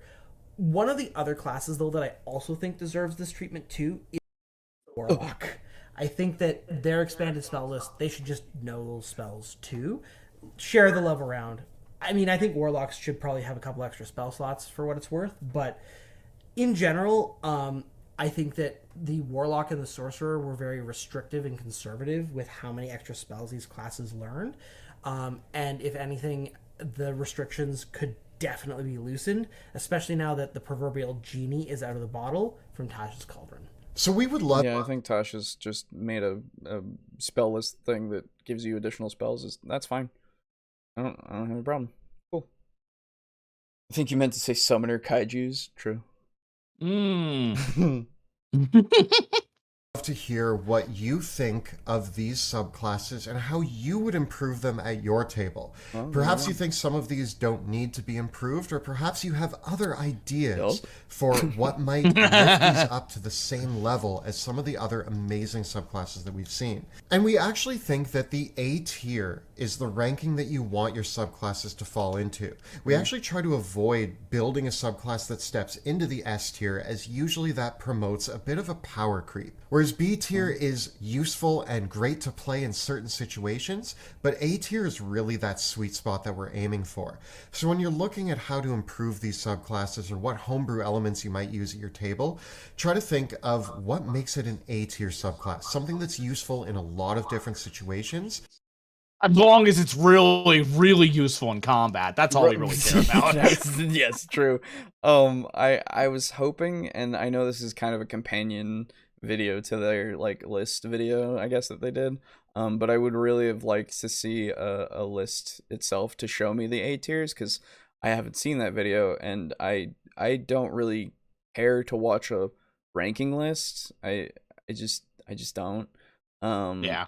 But it would just be beneficial for those who haven't seen it to see that, and then they could go back and even see like how you reasoned that they got there, because then they would be asking questions and going like, why is that an A tier? I don't understand, such like that. So it doesn't detract from your initial video at all. It just helps it, I would think. But anyway, video making. And that will kind of even out the play and the party dynamic at your table. Ultimately, the issue with party balance, with player character balance in D&D, comes down to not what is too powerful, but making sure that there's a good balance of capability between the player characters, so that no one character feels like they are stealing the show from the others, and also so that the subclasses are not so powerful that they are creating extra work for the dungeon master. So when we talk about the importance of balance in player character options for D&D, that's really what we mean. Because while it is easy to say, oh, the dungeon master can always fix it, it's like I'm hearing him like an airport speaker. Oh, because of the echo. Because of the little echo. Yeah, it's almost over. It's fine. Yeah. Dungeon master, and they already put in a lot of work into preparing their games. So that isn't really fair to them. The game should do a good job of keeping the player options well balanced, so that dungeon masters can rely on the tools in the game to present unique and challenging situations, and focus on making cool worlds, adventures, and stories, and not having to spend a ton of time trying to fix the game's broken math. So this has been a look. I mean, the other thing is like to make it so that you don't have to do that either as a player. So yeah. I understand like putting it so that you make sure that you say like dungeon masters have a hard job, don't make it harder for them. That's cool and all, but like also remember that you are playing the game, and you don't want to have to be bogged down by all the the stuff that you have to know, make sure it isn't broken as well, and so play test it a bunch, and you're going to suggest the changes that you suggested. Maybe, I don't know, get your references right. And I'm sorry, it's sad. No, it's a legitimate. I know it is a to criticism that needs, like, I just need it to. Look at fixing the worst subclasses in Dungeons & Dragons 5th edition. Tell us about some of the fixes that you've come up with in the comments below. The videos that we create on this channel are made possible thanks to the incredible support of our Patreon community, many of who gave us lots of feedback and ideas in our monthly writers' room that we host on our Discord about how we can apply some of these fixes. You didn't listen to join some that of them. Conversation about how we might address some of these different fixes and make our games a little bit more balanced. Yeah. Also, be sure to check out our live play Shadows of Drakenheim, which is airing Tuesday nights at 6 p.m. Eastern on Twitch. Tuesday nights. Previous episodes of that show right up over here. And if you want to review all of our prior subclass tier rankings, they're all right up over here. Please subscribe to our channel so that you never miss an episode. Thanks so much for watching, and we'll see you next time in the dungeon. Nice. Worse for you. Yeah, exactly. Worse for them, because I don't think those are that bad, considering. Most of their tier lists have at the end a full list of that class's rankings. Yeah, no, I would assume so. I just mean that for this video, they should have probably had it there too. Just like, or just the one section, the A section. Like that's all they needed, just to hammer the point home of you want to be like these classes when you're making these subclasses, right? Like you want them to look like these. If that's what they want to have be the standard that they want to set, right? So it just would be helpful for a visual for the viewer, and also just to, again, make them ask questions of how did you get to that point? Or it won't let them ask any questions, and they'll just go, fuck it. Because at some point, some people will be like that, and you can't account for everyone. So yeah, that's that video. That's the Dungeon Dudes. Yeah. I liked some of what they said. I liked not really a whole ton. But that's what I said. Basically, I liked... Yeah, no, I liked the ones where it's like, oh, Tasha's introduced a bunch of shit that should be applied to everybody. I liked that. Most of the other stuff just kind of felt like changes for change's sake. Right. But there was some... To summarize the whole thing, I do like some of the ideas they put forth. I have contentions with others. Overall, for the portion that I was able to pay attention to and not struggling with cable management for, decent-ish. Yeah, exactly. I classify it as a As an just, you know, next time Rating just out of 10. yeah, Yeah. next time just get your references right. That's really it. Yeah. That's the big thing that I have an issue with. But other than that, you know, overall, Like, if I had a player who was curious about like tweaking certain subclasses, sure. I would probably not recommend this video to them. But if like that same player who wanted to tweak the classes came to me and said, "Hey, I saw this Dungeon Dudes video where they mention at this timestamp something that I think could be really cool," Yeah. I would be very willing to like see about working that out with them. Oh, sure. Yeah. Every idea that they've had mostly can be implemented in some way that could work. Oh yeah. So like, you know, it's just, again, as with everything, it's about the execution, not just the idea. Exactly. Like, wouldn't go out of my way to recommend the video. No. But if someone's like were to bring forth an idea to me from one of the videos, I would go, okay, and like try to work with the player. Exactly. My fix was to let players, this is Monk talking, my fix was to let players talk to me about why the ability sucks and ask them what they want instead. We've done class ability swaps because most groups don't have duplicate classes in the party. But honestly, Wizards of the Coast, please codify the assassin hotfix they suggested, please. What, the one where you get auto crits every time you have an advantage? Yeah. Or whispering a secret to someone and They die. They'll kill themselves. Yeah, that's right. Yeah, so that's the one that if a player came to me, I'd say, "Ha ha ha! Funny meme." Right, exactly. Wait, you were serious? Yes, exactly. Oh. I would just laugh. I would do the J. Jonah Jameson fucking laughing at. You're serious? Yes, exactly. Yeah. So that being said, let's move on to comments, and then we'll talk about our patrons, and then we'll chill out more, and then we'll leave you. Yes. So comment time. We have a lot of comments to go through. Okay. So this is good song. Thank you. Top tier. Thank you. This is from John Parker on episode 21. World building questions and GM mistakes. Oh, this is a longer one. It's been a while since I last commented/watched an episode. I got a couple of great book series. The first was the Threshold Universe series by Peter Clines, a cosmic horror mystery where each book is set in a different time and place, but there is an overarching narrative related to the existential cosmic threat. Ooh. The second series is the Dark Prophet Saga by J. Zachary Pike, a hilarious satire about financial institutions and fantasy tropes. There's a stock exchange where shares in monster hordes are traded in addition to the normal shares in businesses. I also went on vacation to Eastern Washington to visit historic sites and state and national parks, and caught COVID a second time. Oh, I'm sorry about that, friend. Nice. Fortunately, this time I was only sick for about 2 days, which is a lot better than being hospitalized for 2 weeks. As a result, I had to play catch up with EFAP, The Sitch and Adam Show, and Honey Badger Radio, and haven't gotten back to listening to this show until now.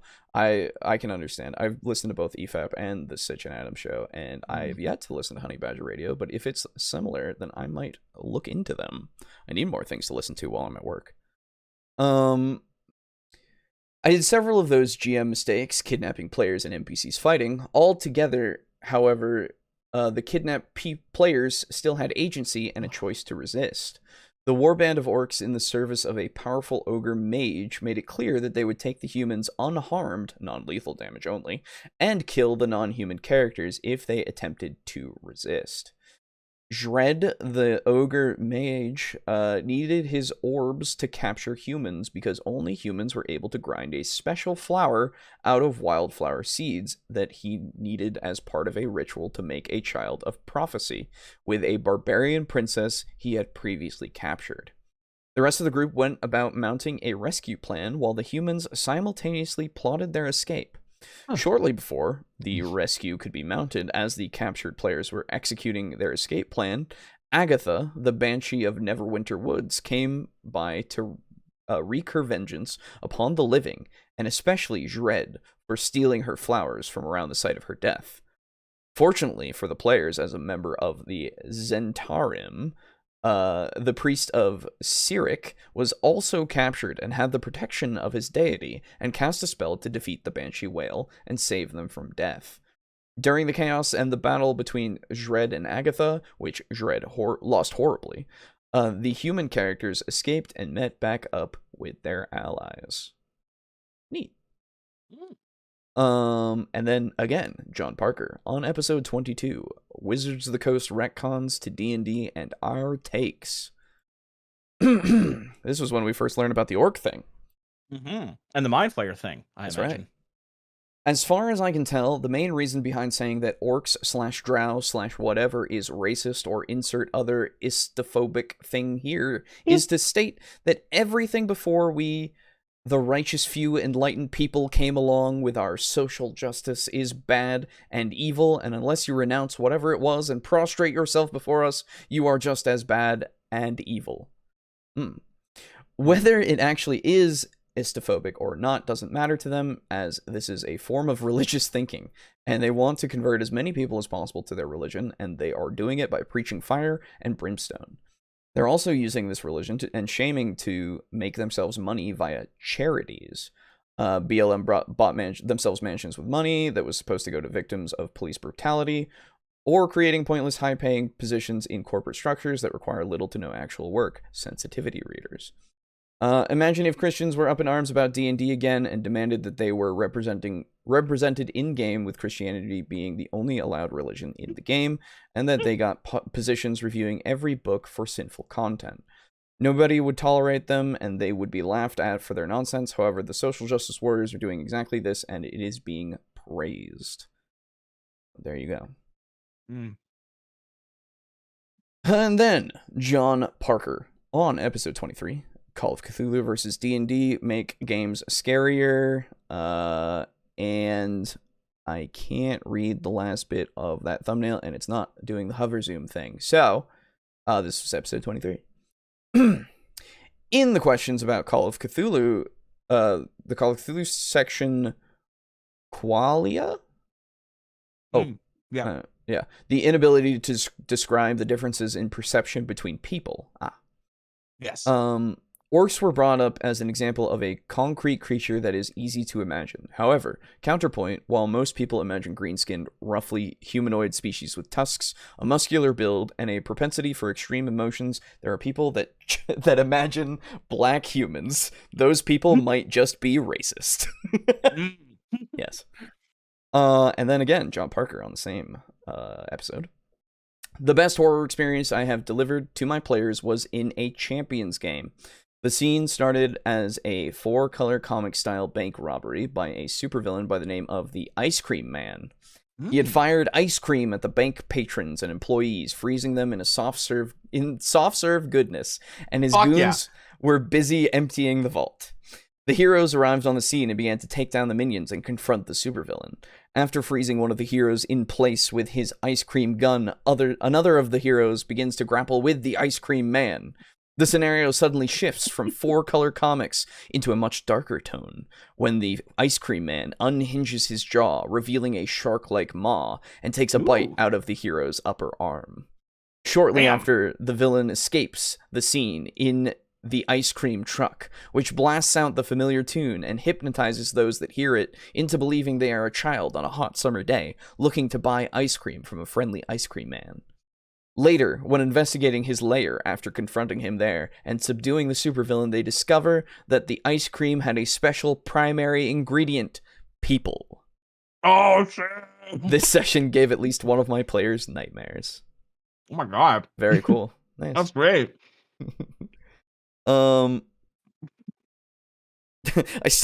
Lux says, I still don't know how we get from maybe based on Mongols to definitely black people. Yeah. Don't worry. It's a leap of logic. Not one that I would take. That's one many others do, apparently. One might say. Olympian, one might call. Mm-hmm. And then Timothy Martin on episode 114, Garabay's 10 DM bullet points, cartography, or cartographer and librarian, because I couldn't put cartographer and librarian, I put cartography and librarian.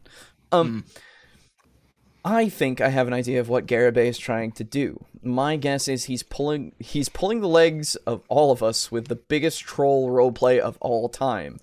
If I may do a little roleplay of my own for a sec. I am the peanut butter sandwich master. It takes 1,000 years to become a master of this art, getting the best peanuts, growing the best grain for homemade bread baked in a stone wood-burning oven, and using a handmade butter knife. You must master a lot of steps aside from what I just told you, but I will not tell you them until you learn these steps. You will be a peanut butter sandwich gooder. End roleplay. Sorry if that was long, Well, but see, yeah.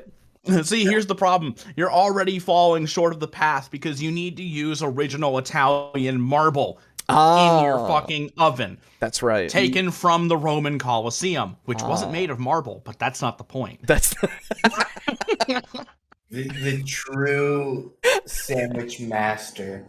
yes. The callings necessary. You need to be a farmer of the peanuts and of the grapes. Yes.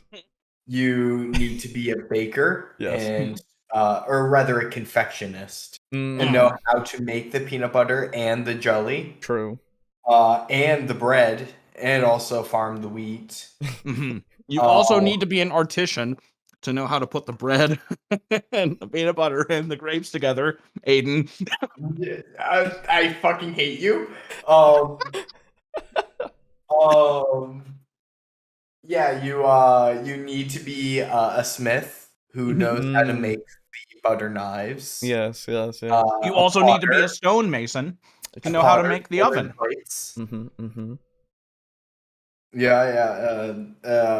An electrician to put together the stove. Yes. Um, And then you also need to be a guide, and you also have to own a house. Those two.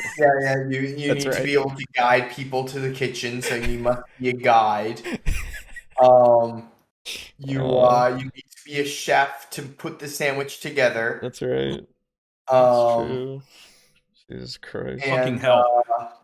You must be a dairy farmer, so you can serve it with a cup of fresh milk. Exactly. Yeah. You don't want the peanut butter to get all stuck in your mouth. Yeah. That is how you be a peanut butter and jelly master. That's right. All right. The dairy farmers, they devote their whole lives to being just a dairy farmer. Oh, yeah. You need to be a dairy farmer and a master farmer. I'm gonna kill. That's about I it. like how the sentence just ends at, I'm gonna kill. That's it. Not necessarily you. No. And not necessarily a person. It could go anyway. But I will kill. It could go anyway. Yeah, and roleplay. Sorry if that was roleplay. Scene. Yes. Sorry if that was long, but I could not help myself. Lol. But jokes aside, if he's not kidding, then at least he's having a good time in his car driving. P.S. Thanks for saying something about Garibay being in the dark for most of the first video with the bad streetlights. It was kind of bugging me. Thanks for the show, guys, and have a nice day. Yeah, absolutely. It bugged the fuck out of me. It was so annoying. I wasn't there for that. Was it like dark in the car and you couldn't see him very well? You couldn't see him at fucking all. Yeah, I largely was able to ignore it. Speaking as someone who's never made D&D or made any YouTube videos.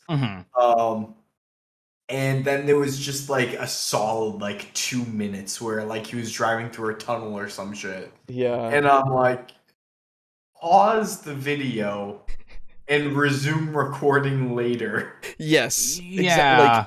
You don't have to have made a video. You just have to look through a camera ever. Doesn't matter what kind. Like, Yeah. anyway, I think driving is his muse, which you maybe. know, Yeah, fair enough. fair enough. Driving's and cool. I respect that. I Like, like totally, driving. yeah, go for it. And I also I think it's he wants to do his videos in one take because that lends legitimacy, I guess, Sure. to them.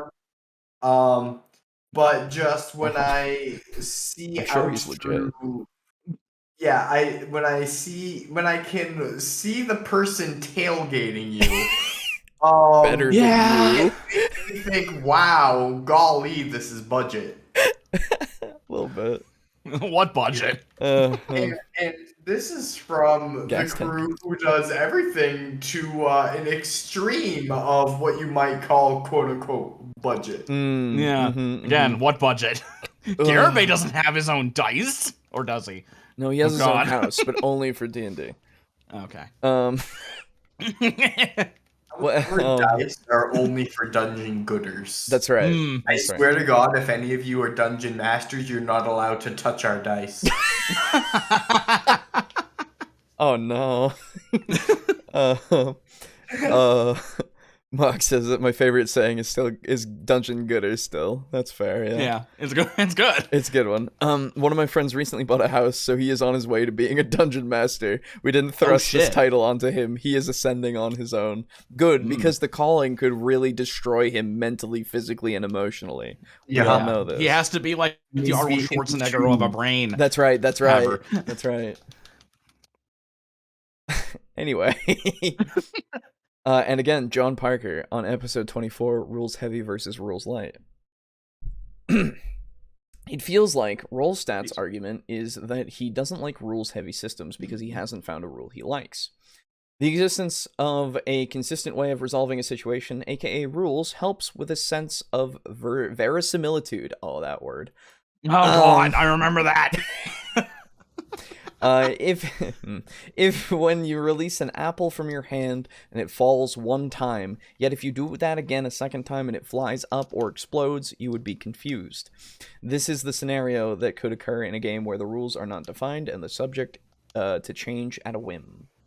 Rules-heavy systems help with solving disputes over how to resolve an action by having a third-party opinion, the writers of the game. Rules-heavy systems don't define all possible actions explicitly. A zero-rule system is more likely to lead to playground arguments of, I have a laser sword, well, I have a laser sword blocking armor, well, my laser sword is a special and defeats laser sword blocking armor, etc. As far as winning the encounter, yes, every non-suicidal character wants to win the encounter, because as far as I'm aware, people want to keep living. Dude, it's been so long since we covered this, I forgot. Gravity I is I wanted to keep living. I forgot that I wanted to keep living, yeah. Gravity is a defined rule and therefore not fun and ruins the spirit of role-playing games. Roll stats, maybe. It's just a joke, I know it, I get it. Why? It's a joke. Our fucking community is so goddamn sassy. I know. It's like I love us. it. It's fun. We've either corrupted them or we just We just attract those gravitate people. towards us. I think we just attract them. Yeah. Yeah. It's good. I like it. Yeah. Me too. It is also pretty easy. We're well on our way to creating an echo chamber. Yes, thank God. It'll be so great. That's all I wanted. Especially when we totally don't disagree with each other ever. Yeah. Ever. Yeah, ever. It's also pretty easy to view the rules and content in role-playing game books as borrowing the imagination of the people involved in writing them and using that as a jumping off point. Rules are an act of imagination, as he stated himself. In the rules-like games, the playgroup comes up with their own rules for adjudicating various situations using their imagination. They could skip that mental effort and have a rule already established, which they can decide to change if it doesn't work for them. Either way, there is a house rule. Monsters in the monster manual and other books have rules and are therefore bad, according to Rollstat's argument of more rules is bad. However, I, as a DM, find some of my greatest inspiration and imagination being stoked by various monsters printed in those very same monster manuals that also typically provide a framework for creating your own monsters and guidelines for statting them out to use. In 3.5, barbarians can explicitly learn to read by spending 2 skill points. It is part of the illiteracy class feature. I forgot about that. Yes. Oh, man. That's true. I didn't know that. Mm-hmm. Very good. Thank you. And again, John Parker. On episode 25, Cyberpunk, D&D, and the Life Path system. Now, this I remember very well, actually. Life Path system is the best system ever. Don't ever forget it. 3rd edition D&D has the Heroes Builder's Guidebook, a 70-page supplement about character creation and developing a backstory and personality for your character. The only mechanical parts of the book are at the beginning and are reiterating rolling ability scores and racial abilities. There are 13 pages of tables for randomly generating a backstory, which can easily be used for any fantasy setting. MechWarrior 3rd edition has life path systems as part of character creation. I don't remember if it was mandatory or not, but there are mechanical effects, both positive and negative, for your character that occur during the life path, including the potential for lost limbs.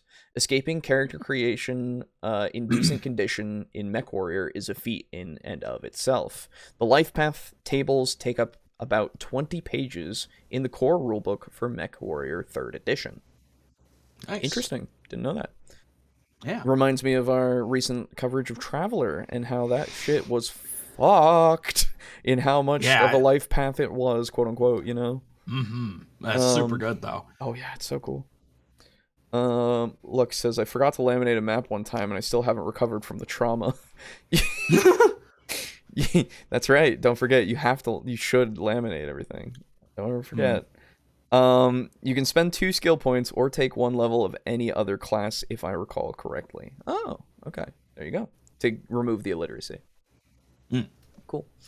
And then again, John Parker on episode 26, comparing D&D 5e and Pathfinder 2e with no nat 1s. My biggest gripe with the Pathfinder 2e version of multiclassing is that it doesn't allow for the character that decides the original path they set out on in life to radically change or shift. Characters are locked into whatever class they start their career as. It prevents the story of a sand dweller water farmer that knows his ways around a starship and a blaster and discovers that he has mind powers that let him move objects and influence people and completely shift his focus into his newly discovered abilities. Oh, okay. I see what you mean now. In D&D terms, this would be a fighter, rogue, ranger, one of these 3 classes, that discovers a hidden sorcerer, scion, wilder ability, and goes down this strange new path to help his friends. Pathfinder 2e has the dedication feat and subsequent archetype feats to acquire only a small subset of the full abilities of the newly adopted class, which prevents the new class from becoming the primary focus of the character. And it's perfectly reasonable for you to not like that. Another example would be a half-giant wizard that realizes his low intelligence prevents him from being a successful wizard, and he decides to become a ranger/groundskeeper and focuses his future efforts to that end. He still knows a small amount of spellcasting, but hasn't progressed his spellcasting as the other wizards he initially trained with. I get these references. I get them. The only reason feat trees feel bad in 3.5 is because some of the required feats, especially for martial characters, feel worthless. Having to take several feats that feel worthless in order to take the feat that you want feels bad. Whether it is mechanically balanced doesn't matter in that regard. The biggest problem is that feats for spellcasters very rarely have requirements that actually feel as though there is a cost. This compounds the obvious gulf of power level difference between spellcasters and martial characters. If it feels bad to you, then I'm sorry, but I haven't really felt bad getting feats. I just kind of see them as a necessary part. In regards to feats in 3.5, monsters get them too, so long as they have an intelligence score. Changing up their feats can dramatically alter the way they function and is an easy way to refresh and liven up encounters with any creature. There you go. In reference to your it was a druid or the spellcaster that the half-giant wizard that realizes his low intelligence prevents him from being a successful yeah. wizard? Yep. So I Absolutely. actually have a character quite similar to it. It's a remake of my Musclemancer, Mhm.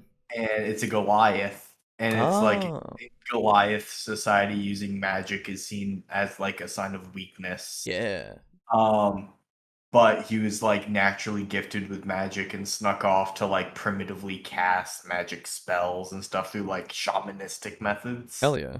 So he'd like toss bones or hum or tap a branch on the ground. Mhm. But he was caught and banished one day for it. Mhm. And when he went to the mages guilds, he was laughed at because they're like, "Oh, everyone knows Goliaths can't perform magic. They lack the intelligence." Right, yeah. What kind of spells these are? So he took his rejection from both societies as his like motivation to become like, I'm gonna prove both societies wrong. Hell yeah. That's cool as hell. Yeah.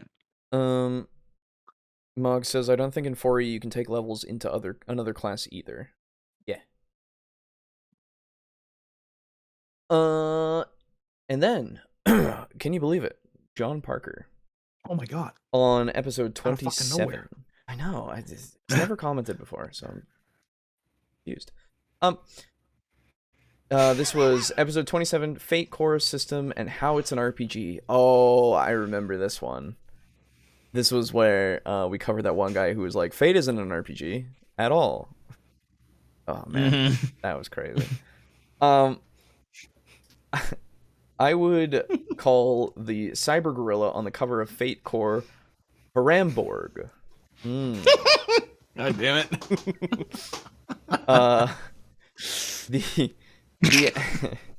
The ad hom story creation about the creators is one of the funniest parts of the show and reminds me of the Diabito Cinema Roberto or the story of the Dawn Savior of Orphans from EFAP. I know both of those, yes.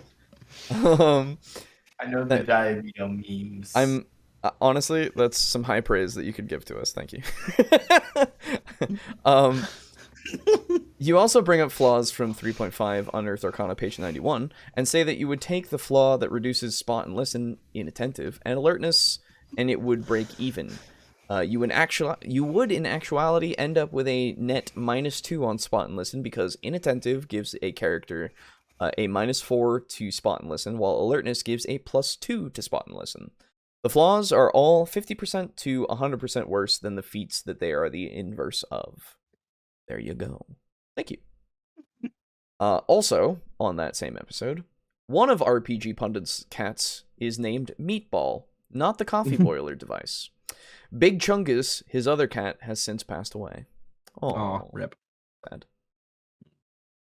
And then... I love both of those names for cats. And then on episode 114, Con of 7. Oh, sorry. There's one other thing that I want to read that Mog said in the chat. They require you to take class feats, so in a way, Pathfinder 2E stole that feature. Yes. Technically. Anyway, so Con says, on the topic of cartography, I have a background in architecture and interior design. Oh, fancy man. And I'm an obsessive perfectionist. So while running a pre-written campaign, I can and have redesigned and redrawn entire dungeons, sometimes from the ground up. I'll try to remember to post a few on the Discord if anyone cares. Yeah, go for it. And again, while I personally can and have designed a dungeon while keeping its structural stability in mind, it doesn't make it inherently better. It doesn't matter if it's a crayon on a grid paper or the galaxy map from Traveler, a map is a tool. And the only thing about that makes a good tool good is if it does what it's supposed to do. I guess I have strong feelings about this. When it comes to drawing world maps, the only rule I'm a stickler about is rivers run downhill and almost only conjoin.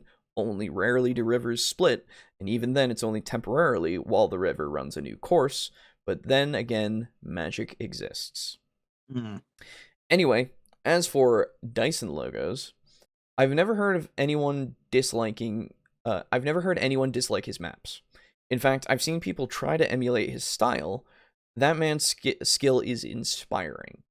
There's nothing wrong with using maps that other people make. Heck, there are some people who have Patreons exclusively for selling the maps they make. That is true. The moment Garibay mentioned printing off maps for using at the table, I remembered/realized I live in the future. I almost exclusively use virtual tabletops like Foundry VTT, even in person. We either use our laptops or my sweet gaming table I built, but that's a story for the Discord. Dude, I want to build a gaming table, actually. Like, it sounds so cool. Why, it just occurred to me, but why does Garibay allow the possibility, nay, the risk of using a map that a potential dungeon master did not create?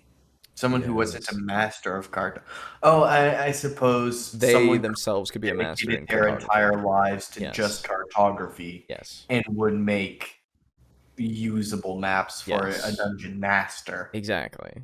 And also, they have no risk of drawing his players away from him, so it's even better. Yeah. It's preferable, in fact, from his friends that he... Or, I'm sorry, his other dungeon masters that he finds... Or, I'm sorry, his dungeon gooders that he finds lesser that will steal his players from him. Yes. Forgive me. I'm very dumb, you see. It's alright, it's alright. Thinking hard. Thinking hard when Garibay on the mind. Yes. At any rate, what do you guys think Garibay's opinion is on Dwarven Forge and the like? And which makes you a better Garibay dungeon master? 2D maps you print out or 3D terrain? Love to know your thoughts. Leave a comment below. I know, I'll just say it right now. Oh, it's a good question. Because he's really particular about having those maps and like making sure they're so he throws them out or something because he's like you use them once or twice and then you're done with them forever, you know? The fuck? Yeah, it was the whole video is weird. Well, I mean, most Garibay videos are. Yes. This is not a So then I'm clearly not really up to that standard because, I mean, how many times have we used the dis map? I know, exactly, right? So I'm clearly bad, just in general. Ignoring the fact that I spent about a week and a half making it. Right, exactly. You're not a master, idiot. Yeah. Jesus Christ. There's also the fact that you made the diss map and then Brogan and I proceeded to graffiti all over it. True. Yeah. We've ruined your work. Yeah, remember the time when we had the battle map? Well, it wasn't really a battle map from when we fought Lily Fang, but like... Yeah. Sort of the map of Tiamat's area. And then I just, like, in red, I was like, Blood War in the dripping blood.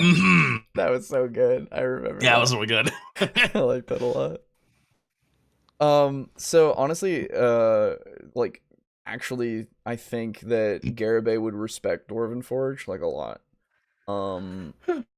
I think that because they definitely be fine with it. Yeah, they do such good work with the craft. Like, I feel like he would consider them a master of their craft, right? Especially because Matt Mercer uses them and he really respects him. I think unless he was trying to play with his players. Unless he was trying to steal his players, exactly. If that was the case, he would kill Matt right on the spot. Probably.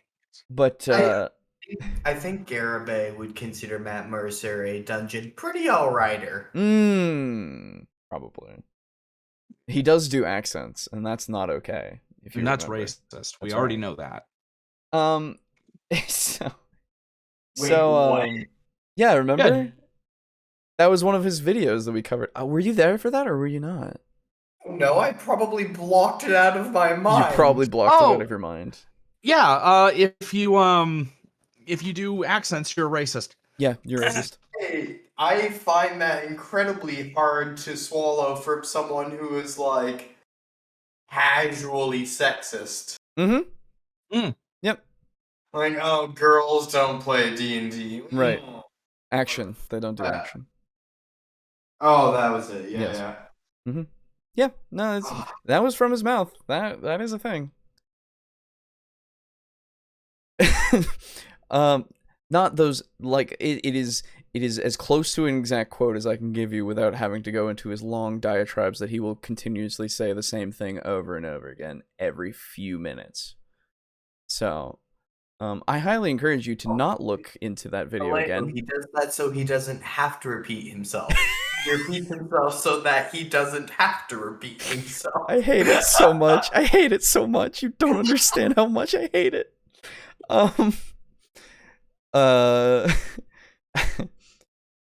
You can think of a cartography master as a regular Zord and the dungeon master as the Megazord. True.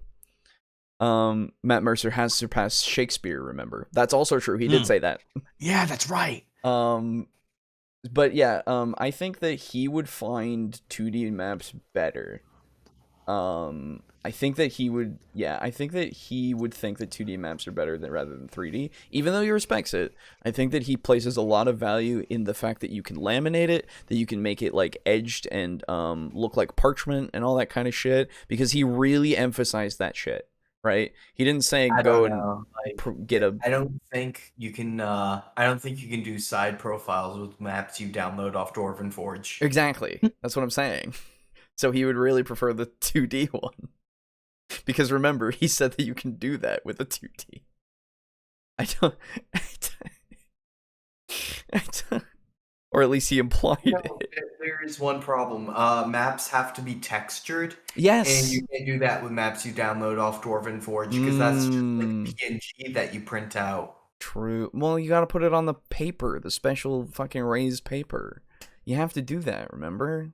It's part of being a dungeon master, a cartographer, if you will.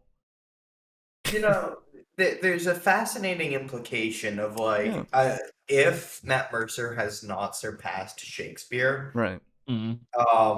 Then in that case, Garibay clearly believes he has. Oh, true. Because he is a dungeon master. Yes. He's been a dungeon master since he was 12. He surpassed Matt Mercer when he was 12.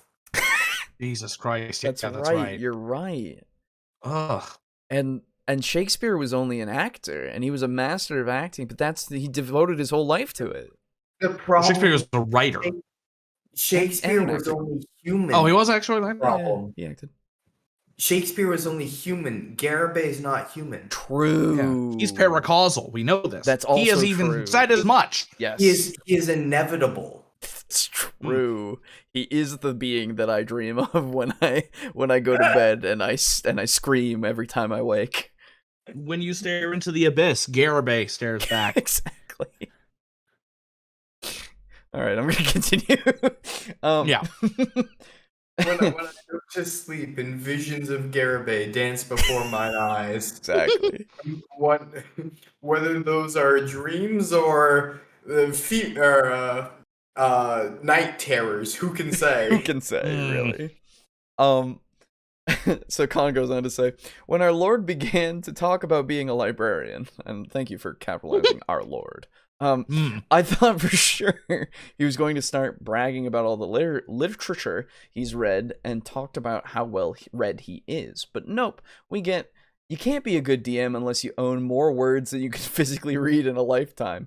I mean, I have more books than I will ever be able to read in a lifetime, but that's because I like to collect. It's only a problem if you admit it's a problem. I have a shelf of 1, 2, 3, 4, 5, 6, 7, 8, 9, 10, 11 books that I have been meaning to read. Fair. I believe I've read a chapter each off of 2 of them. Oh. So I am very smart. This is true. And I mean, Alejo has like what at this point, like maybe 40 minis, maybe. I have a couple That you'll never paint. Yeah, I tried painting. I actually tried painting the other day, and like I started, and then I was like, I can't, and then I put it all away. Yeah. And I have so many unsprues still. Yeah. Anyway, it also annoys me that Garibay seems to confuse complexity with quality. I don't hear many people bragging with pride about how complex the US tax system can be.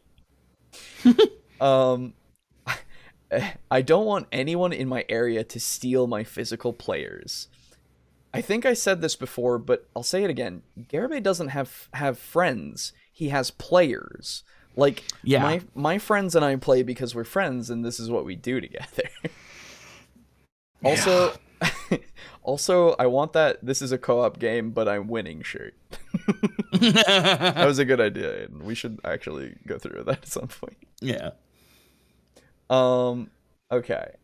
Con then says on episode 110, this was 4E isn't the worst, where I talked about 4E a lot. Unfortunately, I don't have a primary source, but something I've heard from Derek from Knights of Last Call, an almost mostly Pathfinder 2 YouTube channel, is that there was once an old forum discussion about categorizing TTRPGs dubbed GNS, which stood for Game versus Narrative versus Simulation. The idea was that any system could be scored in each of the categories independently. A high game score would mean the system played more like a board game. A high narrative score would mean the mechanics encouraged and supported more storytelling. And a high simulation score would mean the system acted more like a physics engine that the players and GM would play in.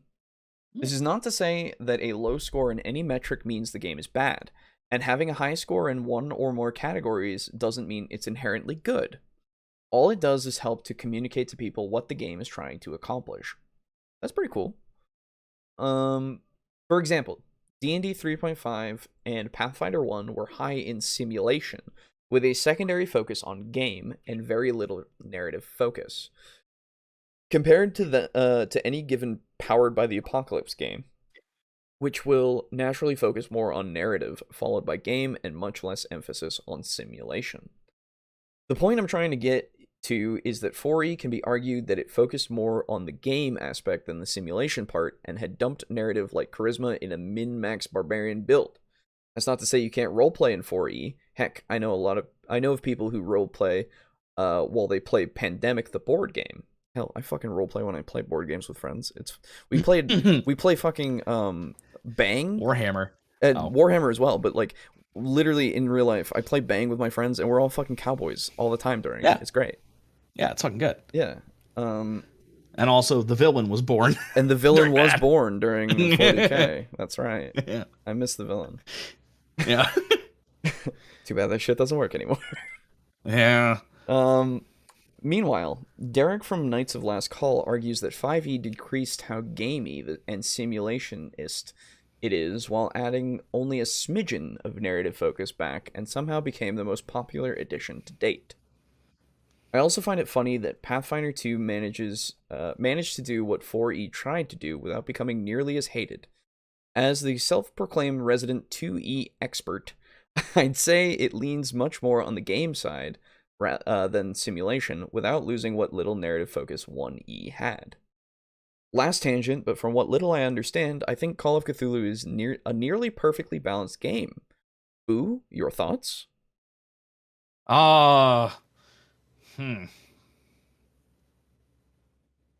Nearly perfectly balanced game. In terms of combat, like specifically, I guess? I would imagine just all of it together. Yeah, I don't know if I would come out and say perfect, but I would say extremely well balanced. Extremely well balanced, because unless you start fucking with the system and you start changing it, like one of the nice things about the system is that you don't really need to do any balancing at all. You don't have to change anything because it's meant to be extremely lethal. Mm-hmm.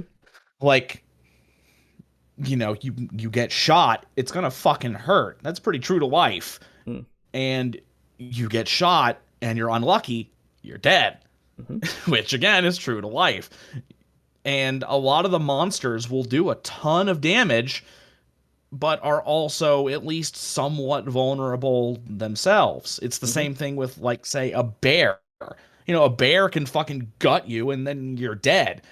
But if you get that shot off first and it's a good shot, the bear's probably going to either die or be severely wounded and run. Yes.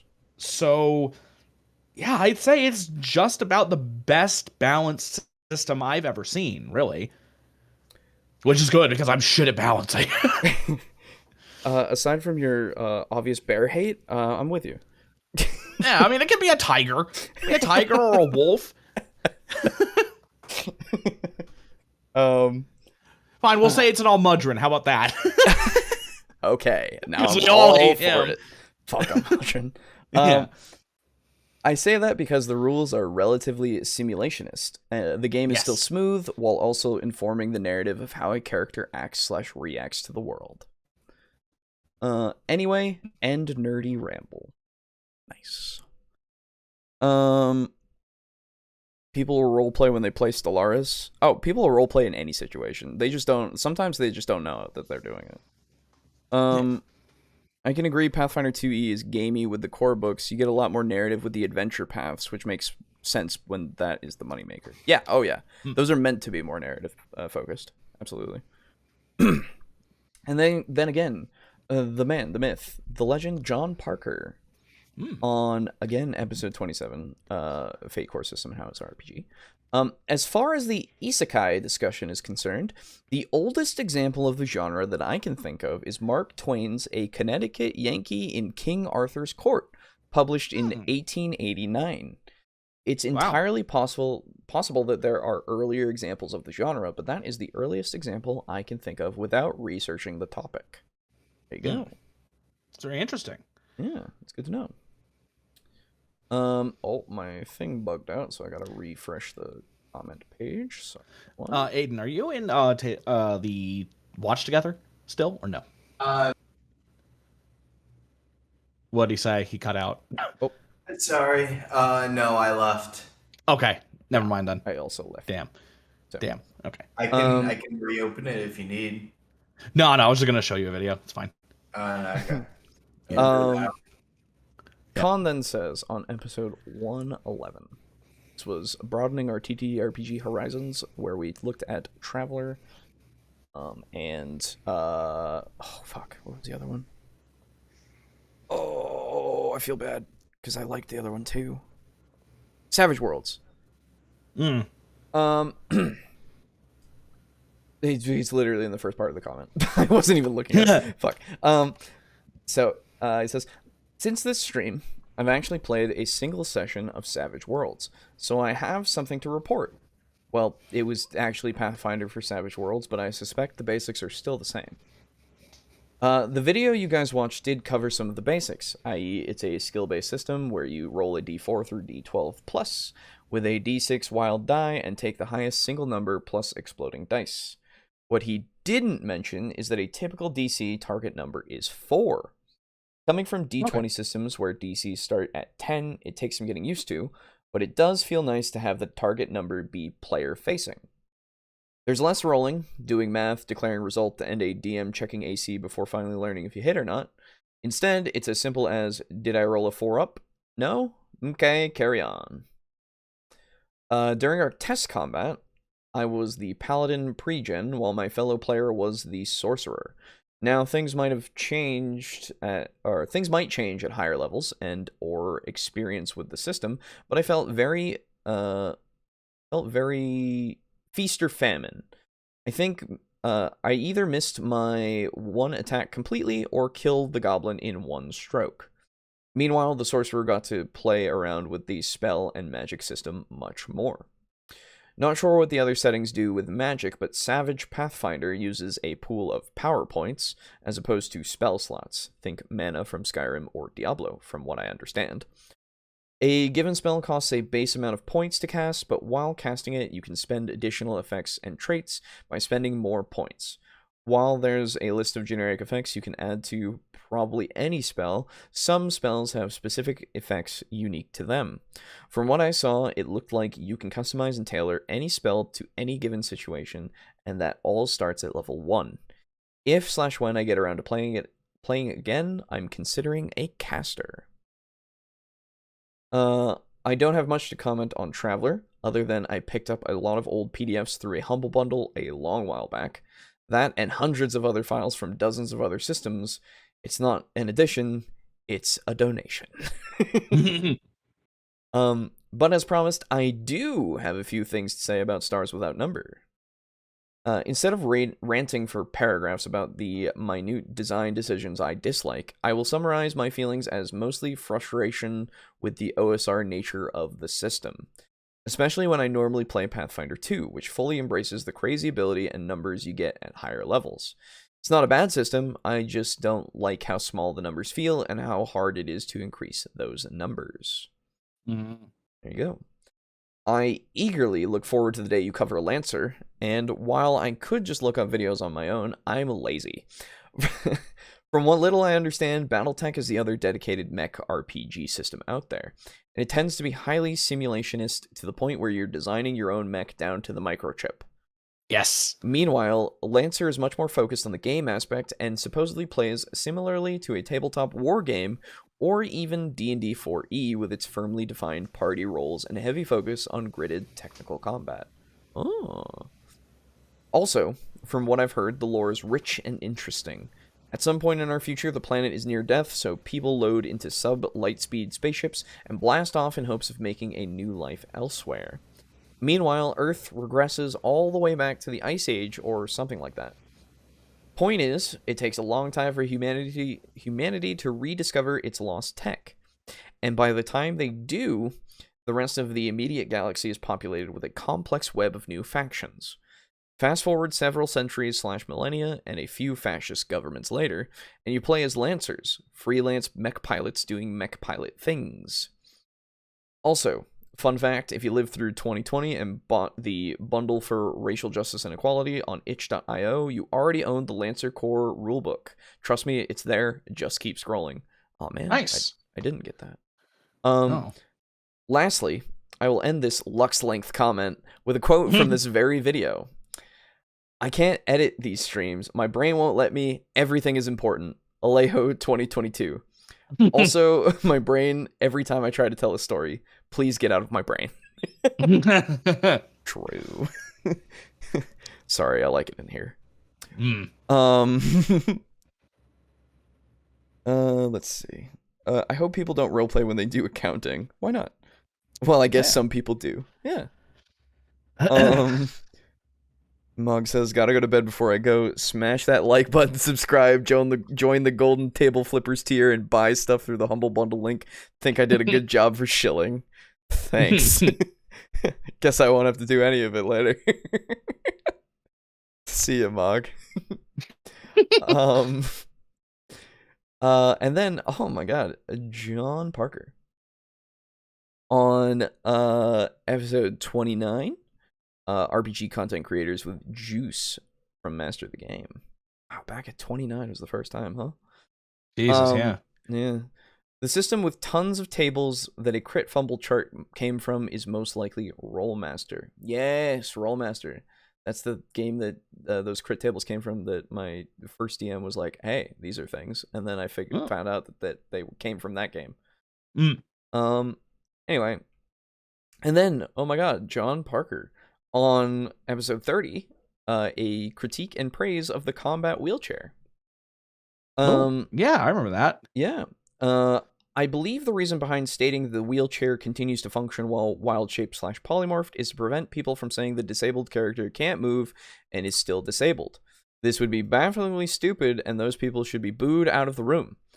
However, this good-intentioned reminder against the malicious moron creates a whole slew of problems for the actual Autists that want to use the homebrew as written.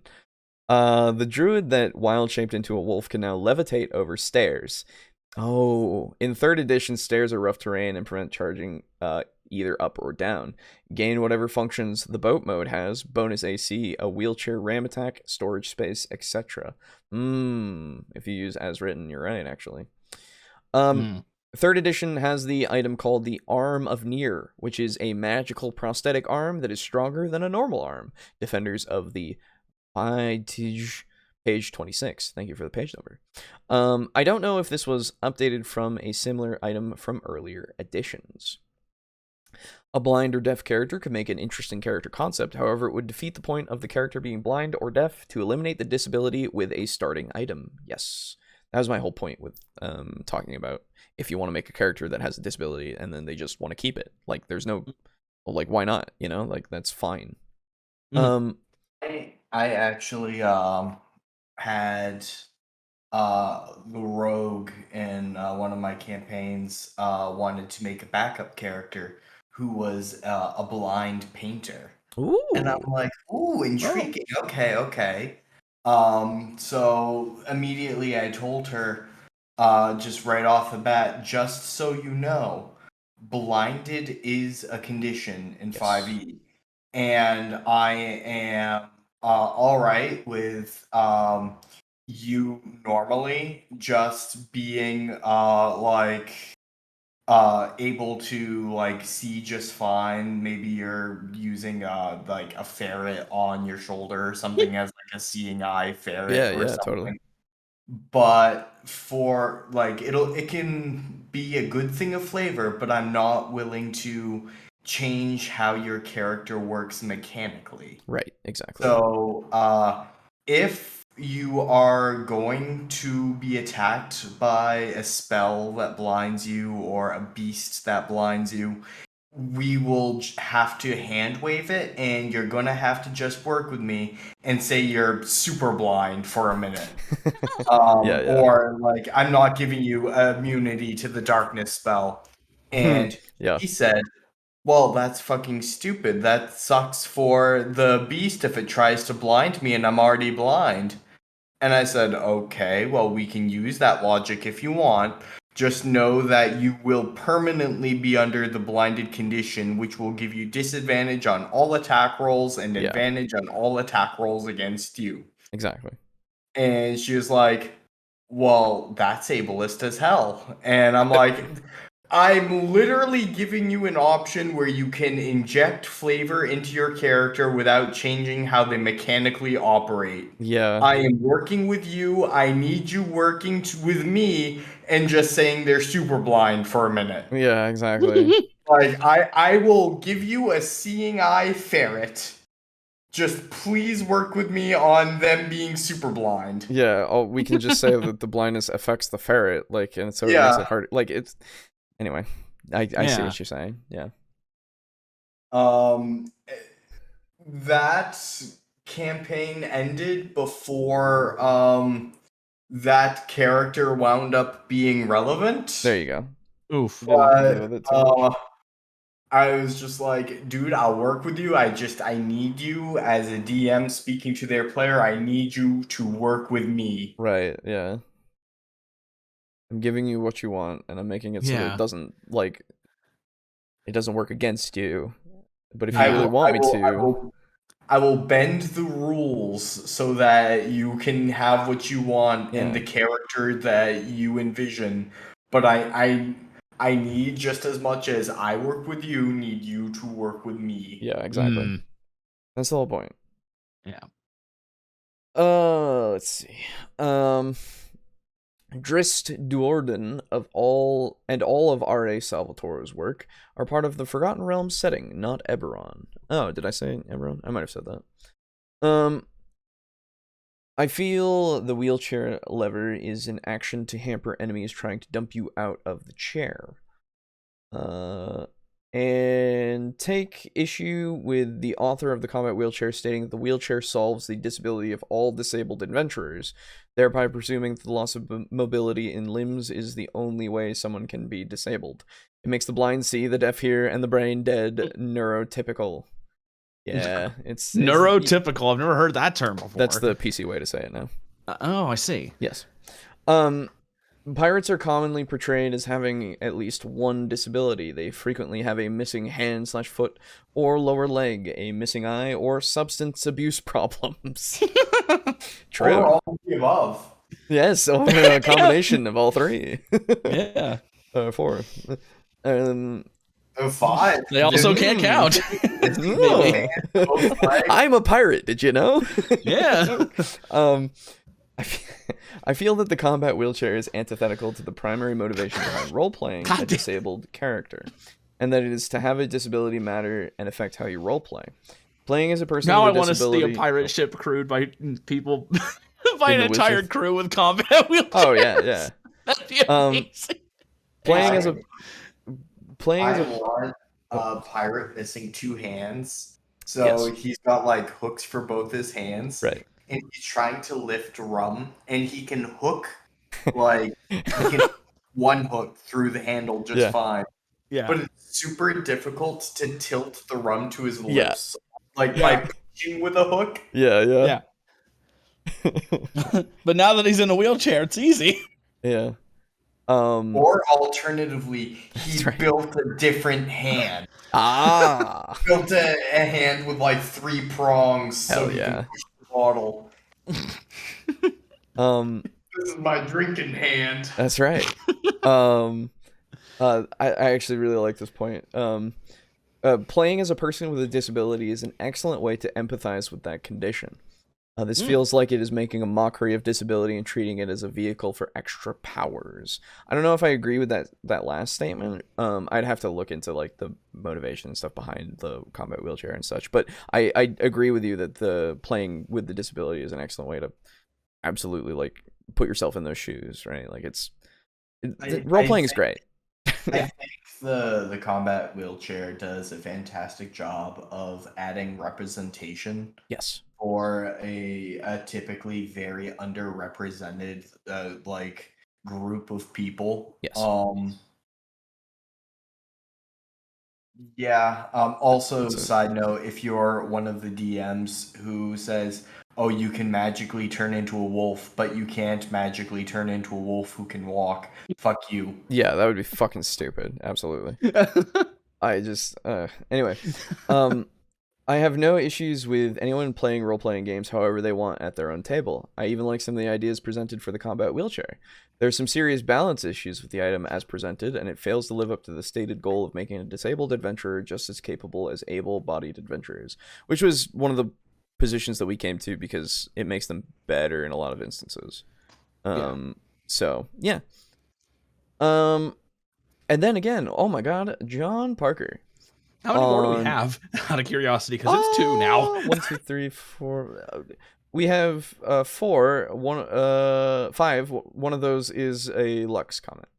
Okay. So we'll be here until 2:30. Okay. At the latest, maybe we'll see. So John Parker says, on 29 with Juice again. I really enjoyed Juice and look forward to more guest appearances on the show during my journey through the years. Cool. I'm hoping to get Juice back on at some point soon. I keep wanting to get him on, but I also keep being busy and dead. So, you know. Not literally dead, because that's Aiden's thing, but you know. Yeah. Should have encroaching upon my brand. I'm sorry. And then, oh my god, John Parker. On episode 32, Metagaming, Defining the Line. I liked that title when I made that. TLDR, I assume that is. Metagaming is a situation and table dependent, or is situation and table dependent as to whether it is acceptable or not. Also, no sponsor shout out for Shade Legends of Rado, for shame. Oh, we were still doing that back then, huh? Metagaming with what creatures are capable of is, in my experience, the most common and as such can be subverted by a clever DM. For example, players and possibly the characters may know that a red dragon is vulnerable to cold. That dragon could use magic to disguise itself as a white dragon and use magic to alter its breath attack into cold damage. When the party inevitably prepares for the hunt with all fire and little or no cold, they will be in for a huge surprise when it's revealed what the dragon actually is. Lore Master is both a 3.0 and 3.5 prestige class, and bards have bardic knowledge that lets them learn information. This is true. And then, what do you know? It's John Parker. On episode 33, homebrew fixes for death and injury plus a Wendigo. The primary discussion of this episode has to do with increasing character risk in combat. 5th edition D&D has a very low risk of death due to its death save mechanic and massive healing through short and long rests. The videos propose solutions to the problem of low risk by increasing the likelihood of death or permanent injury through house rules. Other ways to increase risk and tension in combat would be to add or utilize more effects that aren't just HP damage.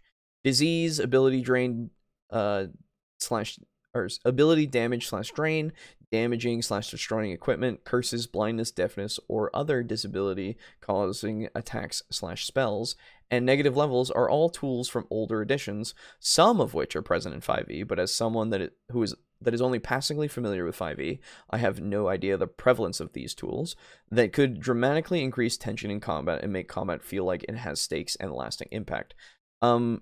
Specifically, I know shadows have ability damage still. I don't know of very many others that have that. They don't talk about destroying equipment anymore at all. Disease is something that is left on the wayside because paladins can become immune to it and then just cure other people of it with a lay on hands like pump. Curses are very rarely used outside of combat, which are like a Hexblade's curse and such. But they're not really curses, right? Unless you put a cursed magic item or something, which I would actually love to do at some point, because that would be just fun.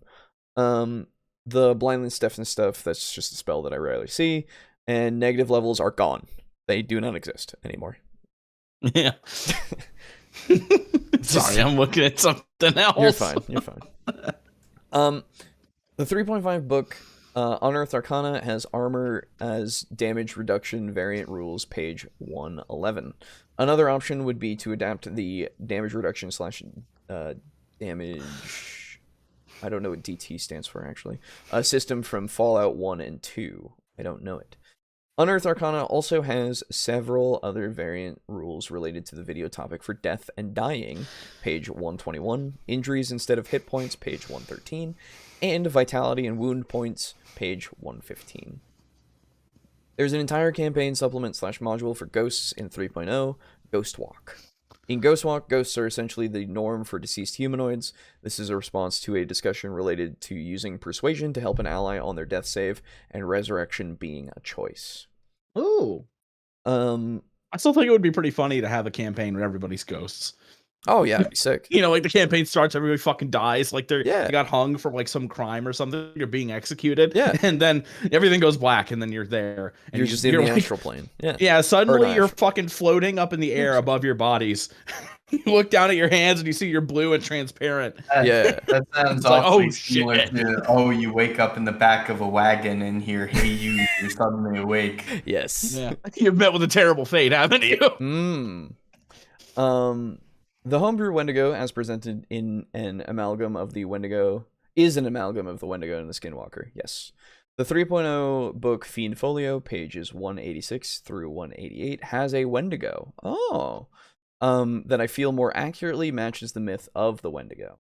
It uses the 3rd edition design technology of templates, which allows for customizing of creatures and the portrayal of the transformation into a monster, as in the myth of the Wendigo.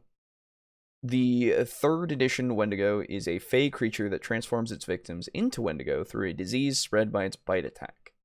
The Wendigo also has the ability to slowly drive a victim it stalks insane by using its maddening whispers, reducing their wisdom score over time, before spreading its disease to its chosen target. They're immune to cold and vulnerable to fire, and regenerate from all damage except fire damage. They are able to use the Windwalk spell, Player's Handbook, page 302, at will, which allows them to become incorporeal and with a fly speed of 600 feet per round, 60 miles per hour. Yeah. Wendigos. Cool. Jesus. Thank you for that. Should also have tree stride. Mm. Be a Slenderman. Yeah. And then Unit Rico on episode 114. Mimicry. Oh, yeah. Oh no, I'd forgotten about the Monster Hunter board game, and am now tempted to get the full package again for the minis alone. By the way, if either of you don't know, look at that fucking board game and the minis. They look so good. Monster Hunter, as in like The Monster Hunter that we play. board game, like specifically. It's Monster Hunter World, I think it's based off. The only issue with that is I'd have to play it sitting in a chair or standing on the ground, and I don't like that. Oh, I'm just talking about the minis. Just look at it. Oh, yeah. Holy shit. They look so good. Damn. Yeah. So Giratotus, Puke, Baroth, Diablos, Teostra, Anger's in Nergigante. there. Yeah, Anjanath, Yeah. Rathalos, Safi Jiva. Yo, Diablos looks sick. Yeah, dude. Yeah, dude, that looks fucking fantastic. They're all I like great. how they've also got Palicos. Yeah. No Meowsky or Chef, though, so 0 out of 10. Right, that's true. They've also got fucking, what's his name? Great Jagras. Nice. Oh, cool. Yeah, I'm impressed by the detail on Great Jagras. Yeah, it looks great. Gigante. Yeah, there's Nerg in there. At this point, Yeah. At this point, I'm just happy they don't have a Gore Magala. If they ever announce that, I'm buying it 100%. Oh god, you like Gore. Oh. we don't like Gore. Or at least me and Brogan are known at once. God, Toby. I don't know. Oh yeah, Toby. Yeah, he looks good. Toby Kirechi. Yeah, Toby Kirechi. Tobes. That's right. Also, seriously, what the hell is Garabay's thinking of making the biggest deal out of everything related to GMing? Like, I get it. Maps are cool, and I'm definitely proud of the one I made for my Fallout campaign, even if it took ages. Turns out starting with a height map isn't the end of it if you set your game in the Netherlands and have to manually sync most of the land. But is it necessary? Of course not. We're already imagining so many different things when playing TTRPGs. May as well have a map be a part of that. And is Librarian... Oh, sorry, I didn't realize that. Oh, I'm almost done. And is Librarian really that much of a discipline in TTRPGs to begin with? My man, we're just lining our books up nicely in that IKEA Kallax unit. It's really not that deep. Okay, that's what I actually have. There you go. Fuck I was you. wondering if you were going to say something about it because you got a bunch of IKEA shit. Yeah, no, like literally as soon as I like heard Kallax, like my brain like pinged. Okay. And I'm looking at the books that I have lined up in order by game. Yeah. And fuck you. It's not that deep, dude. I got called the fuck out, Jesus. Lex says, my thoughts have wandered into the realm of wanting to come up with a half Warforged race to represent a character who has replaced a large portion of their body with magical prosthetics. Before we get into the new comment, I wanted to answer something about the last comment. Oh yeah. Sorry, go on. That's why Garibay always Makes everything so grandiose. Make it grandiose, so egotistical, one might call it. Mm-hmm. And the answer is sort of saddeningly, I think, realistic, and it's sort of kind of a branch of the sunk cost fallacy. Yes. When someone has devoted their entire life toward perfecting a craft, they want to feel important because they feel that the importance of their craft justifies the time spent. Yes. Regardless of whether it actually does in reality or not. The person will try to justify it to themselves, and more so over will crave validation from other people. Mm-hmm. Which I think is highly reflective of his videos, and that's why he goes near transhumanist all the time. Yes. Is because if he has devoted his entire life to something, he wants to feel justified for having done so. Mm-hmm. I would agree. Lux also said, then again, what I'm describing here is basically Vader. There might be another way to go about that in a fantasy context. Yes, probably.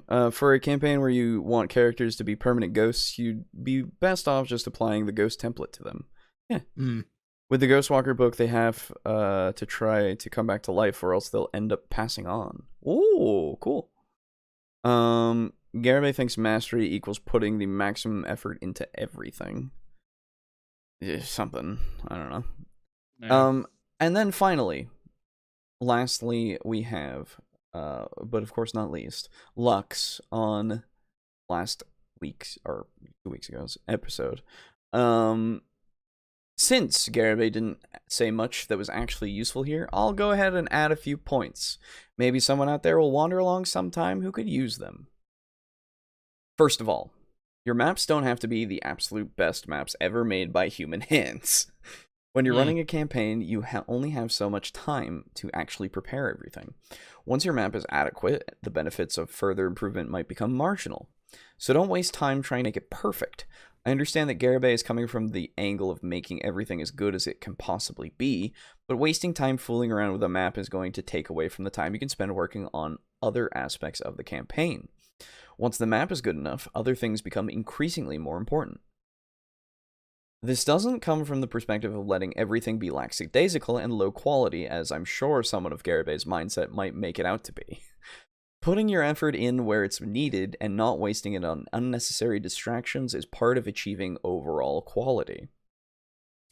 As far as the physical appearance of the map goes, as long as your players can understand it and it isn't hideous, you've satisfied the goal that you should have.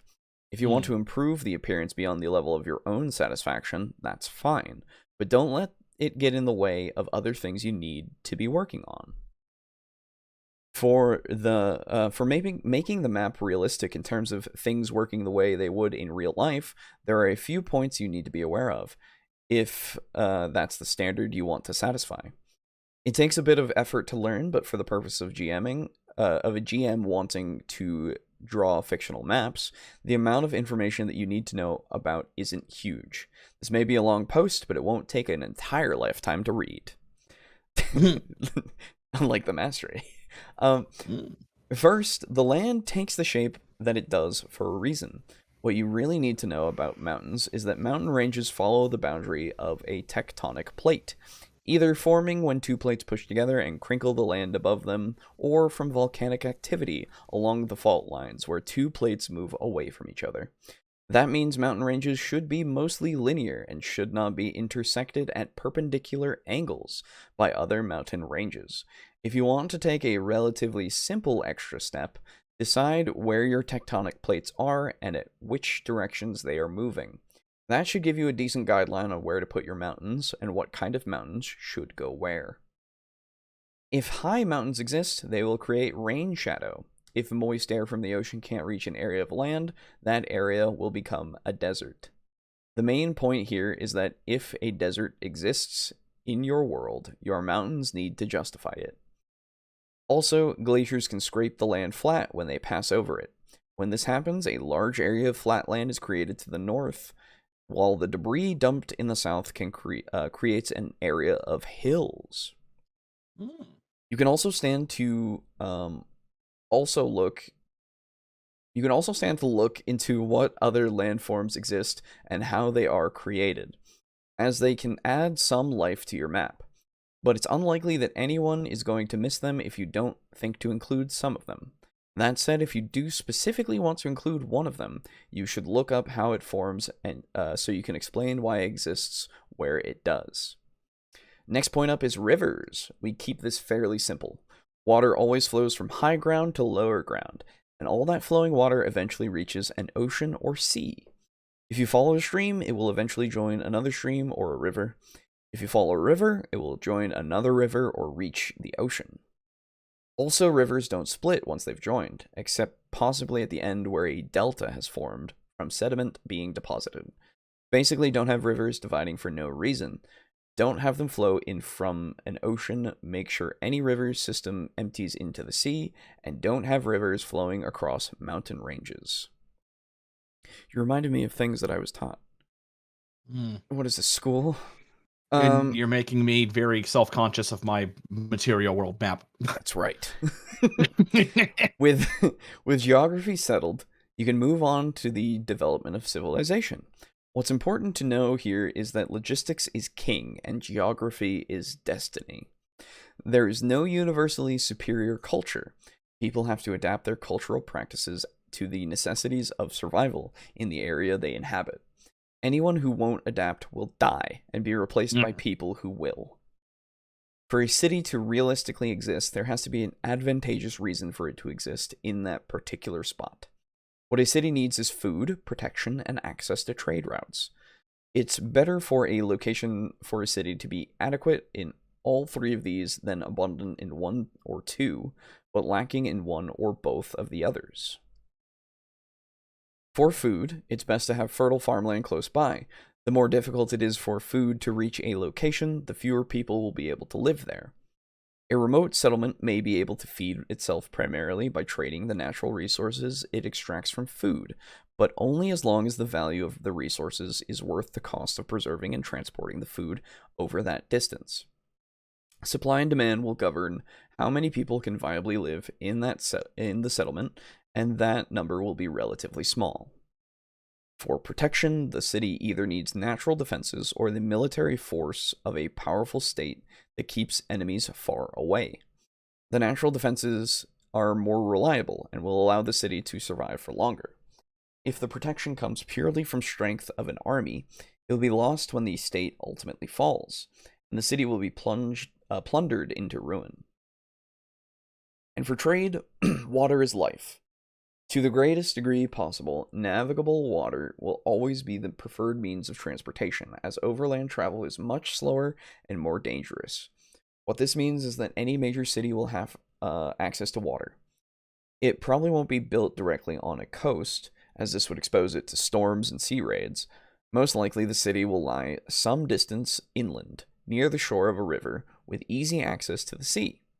There may be a smaller port town at the mouth of the river where goods are moved from larger seagoing vessels into smaller riverboats, but this usually won't be the primary settlement. There can be exceptions to this if an area near a seacoast is in a truly prime location, but it's difficult to overcome the advantages of building the city further inland. Holy fuck, there's so much. Oh, I'm almost done. Okay. There's like 4 more paragraphs. Here we go. Okay. My throat hurts. I haven't had a drink in forever. Keep in mind, also, that a city needs to consider not only external trade by sea, but also internal access to inland resources. As far as the trade network is concerned, the optimal location is wherever the most resources can reach the city with the least difficulty. There has to be a compromise made to satisfy the needs of food and protection, but the city will want to be as close to the prime location for trade as possible.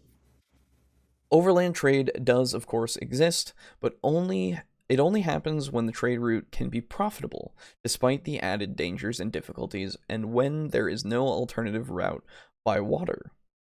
There is a version of this concept called a portage, which is an overland route that connects 2 water routes. Whatever, brain. A portage would generally develop when 2 bodies of water that come physically close to each other at some point, but don't actually directly connect. If a state controlling that area is advanced and wealthy enough, it may build a canal there. The overall point I'm coming to here is that civilizations develop according to their trade routes. If you just randomly drop cities on the map without considering this, the results won't be realistic. That said, you don't have to work out your world's trade routes in detail. You just need to place your cities in the locations that look like they would make sense, and understand what a city being established in a particular spot implies about that location. That's all I'll say here. Just understand these principles, and you should be pretty well set for drawing a decently believable map for an RPG campaign. If you want to include something specific beyond what was discussed here, just do enough research to understand the basics of how it should work. You have access to Google. It won't take that much time. I am actually very grateful for that comment and Yes. can point out a few errors in my own maps. Thank you for this. Thank you, Lex. I am very bad at geography in general. Me too. So the fact that I have this resource now is very appreciated. Okay. Well, that was comments. Yeah. And hey, it's 2:30. Hey, I was right. Well done. Very cool. So yeah, that'll do it for us for tonight. Let me just thank our lovely patrons. That of course, you can go and join if you would like, and are financially able to, and it is not an obligation. Over at patreon.com/tabletalkdnd. The link is in the description. Thank you to Draco Kraken at tier 4. Yeah, I saw that. Mog0 at tier 4. Thank you. Rick, aka Unirico, at tier 4. Thank you. Slazer at tier 4. Thank you. Steely at tier 4. Thank you as well. I'm sorry I can't do bigger shouts for you guys. My throat is actually dying. Drake Cross at tier 3. Thank you. I'll do it for you. Stanley! There you go. Okay. I was going to do it for more of them, but yeah. Chris. No, Steely gets special treatment tonight. Okay. Also okay. because I was not listening while you were doing all of those, and Steely was the most recent name. I understand. Chris at tier 2. It lodged in my short-term memory. Right. Thank you, Chris. Frozen Spaghetti at tier 2. Thank you as well. Thank you, Frozen Spaghetti. And Kill Chrono, of course. Thank you. Kill Chrono. Hell yeah. And then, last but not least, for the shoutouts, the Evil Lord of Space, Lux. Thank you. Lux. Ever the teacher. Right. Very true. And of Very course, appreciated. thank you to our one in the tier 1 for that $1 as well. All right. Who's the one in tier 1? Well, they don't get shoutouts because they're in tier 1. That's how it works, man. I want to give them special treatment tonight. Let them know what they're missing out on. All right. Okay. Well, if they're missing out on it, then you can't do it. That's right. No. They Is how would I put this? Okay, say half of their name. Positive reinforcement by giving someone something that they normally wouldn't get and going, Right. this is what you're missing out on, Right, of is course. far more I understand. helpful than negative reinforcement. I honestly think Ben has given us enough already. Oh. Thank you, Ben. Anyway. Other than that, if you want to support us, of course, you can go over onto TeePublic, buy our logo on a shirt or whatever else that is available through them. Quality stuff. I actually have some TeePublic shirts, and I do want to get one of these on a shirt when I can. At the moment, I'm thinking about rent. And then, last but not least, we have our partnership with Humble Bundle. You can go and use the link in our description and support us and Tabletop Alliance. A link to their site is in the description as well if you want to learn about them. Charity that uses tabletop means to promote community and good things. Charities. Yep.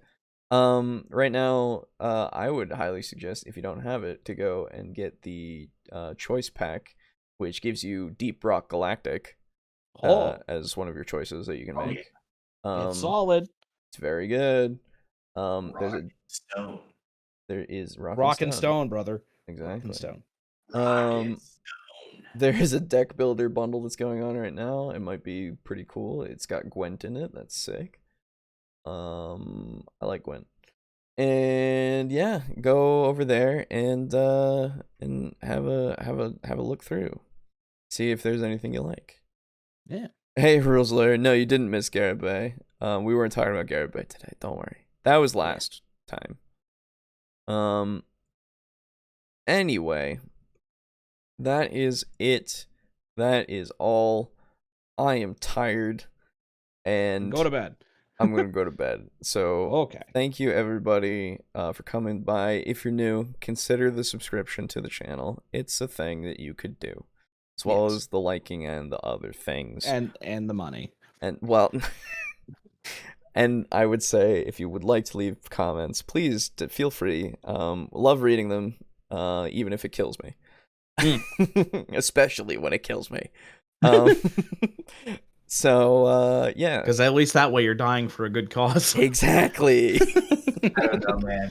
Having died, I gotta say 0 out of 10. Do not recommend. Yeah, but you did it a different way. Yeah. I'm doing it through my he died in a throat car first. accident. Yeah, I'm doing it from my throat, and then I'm gonna get the rest of me. I died and saw what the podcast became and clawed my way back. It's like, oh, hell no. Fair. Although I Fair. see you posting cringe. I see it. I see you posting cringe in our own About anime again. I've got to be the second host. Anyway, thank you again, everybody, and we'll see you next week. Yeah. Goodbye. Bye. Only I can talk about anime on this podcast. That's right. Bullshit. I'm watching more anime than you are right now, which is basically none. But actually, no, I did see a little bit of the new Overlord season. I have which is good. Overlord season 4, which I've not seen in like 2 weeks. Hey!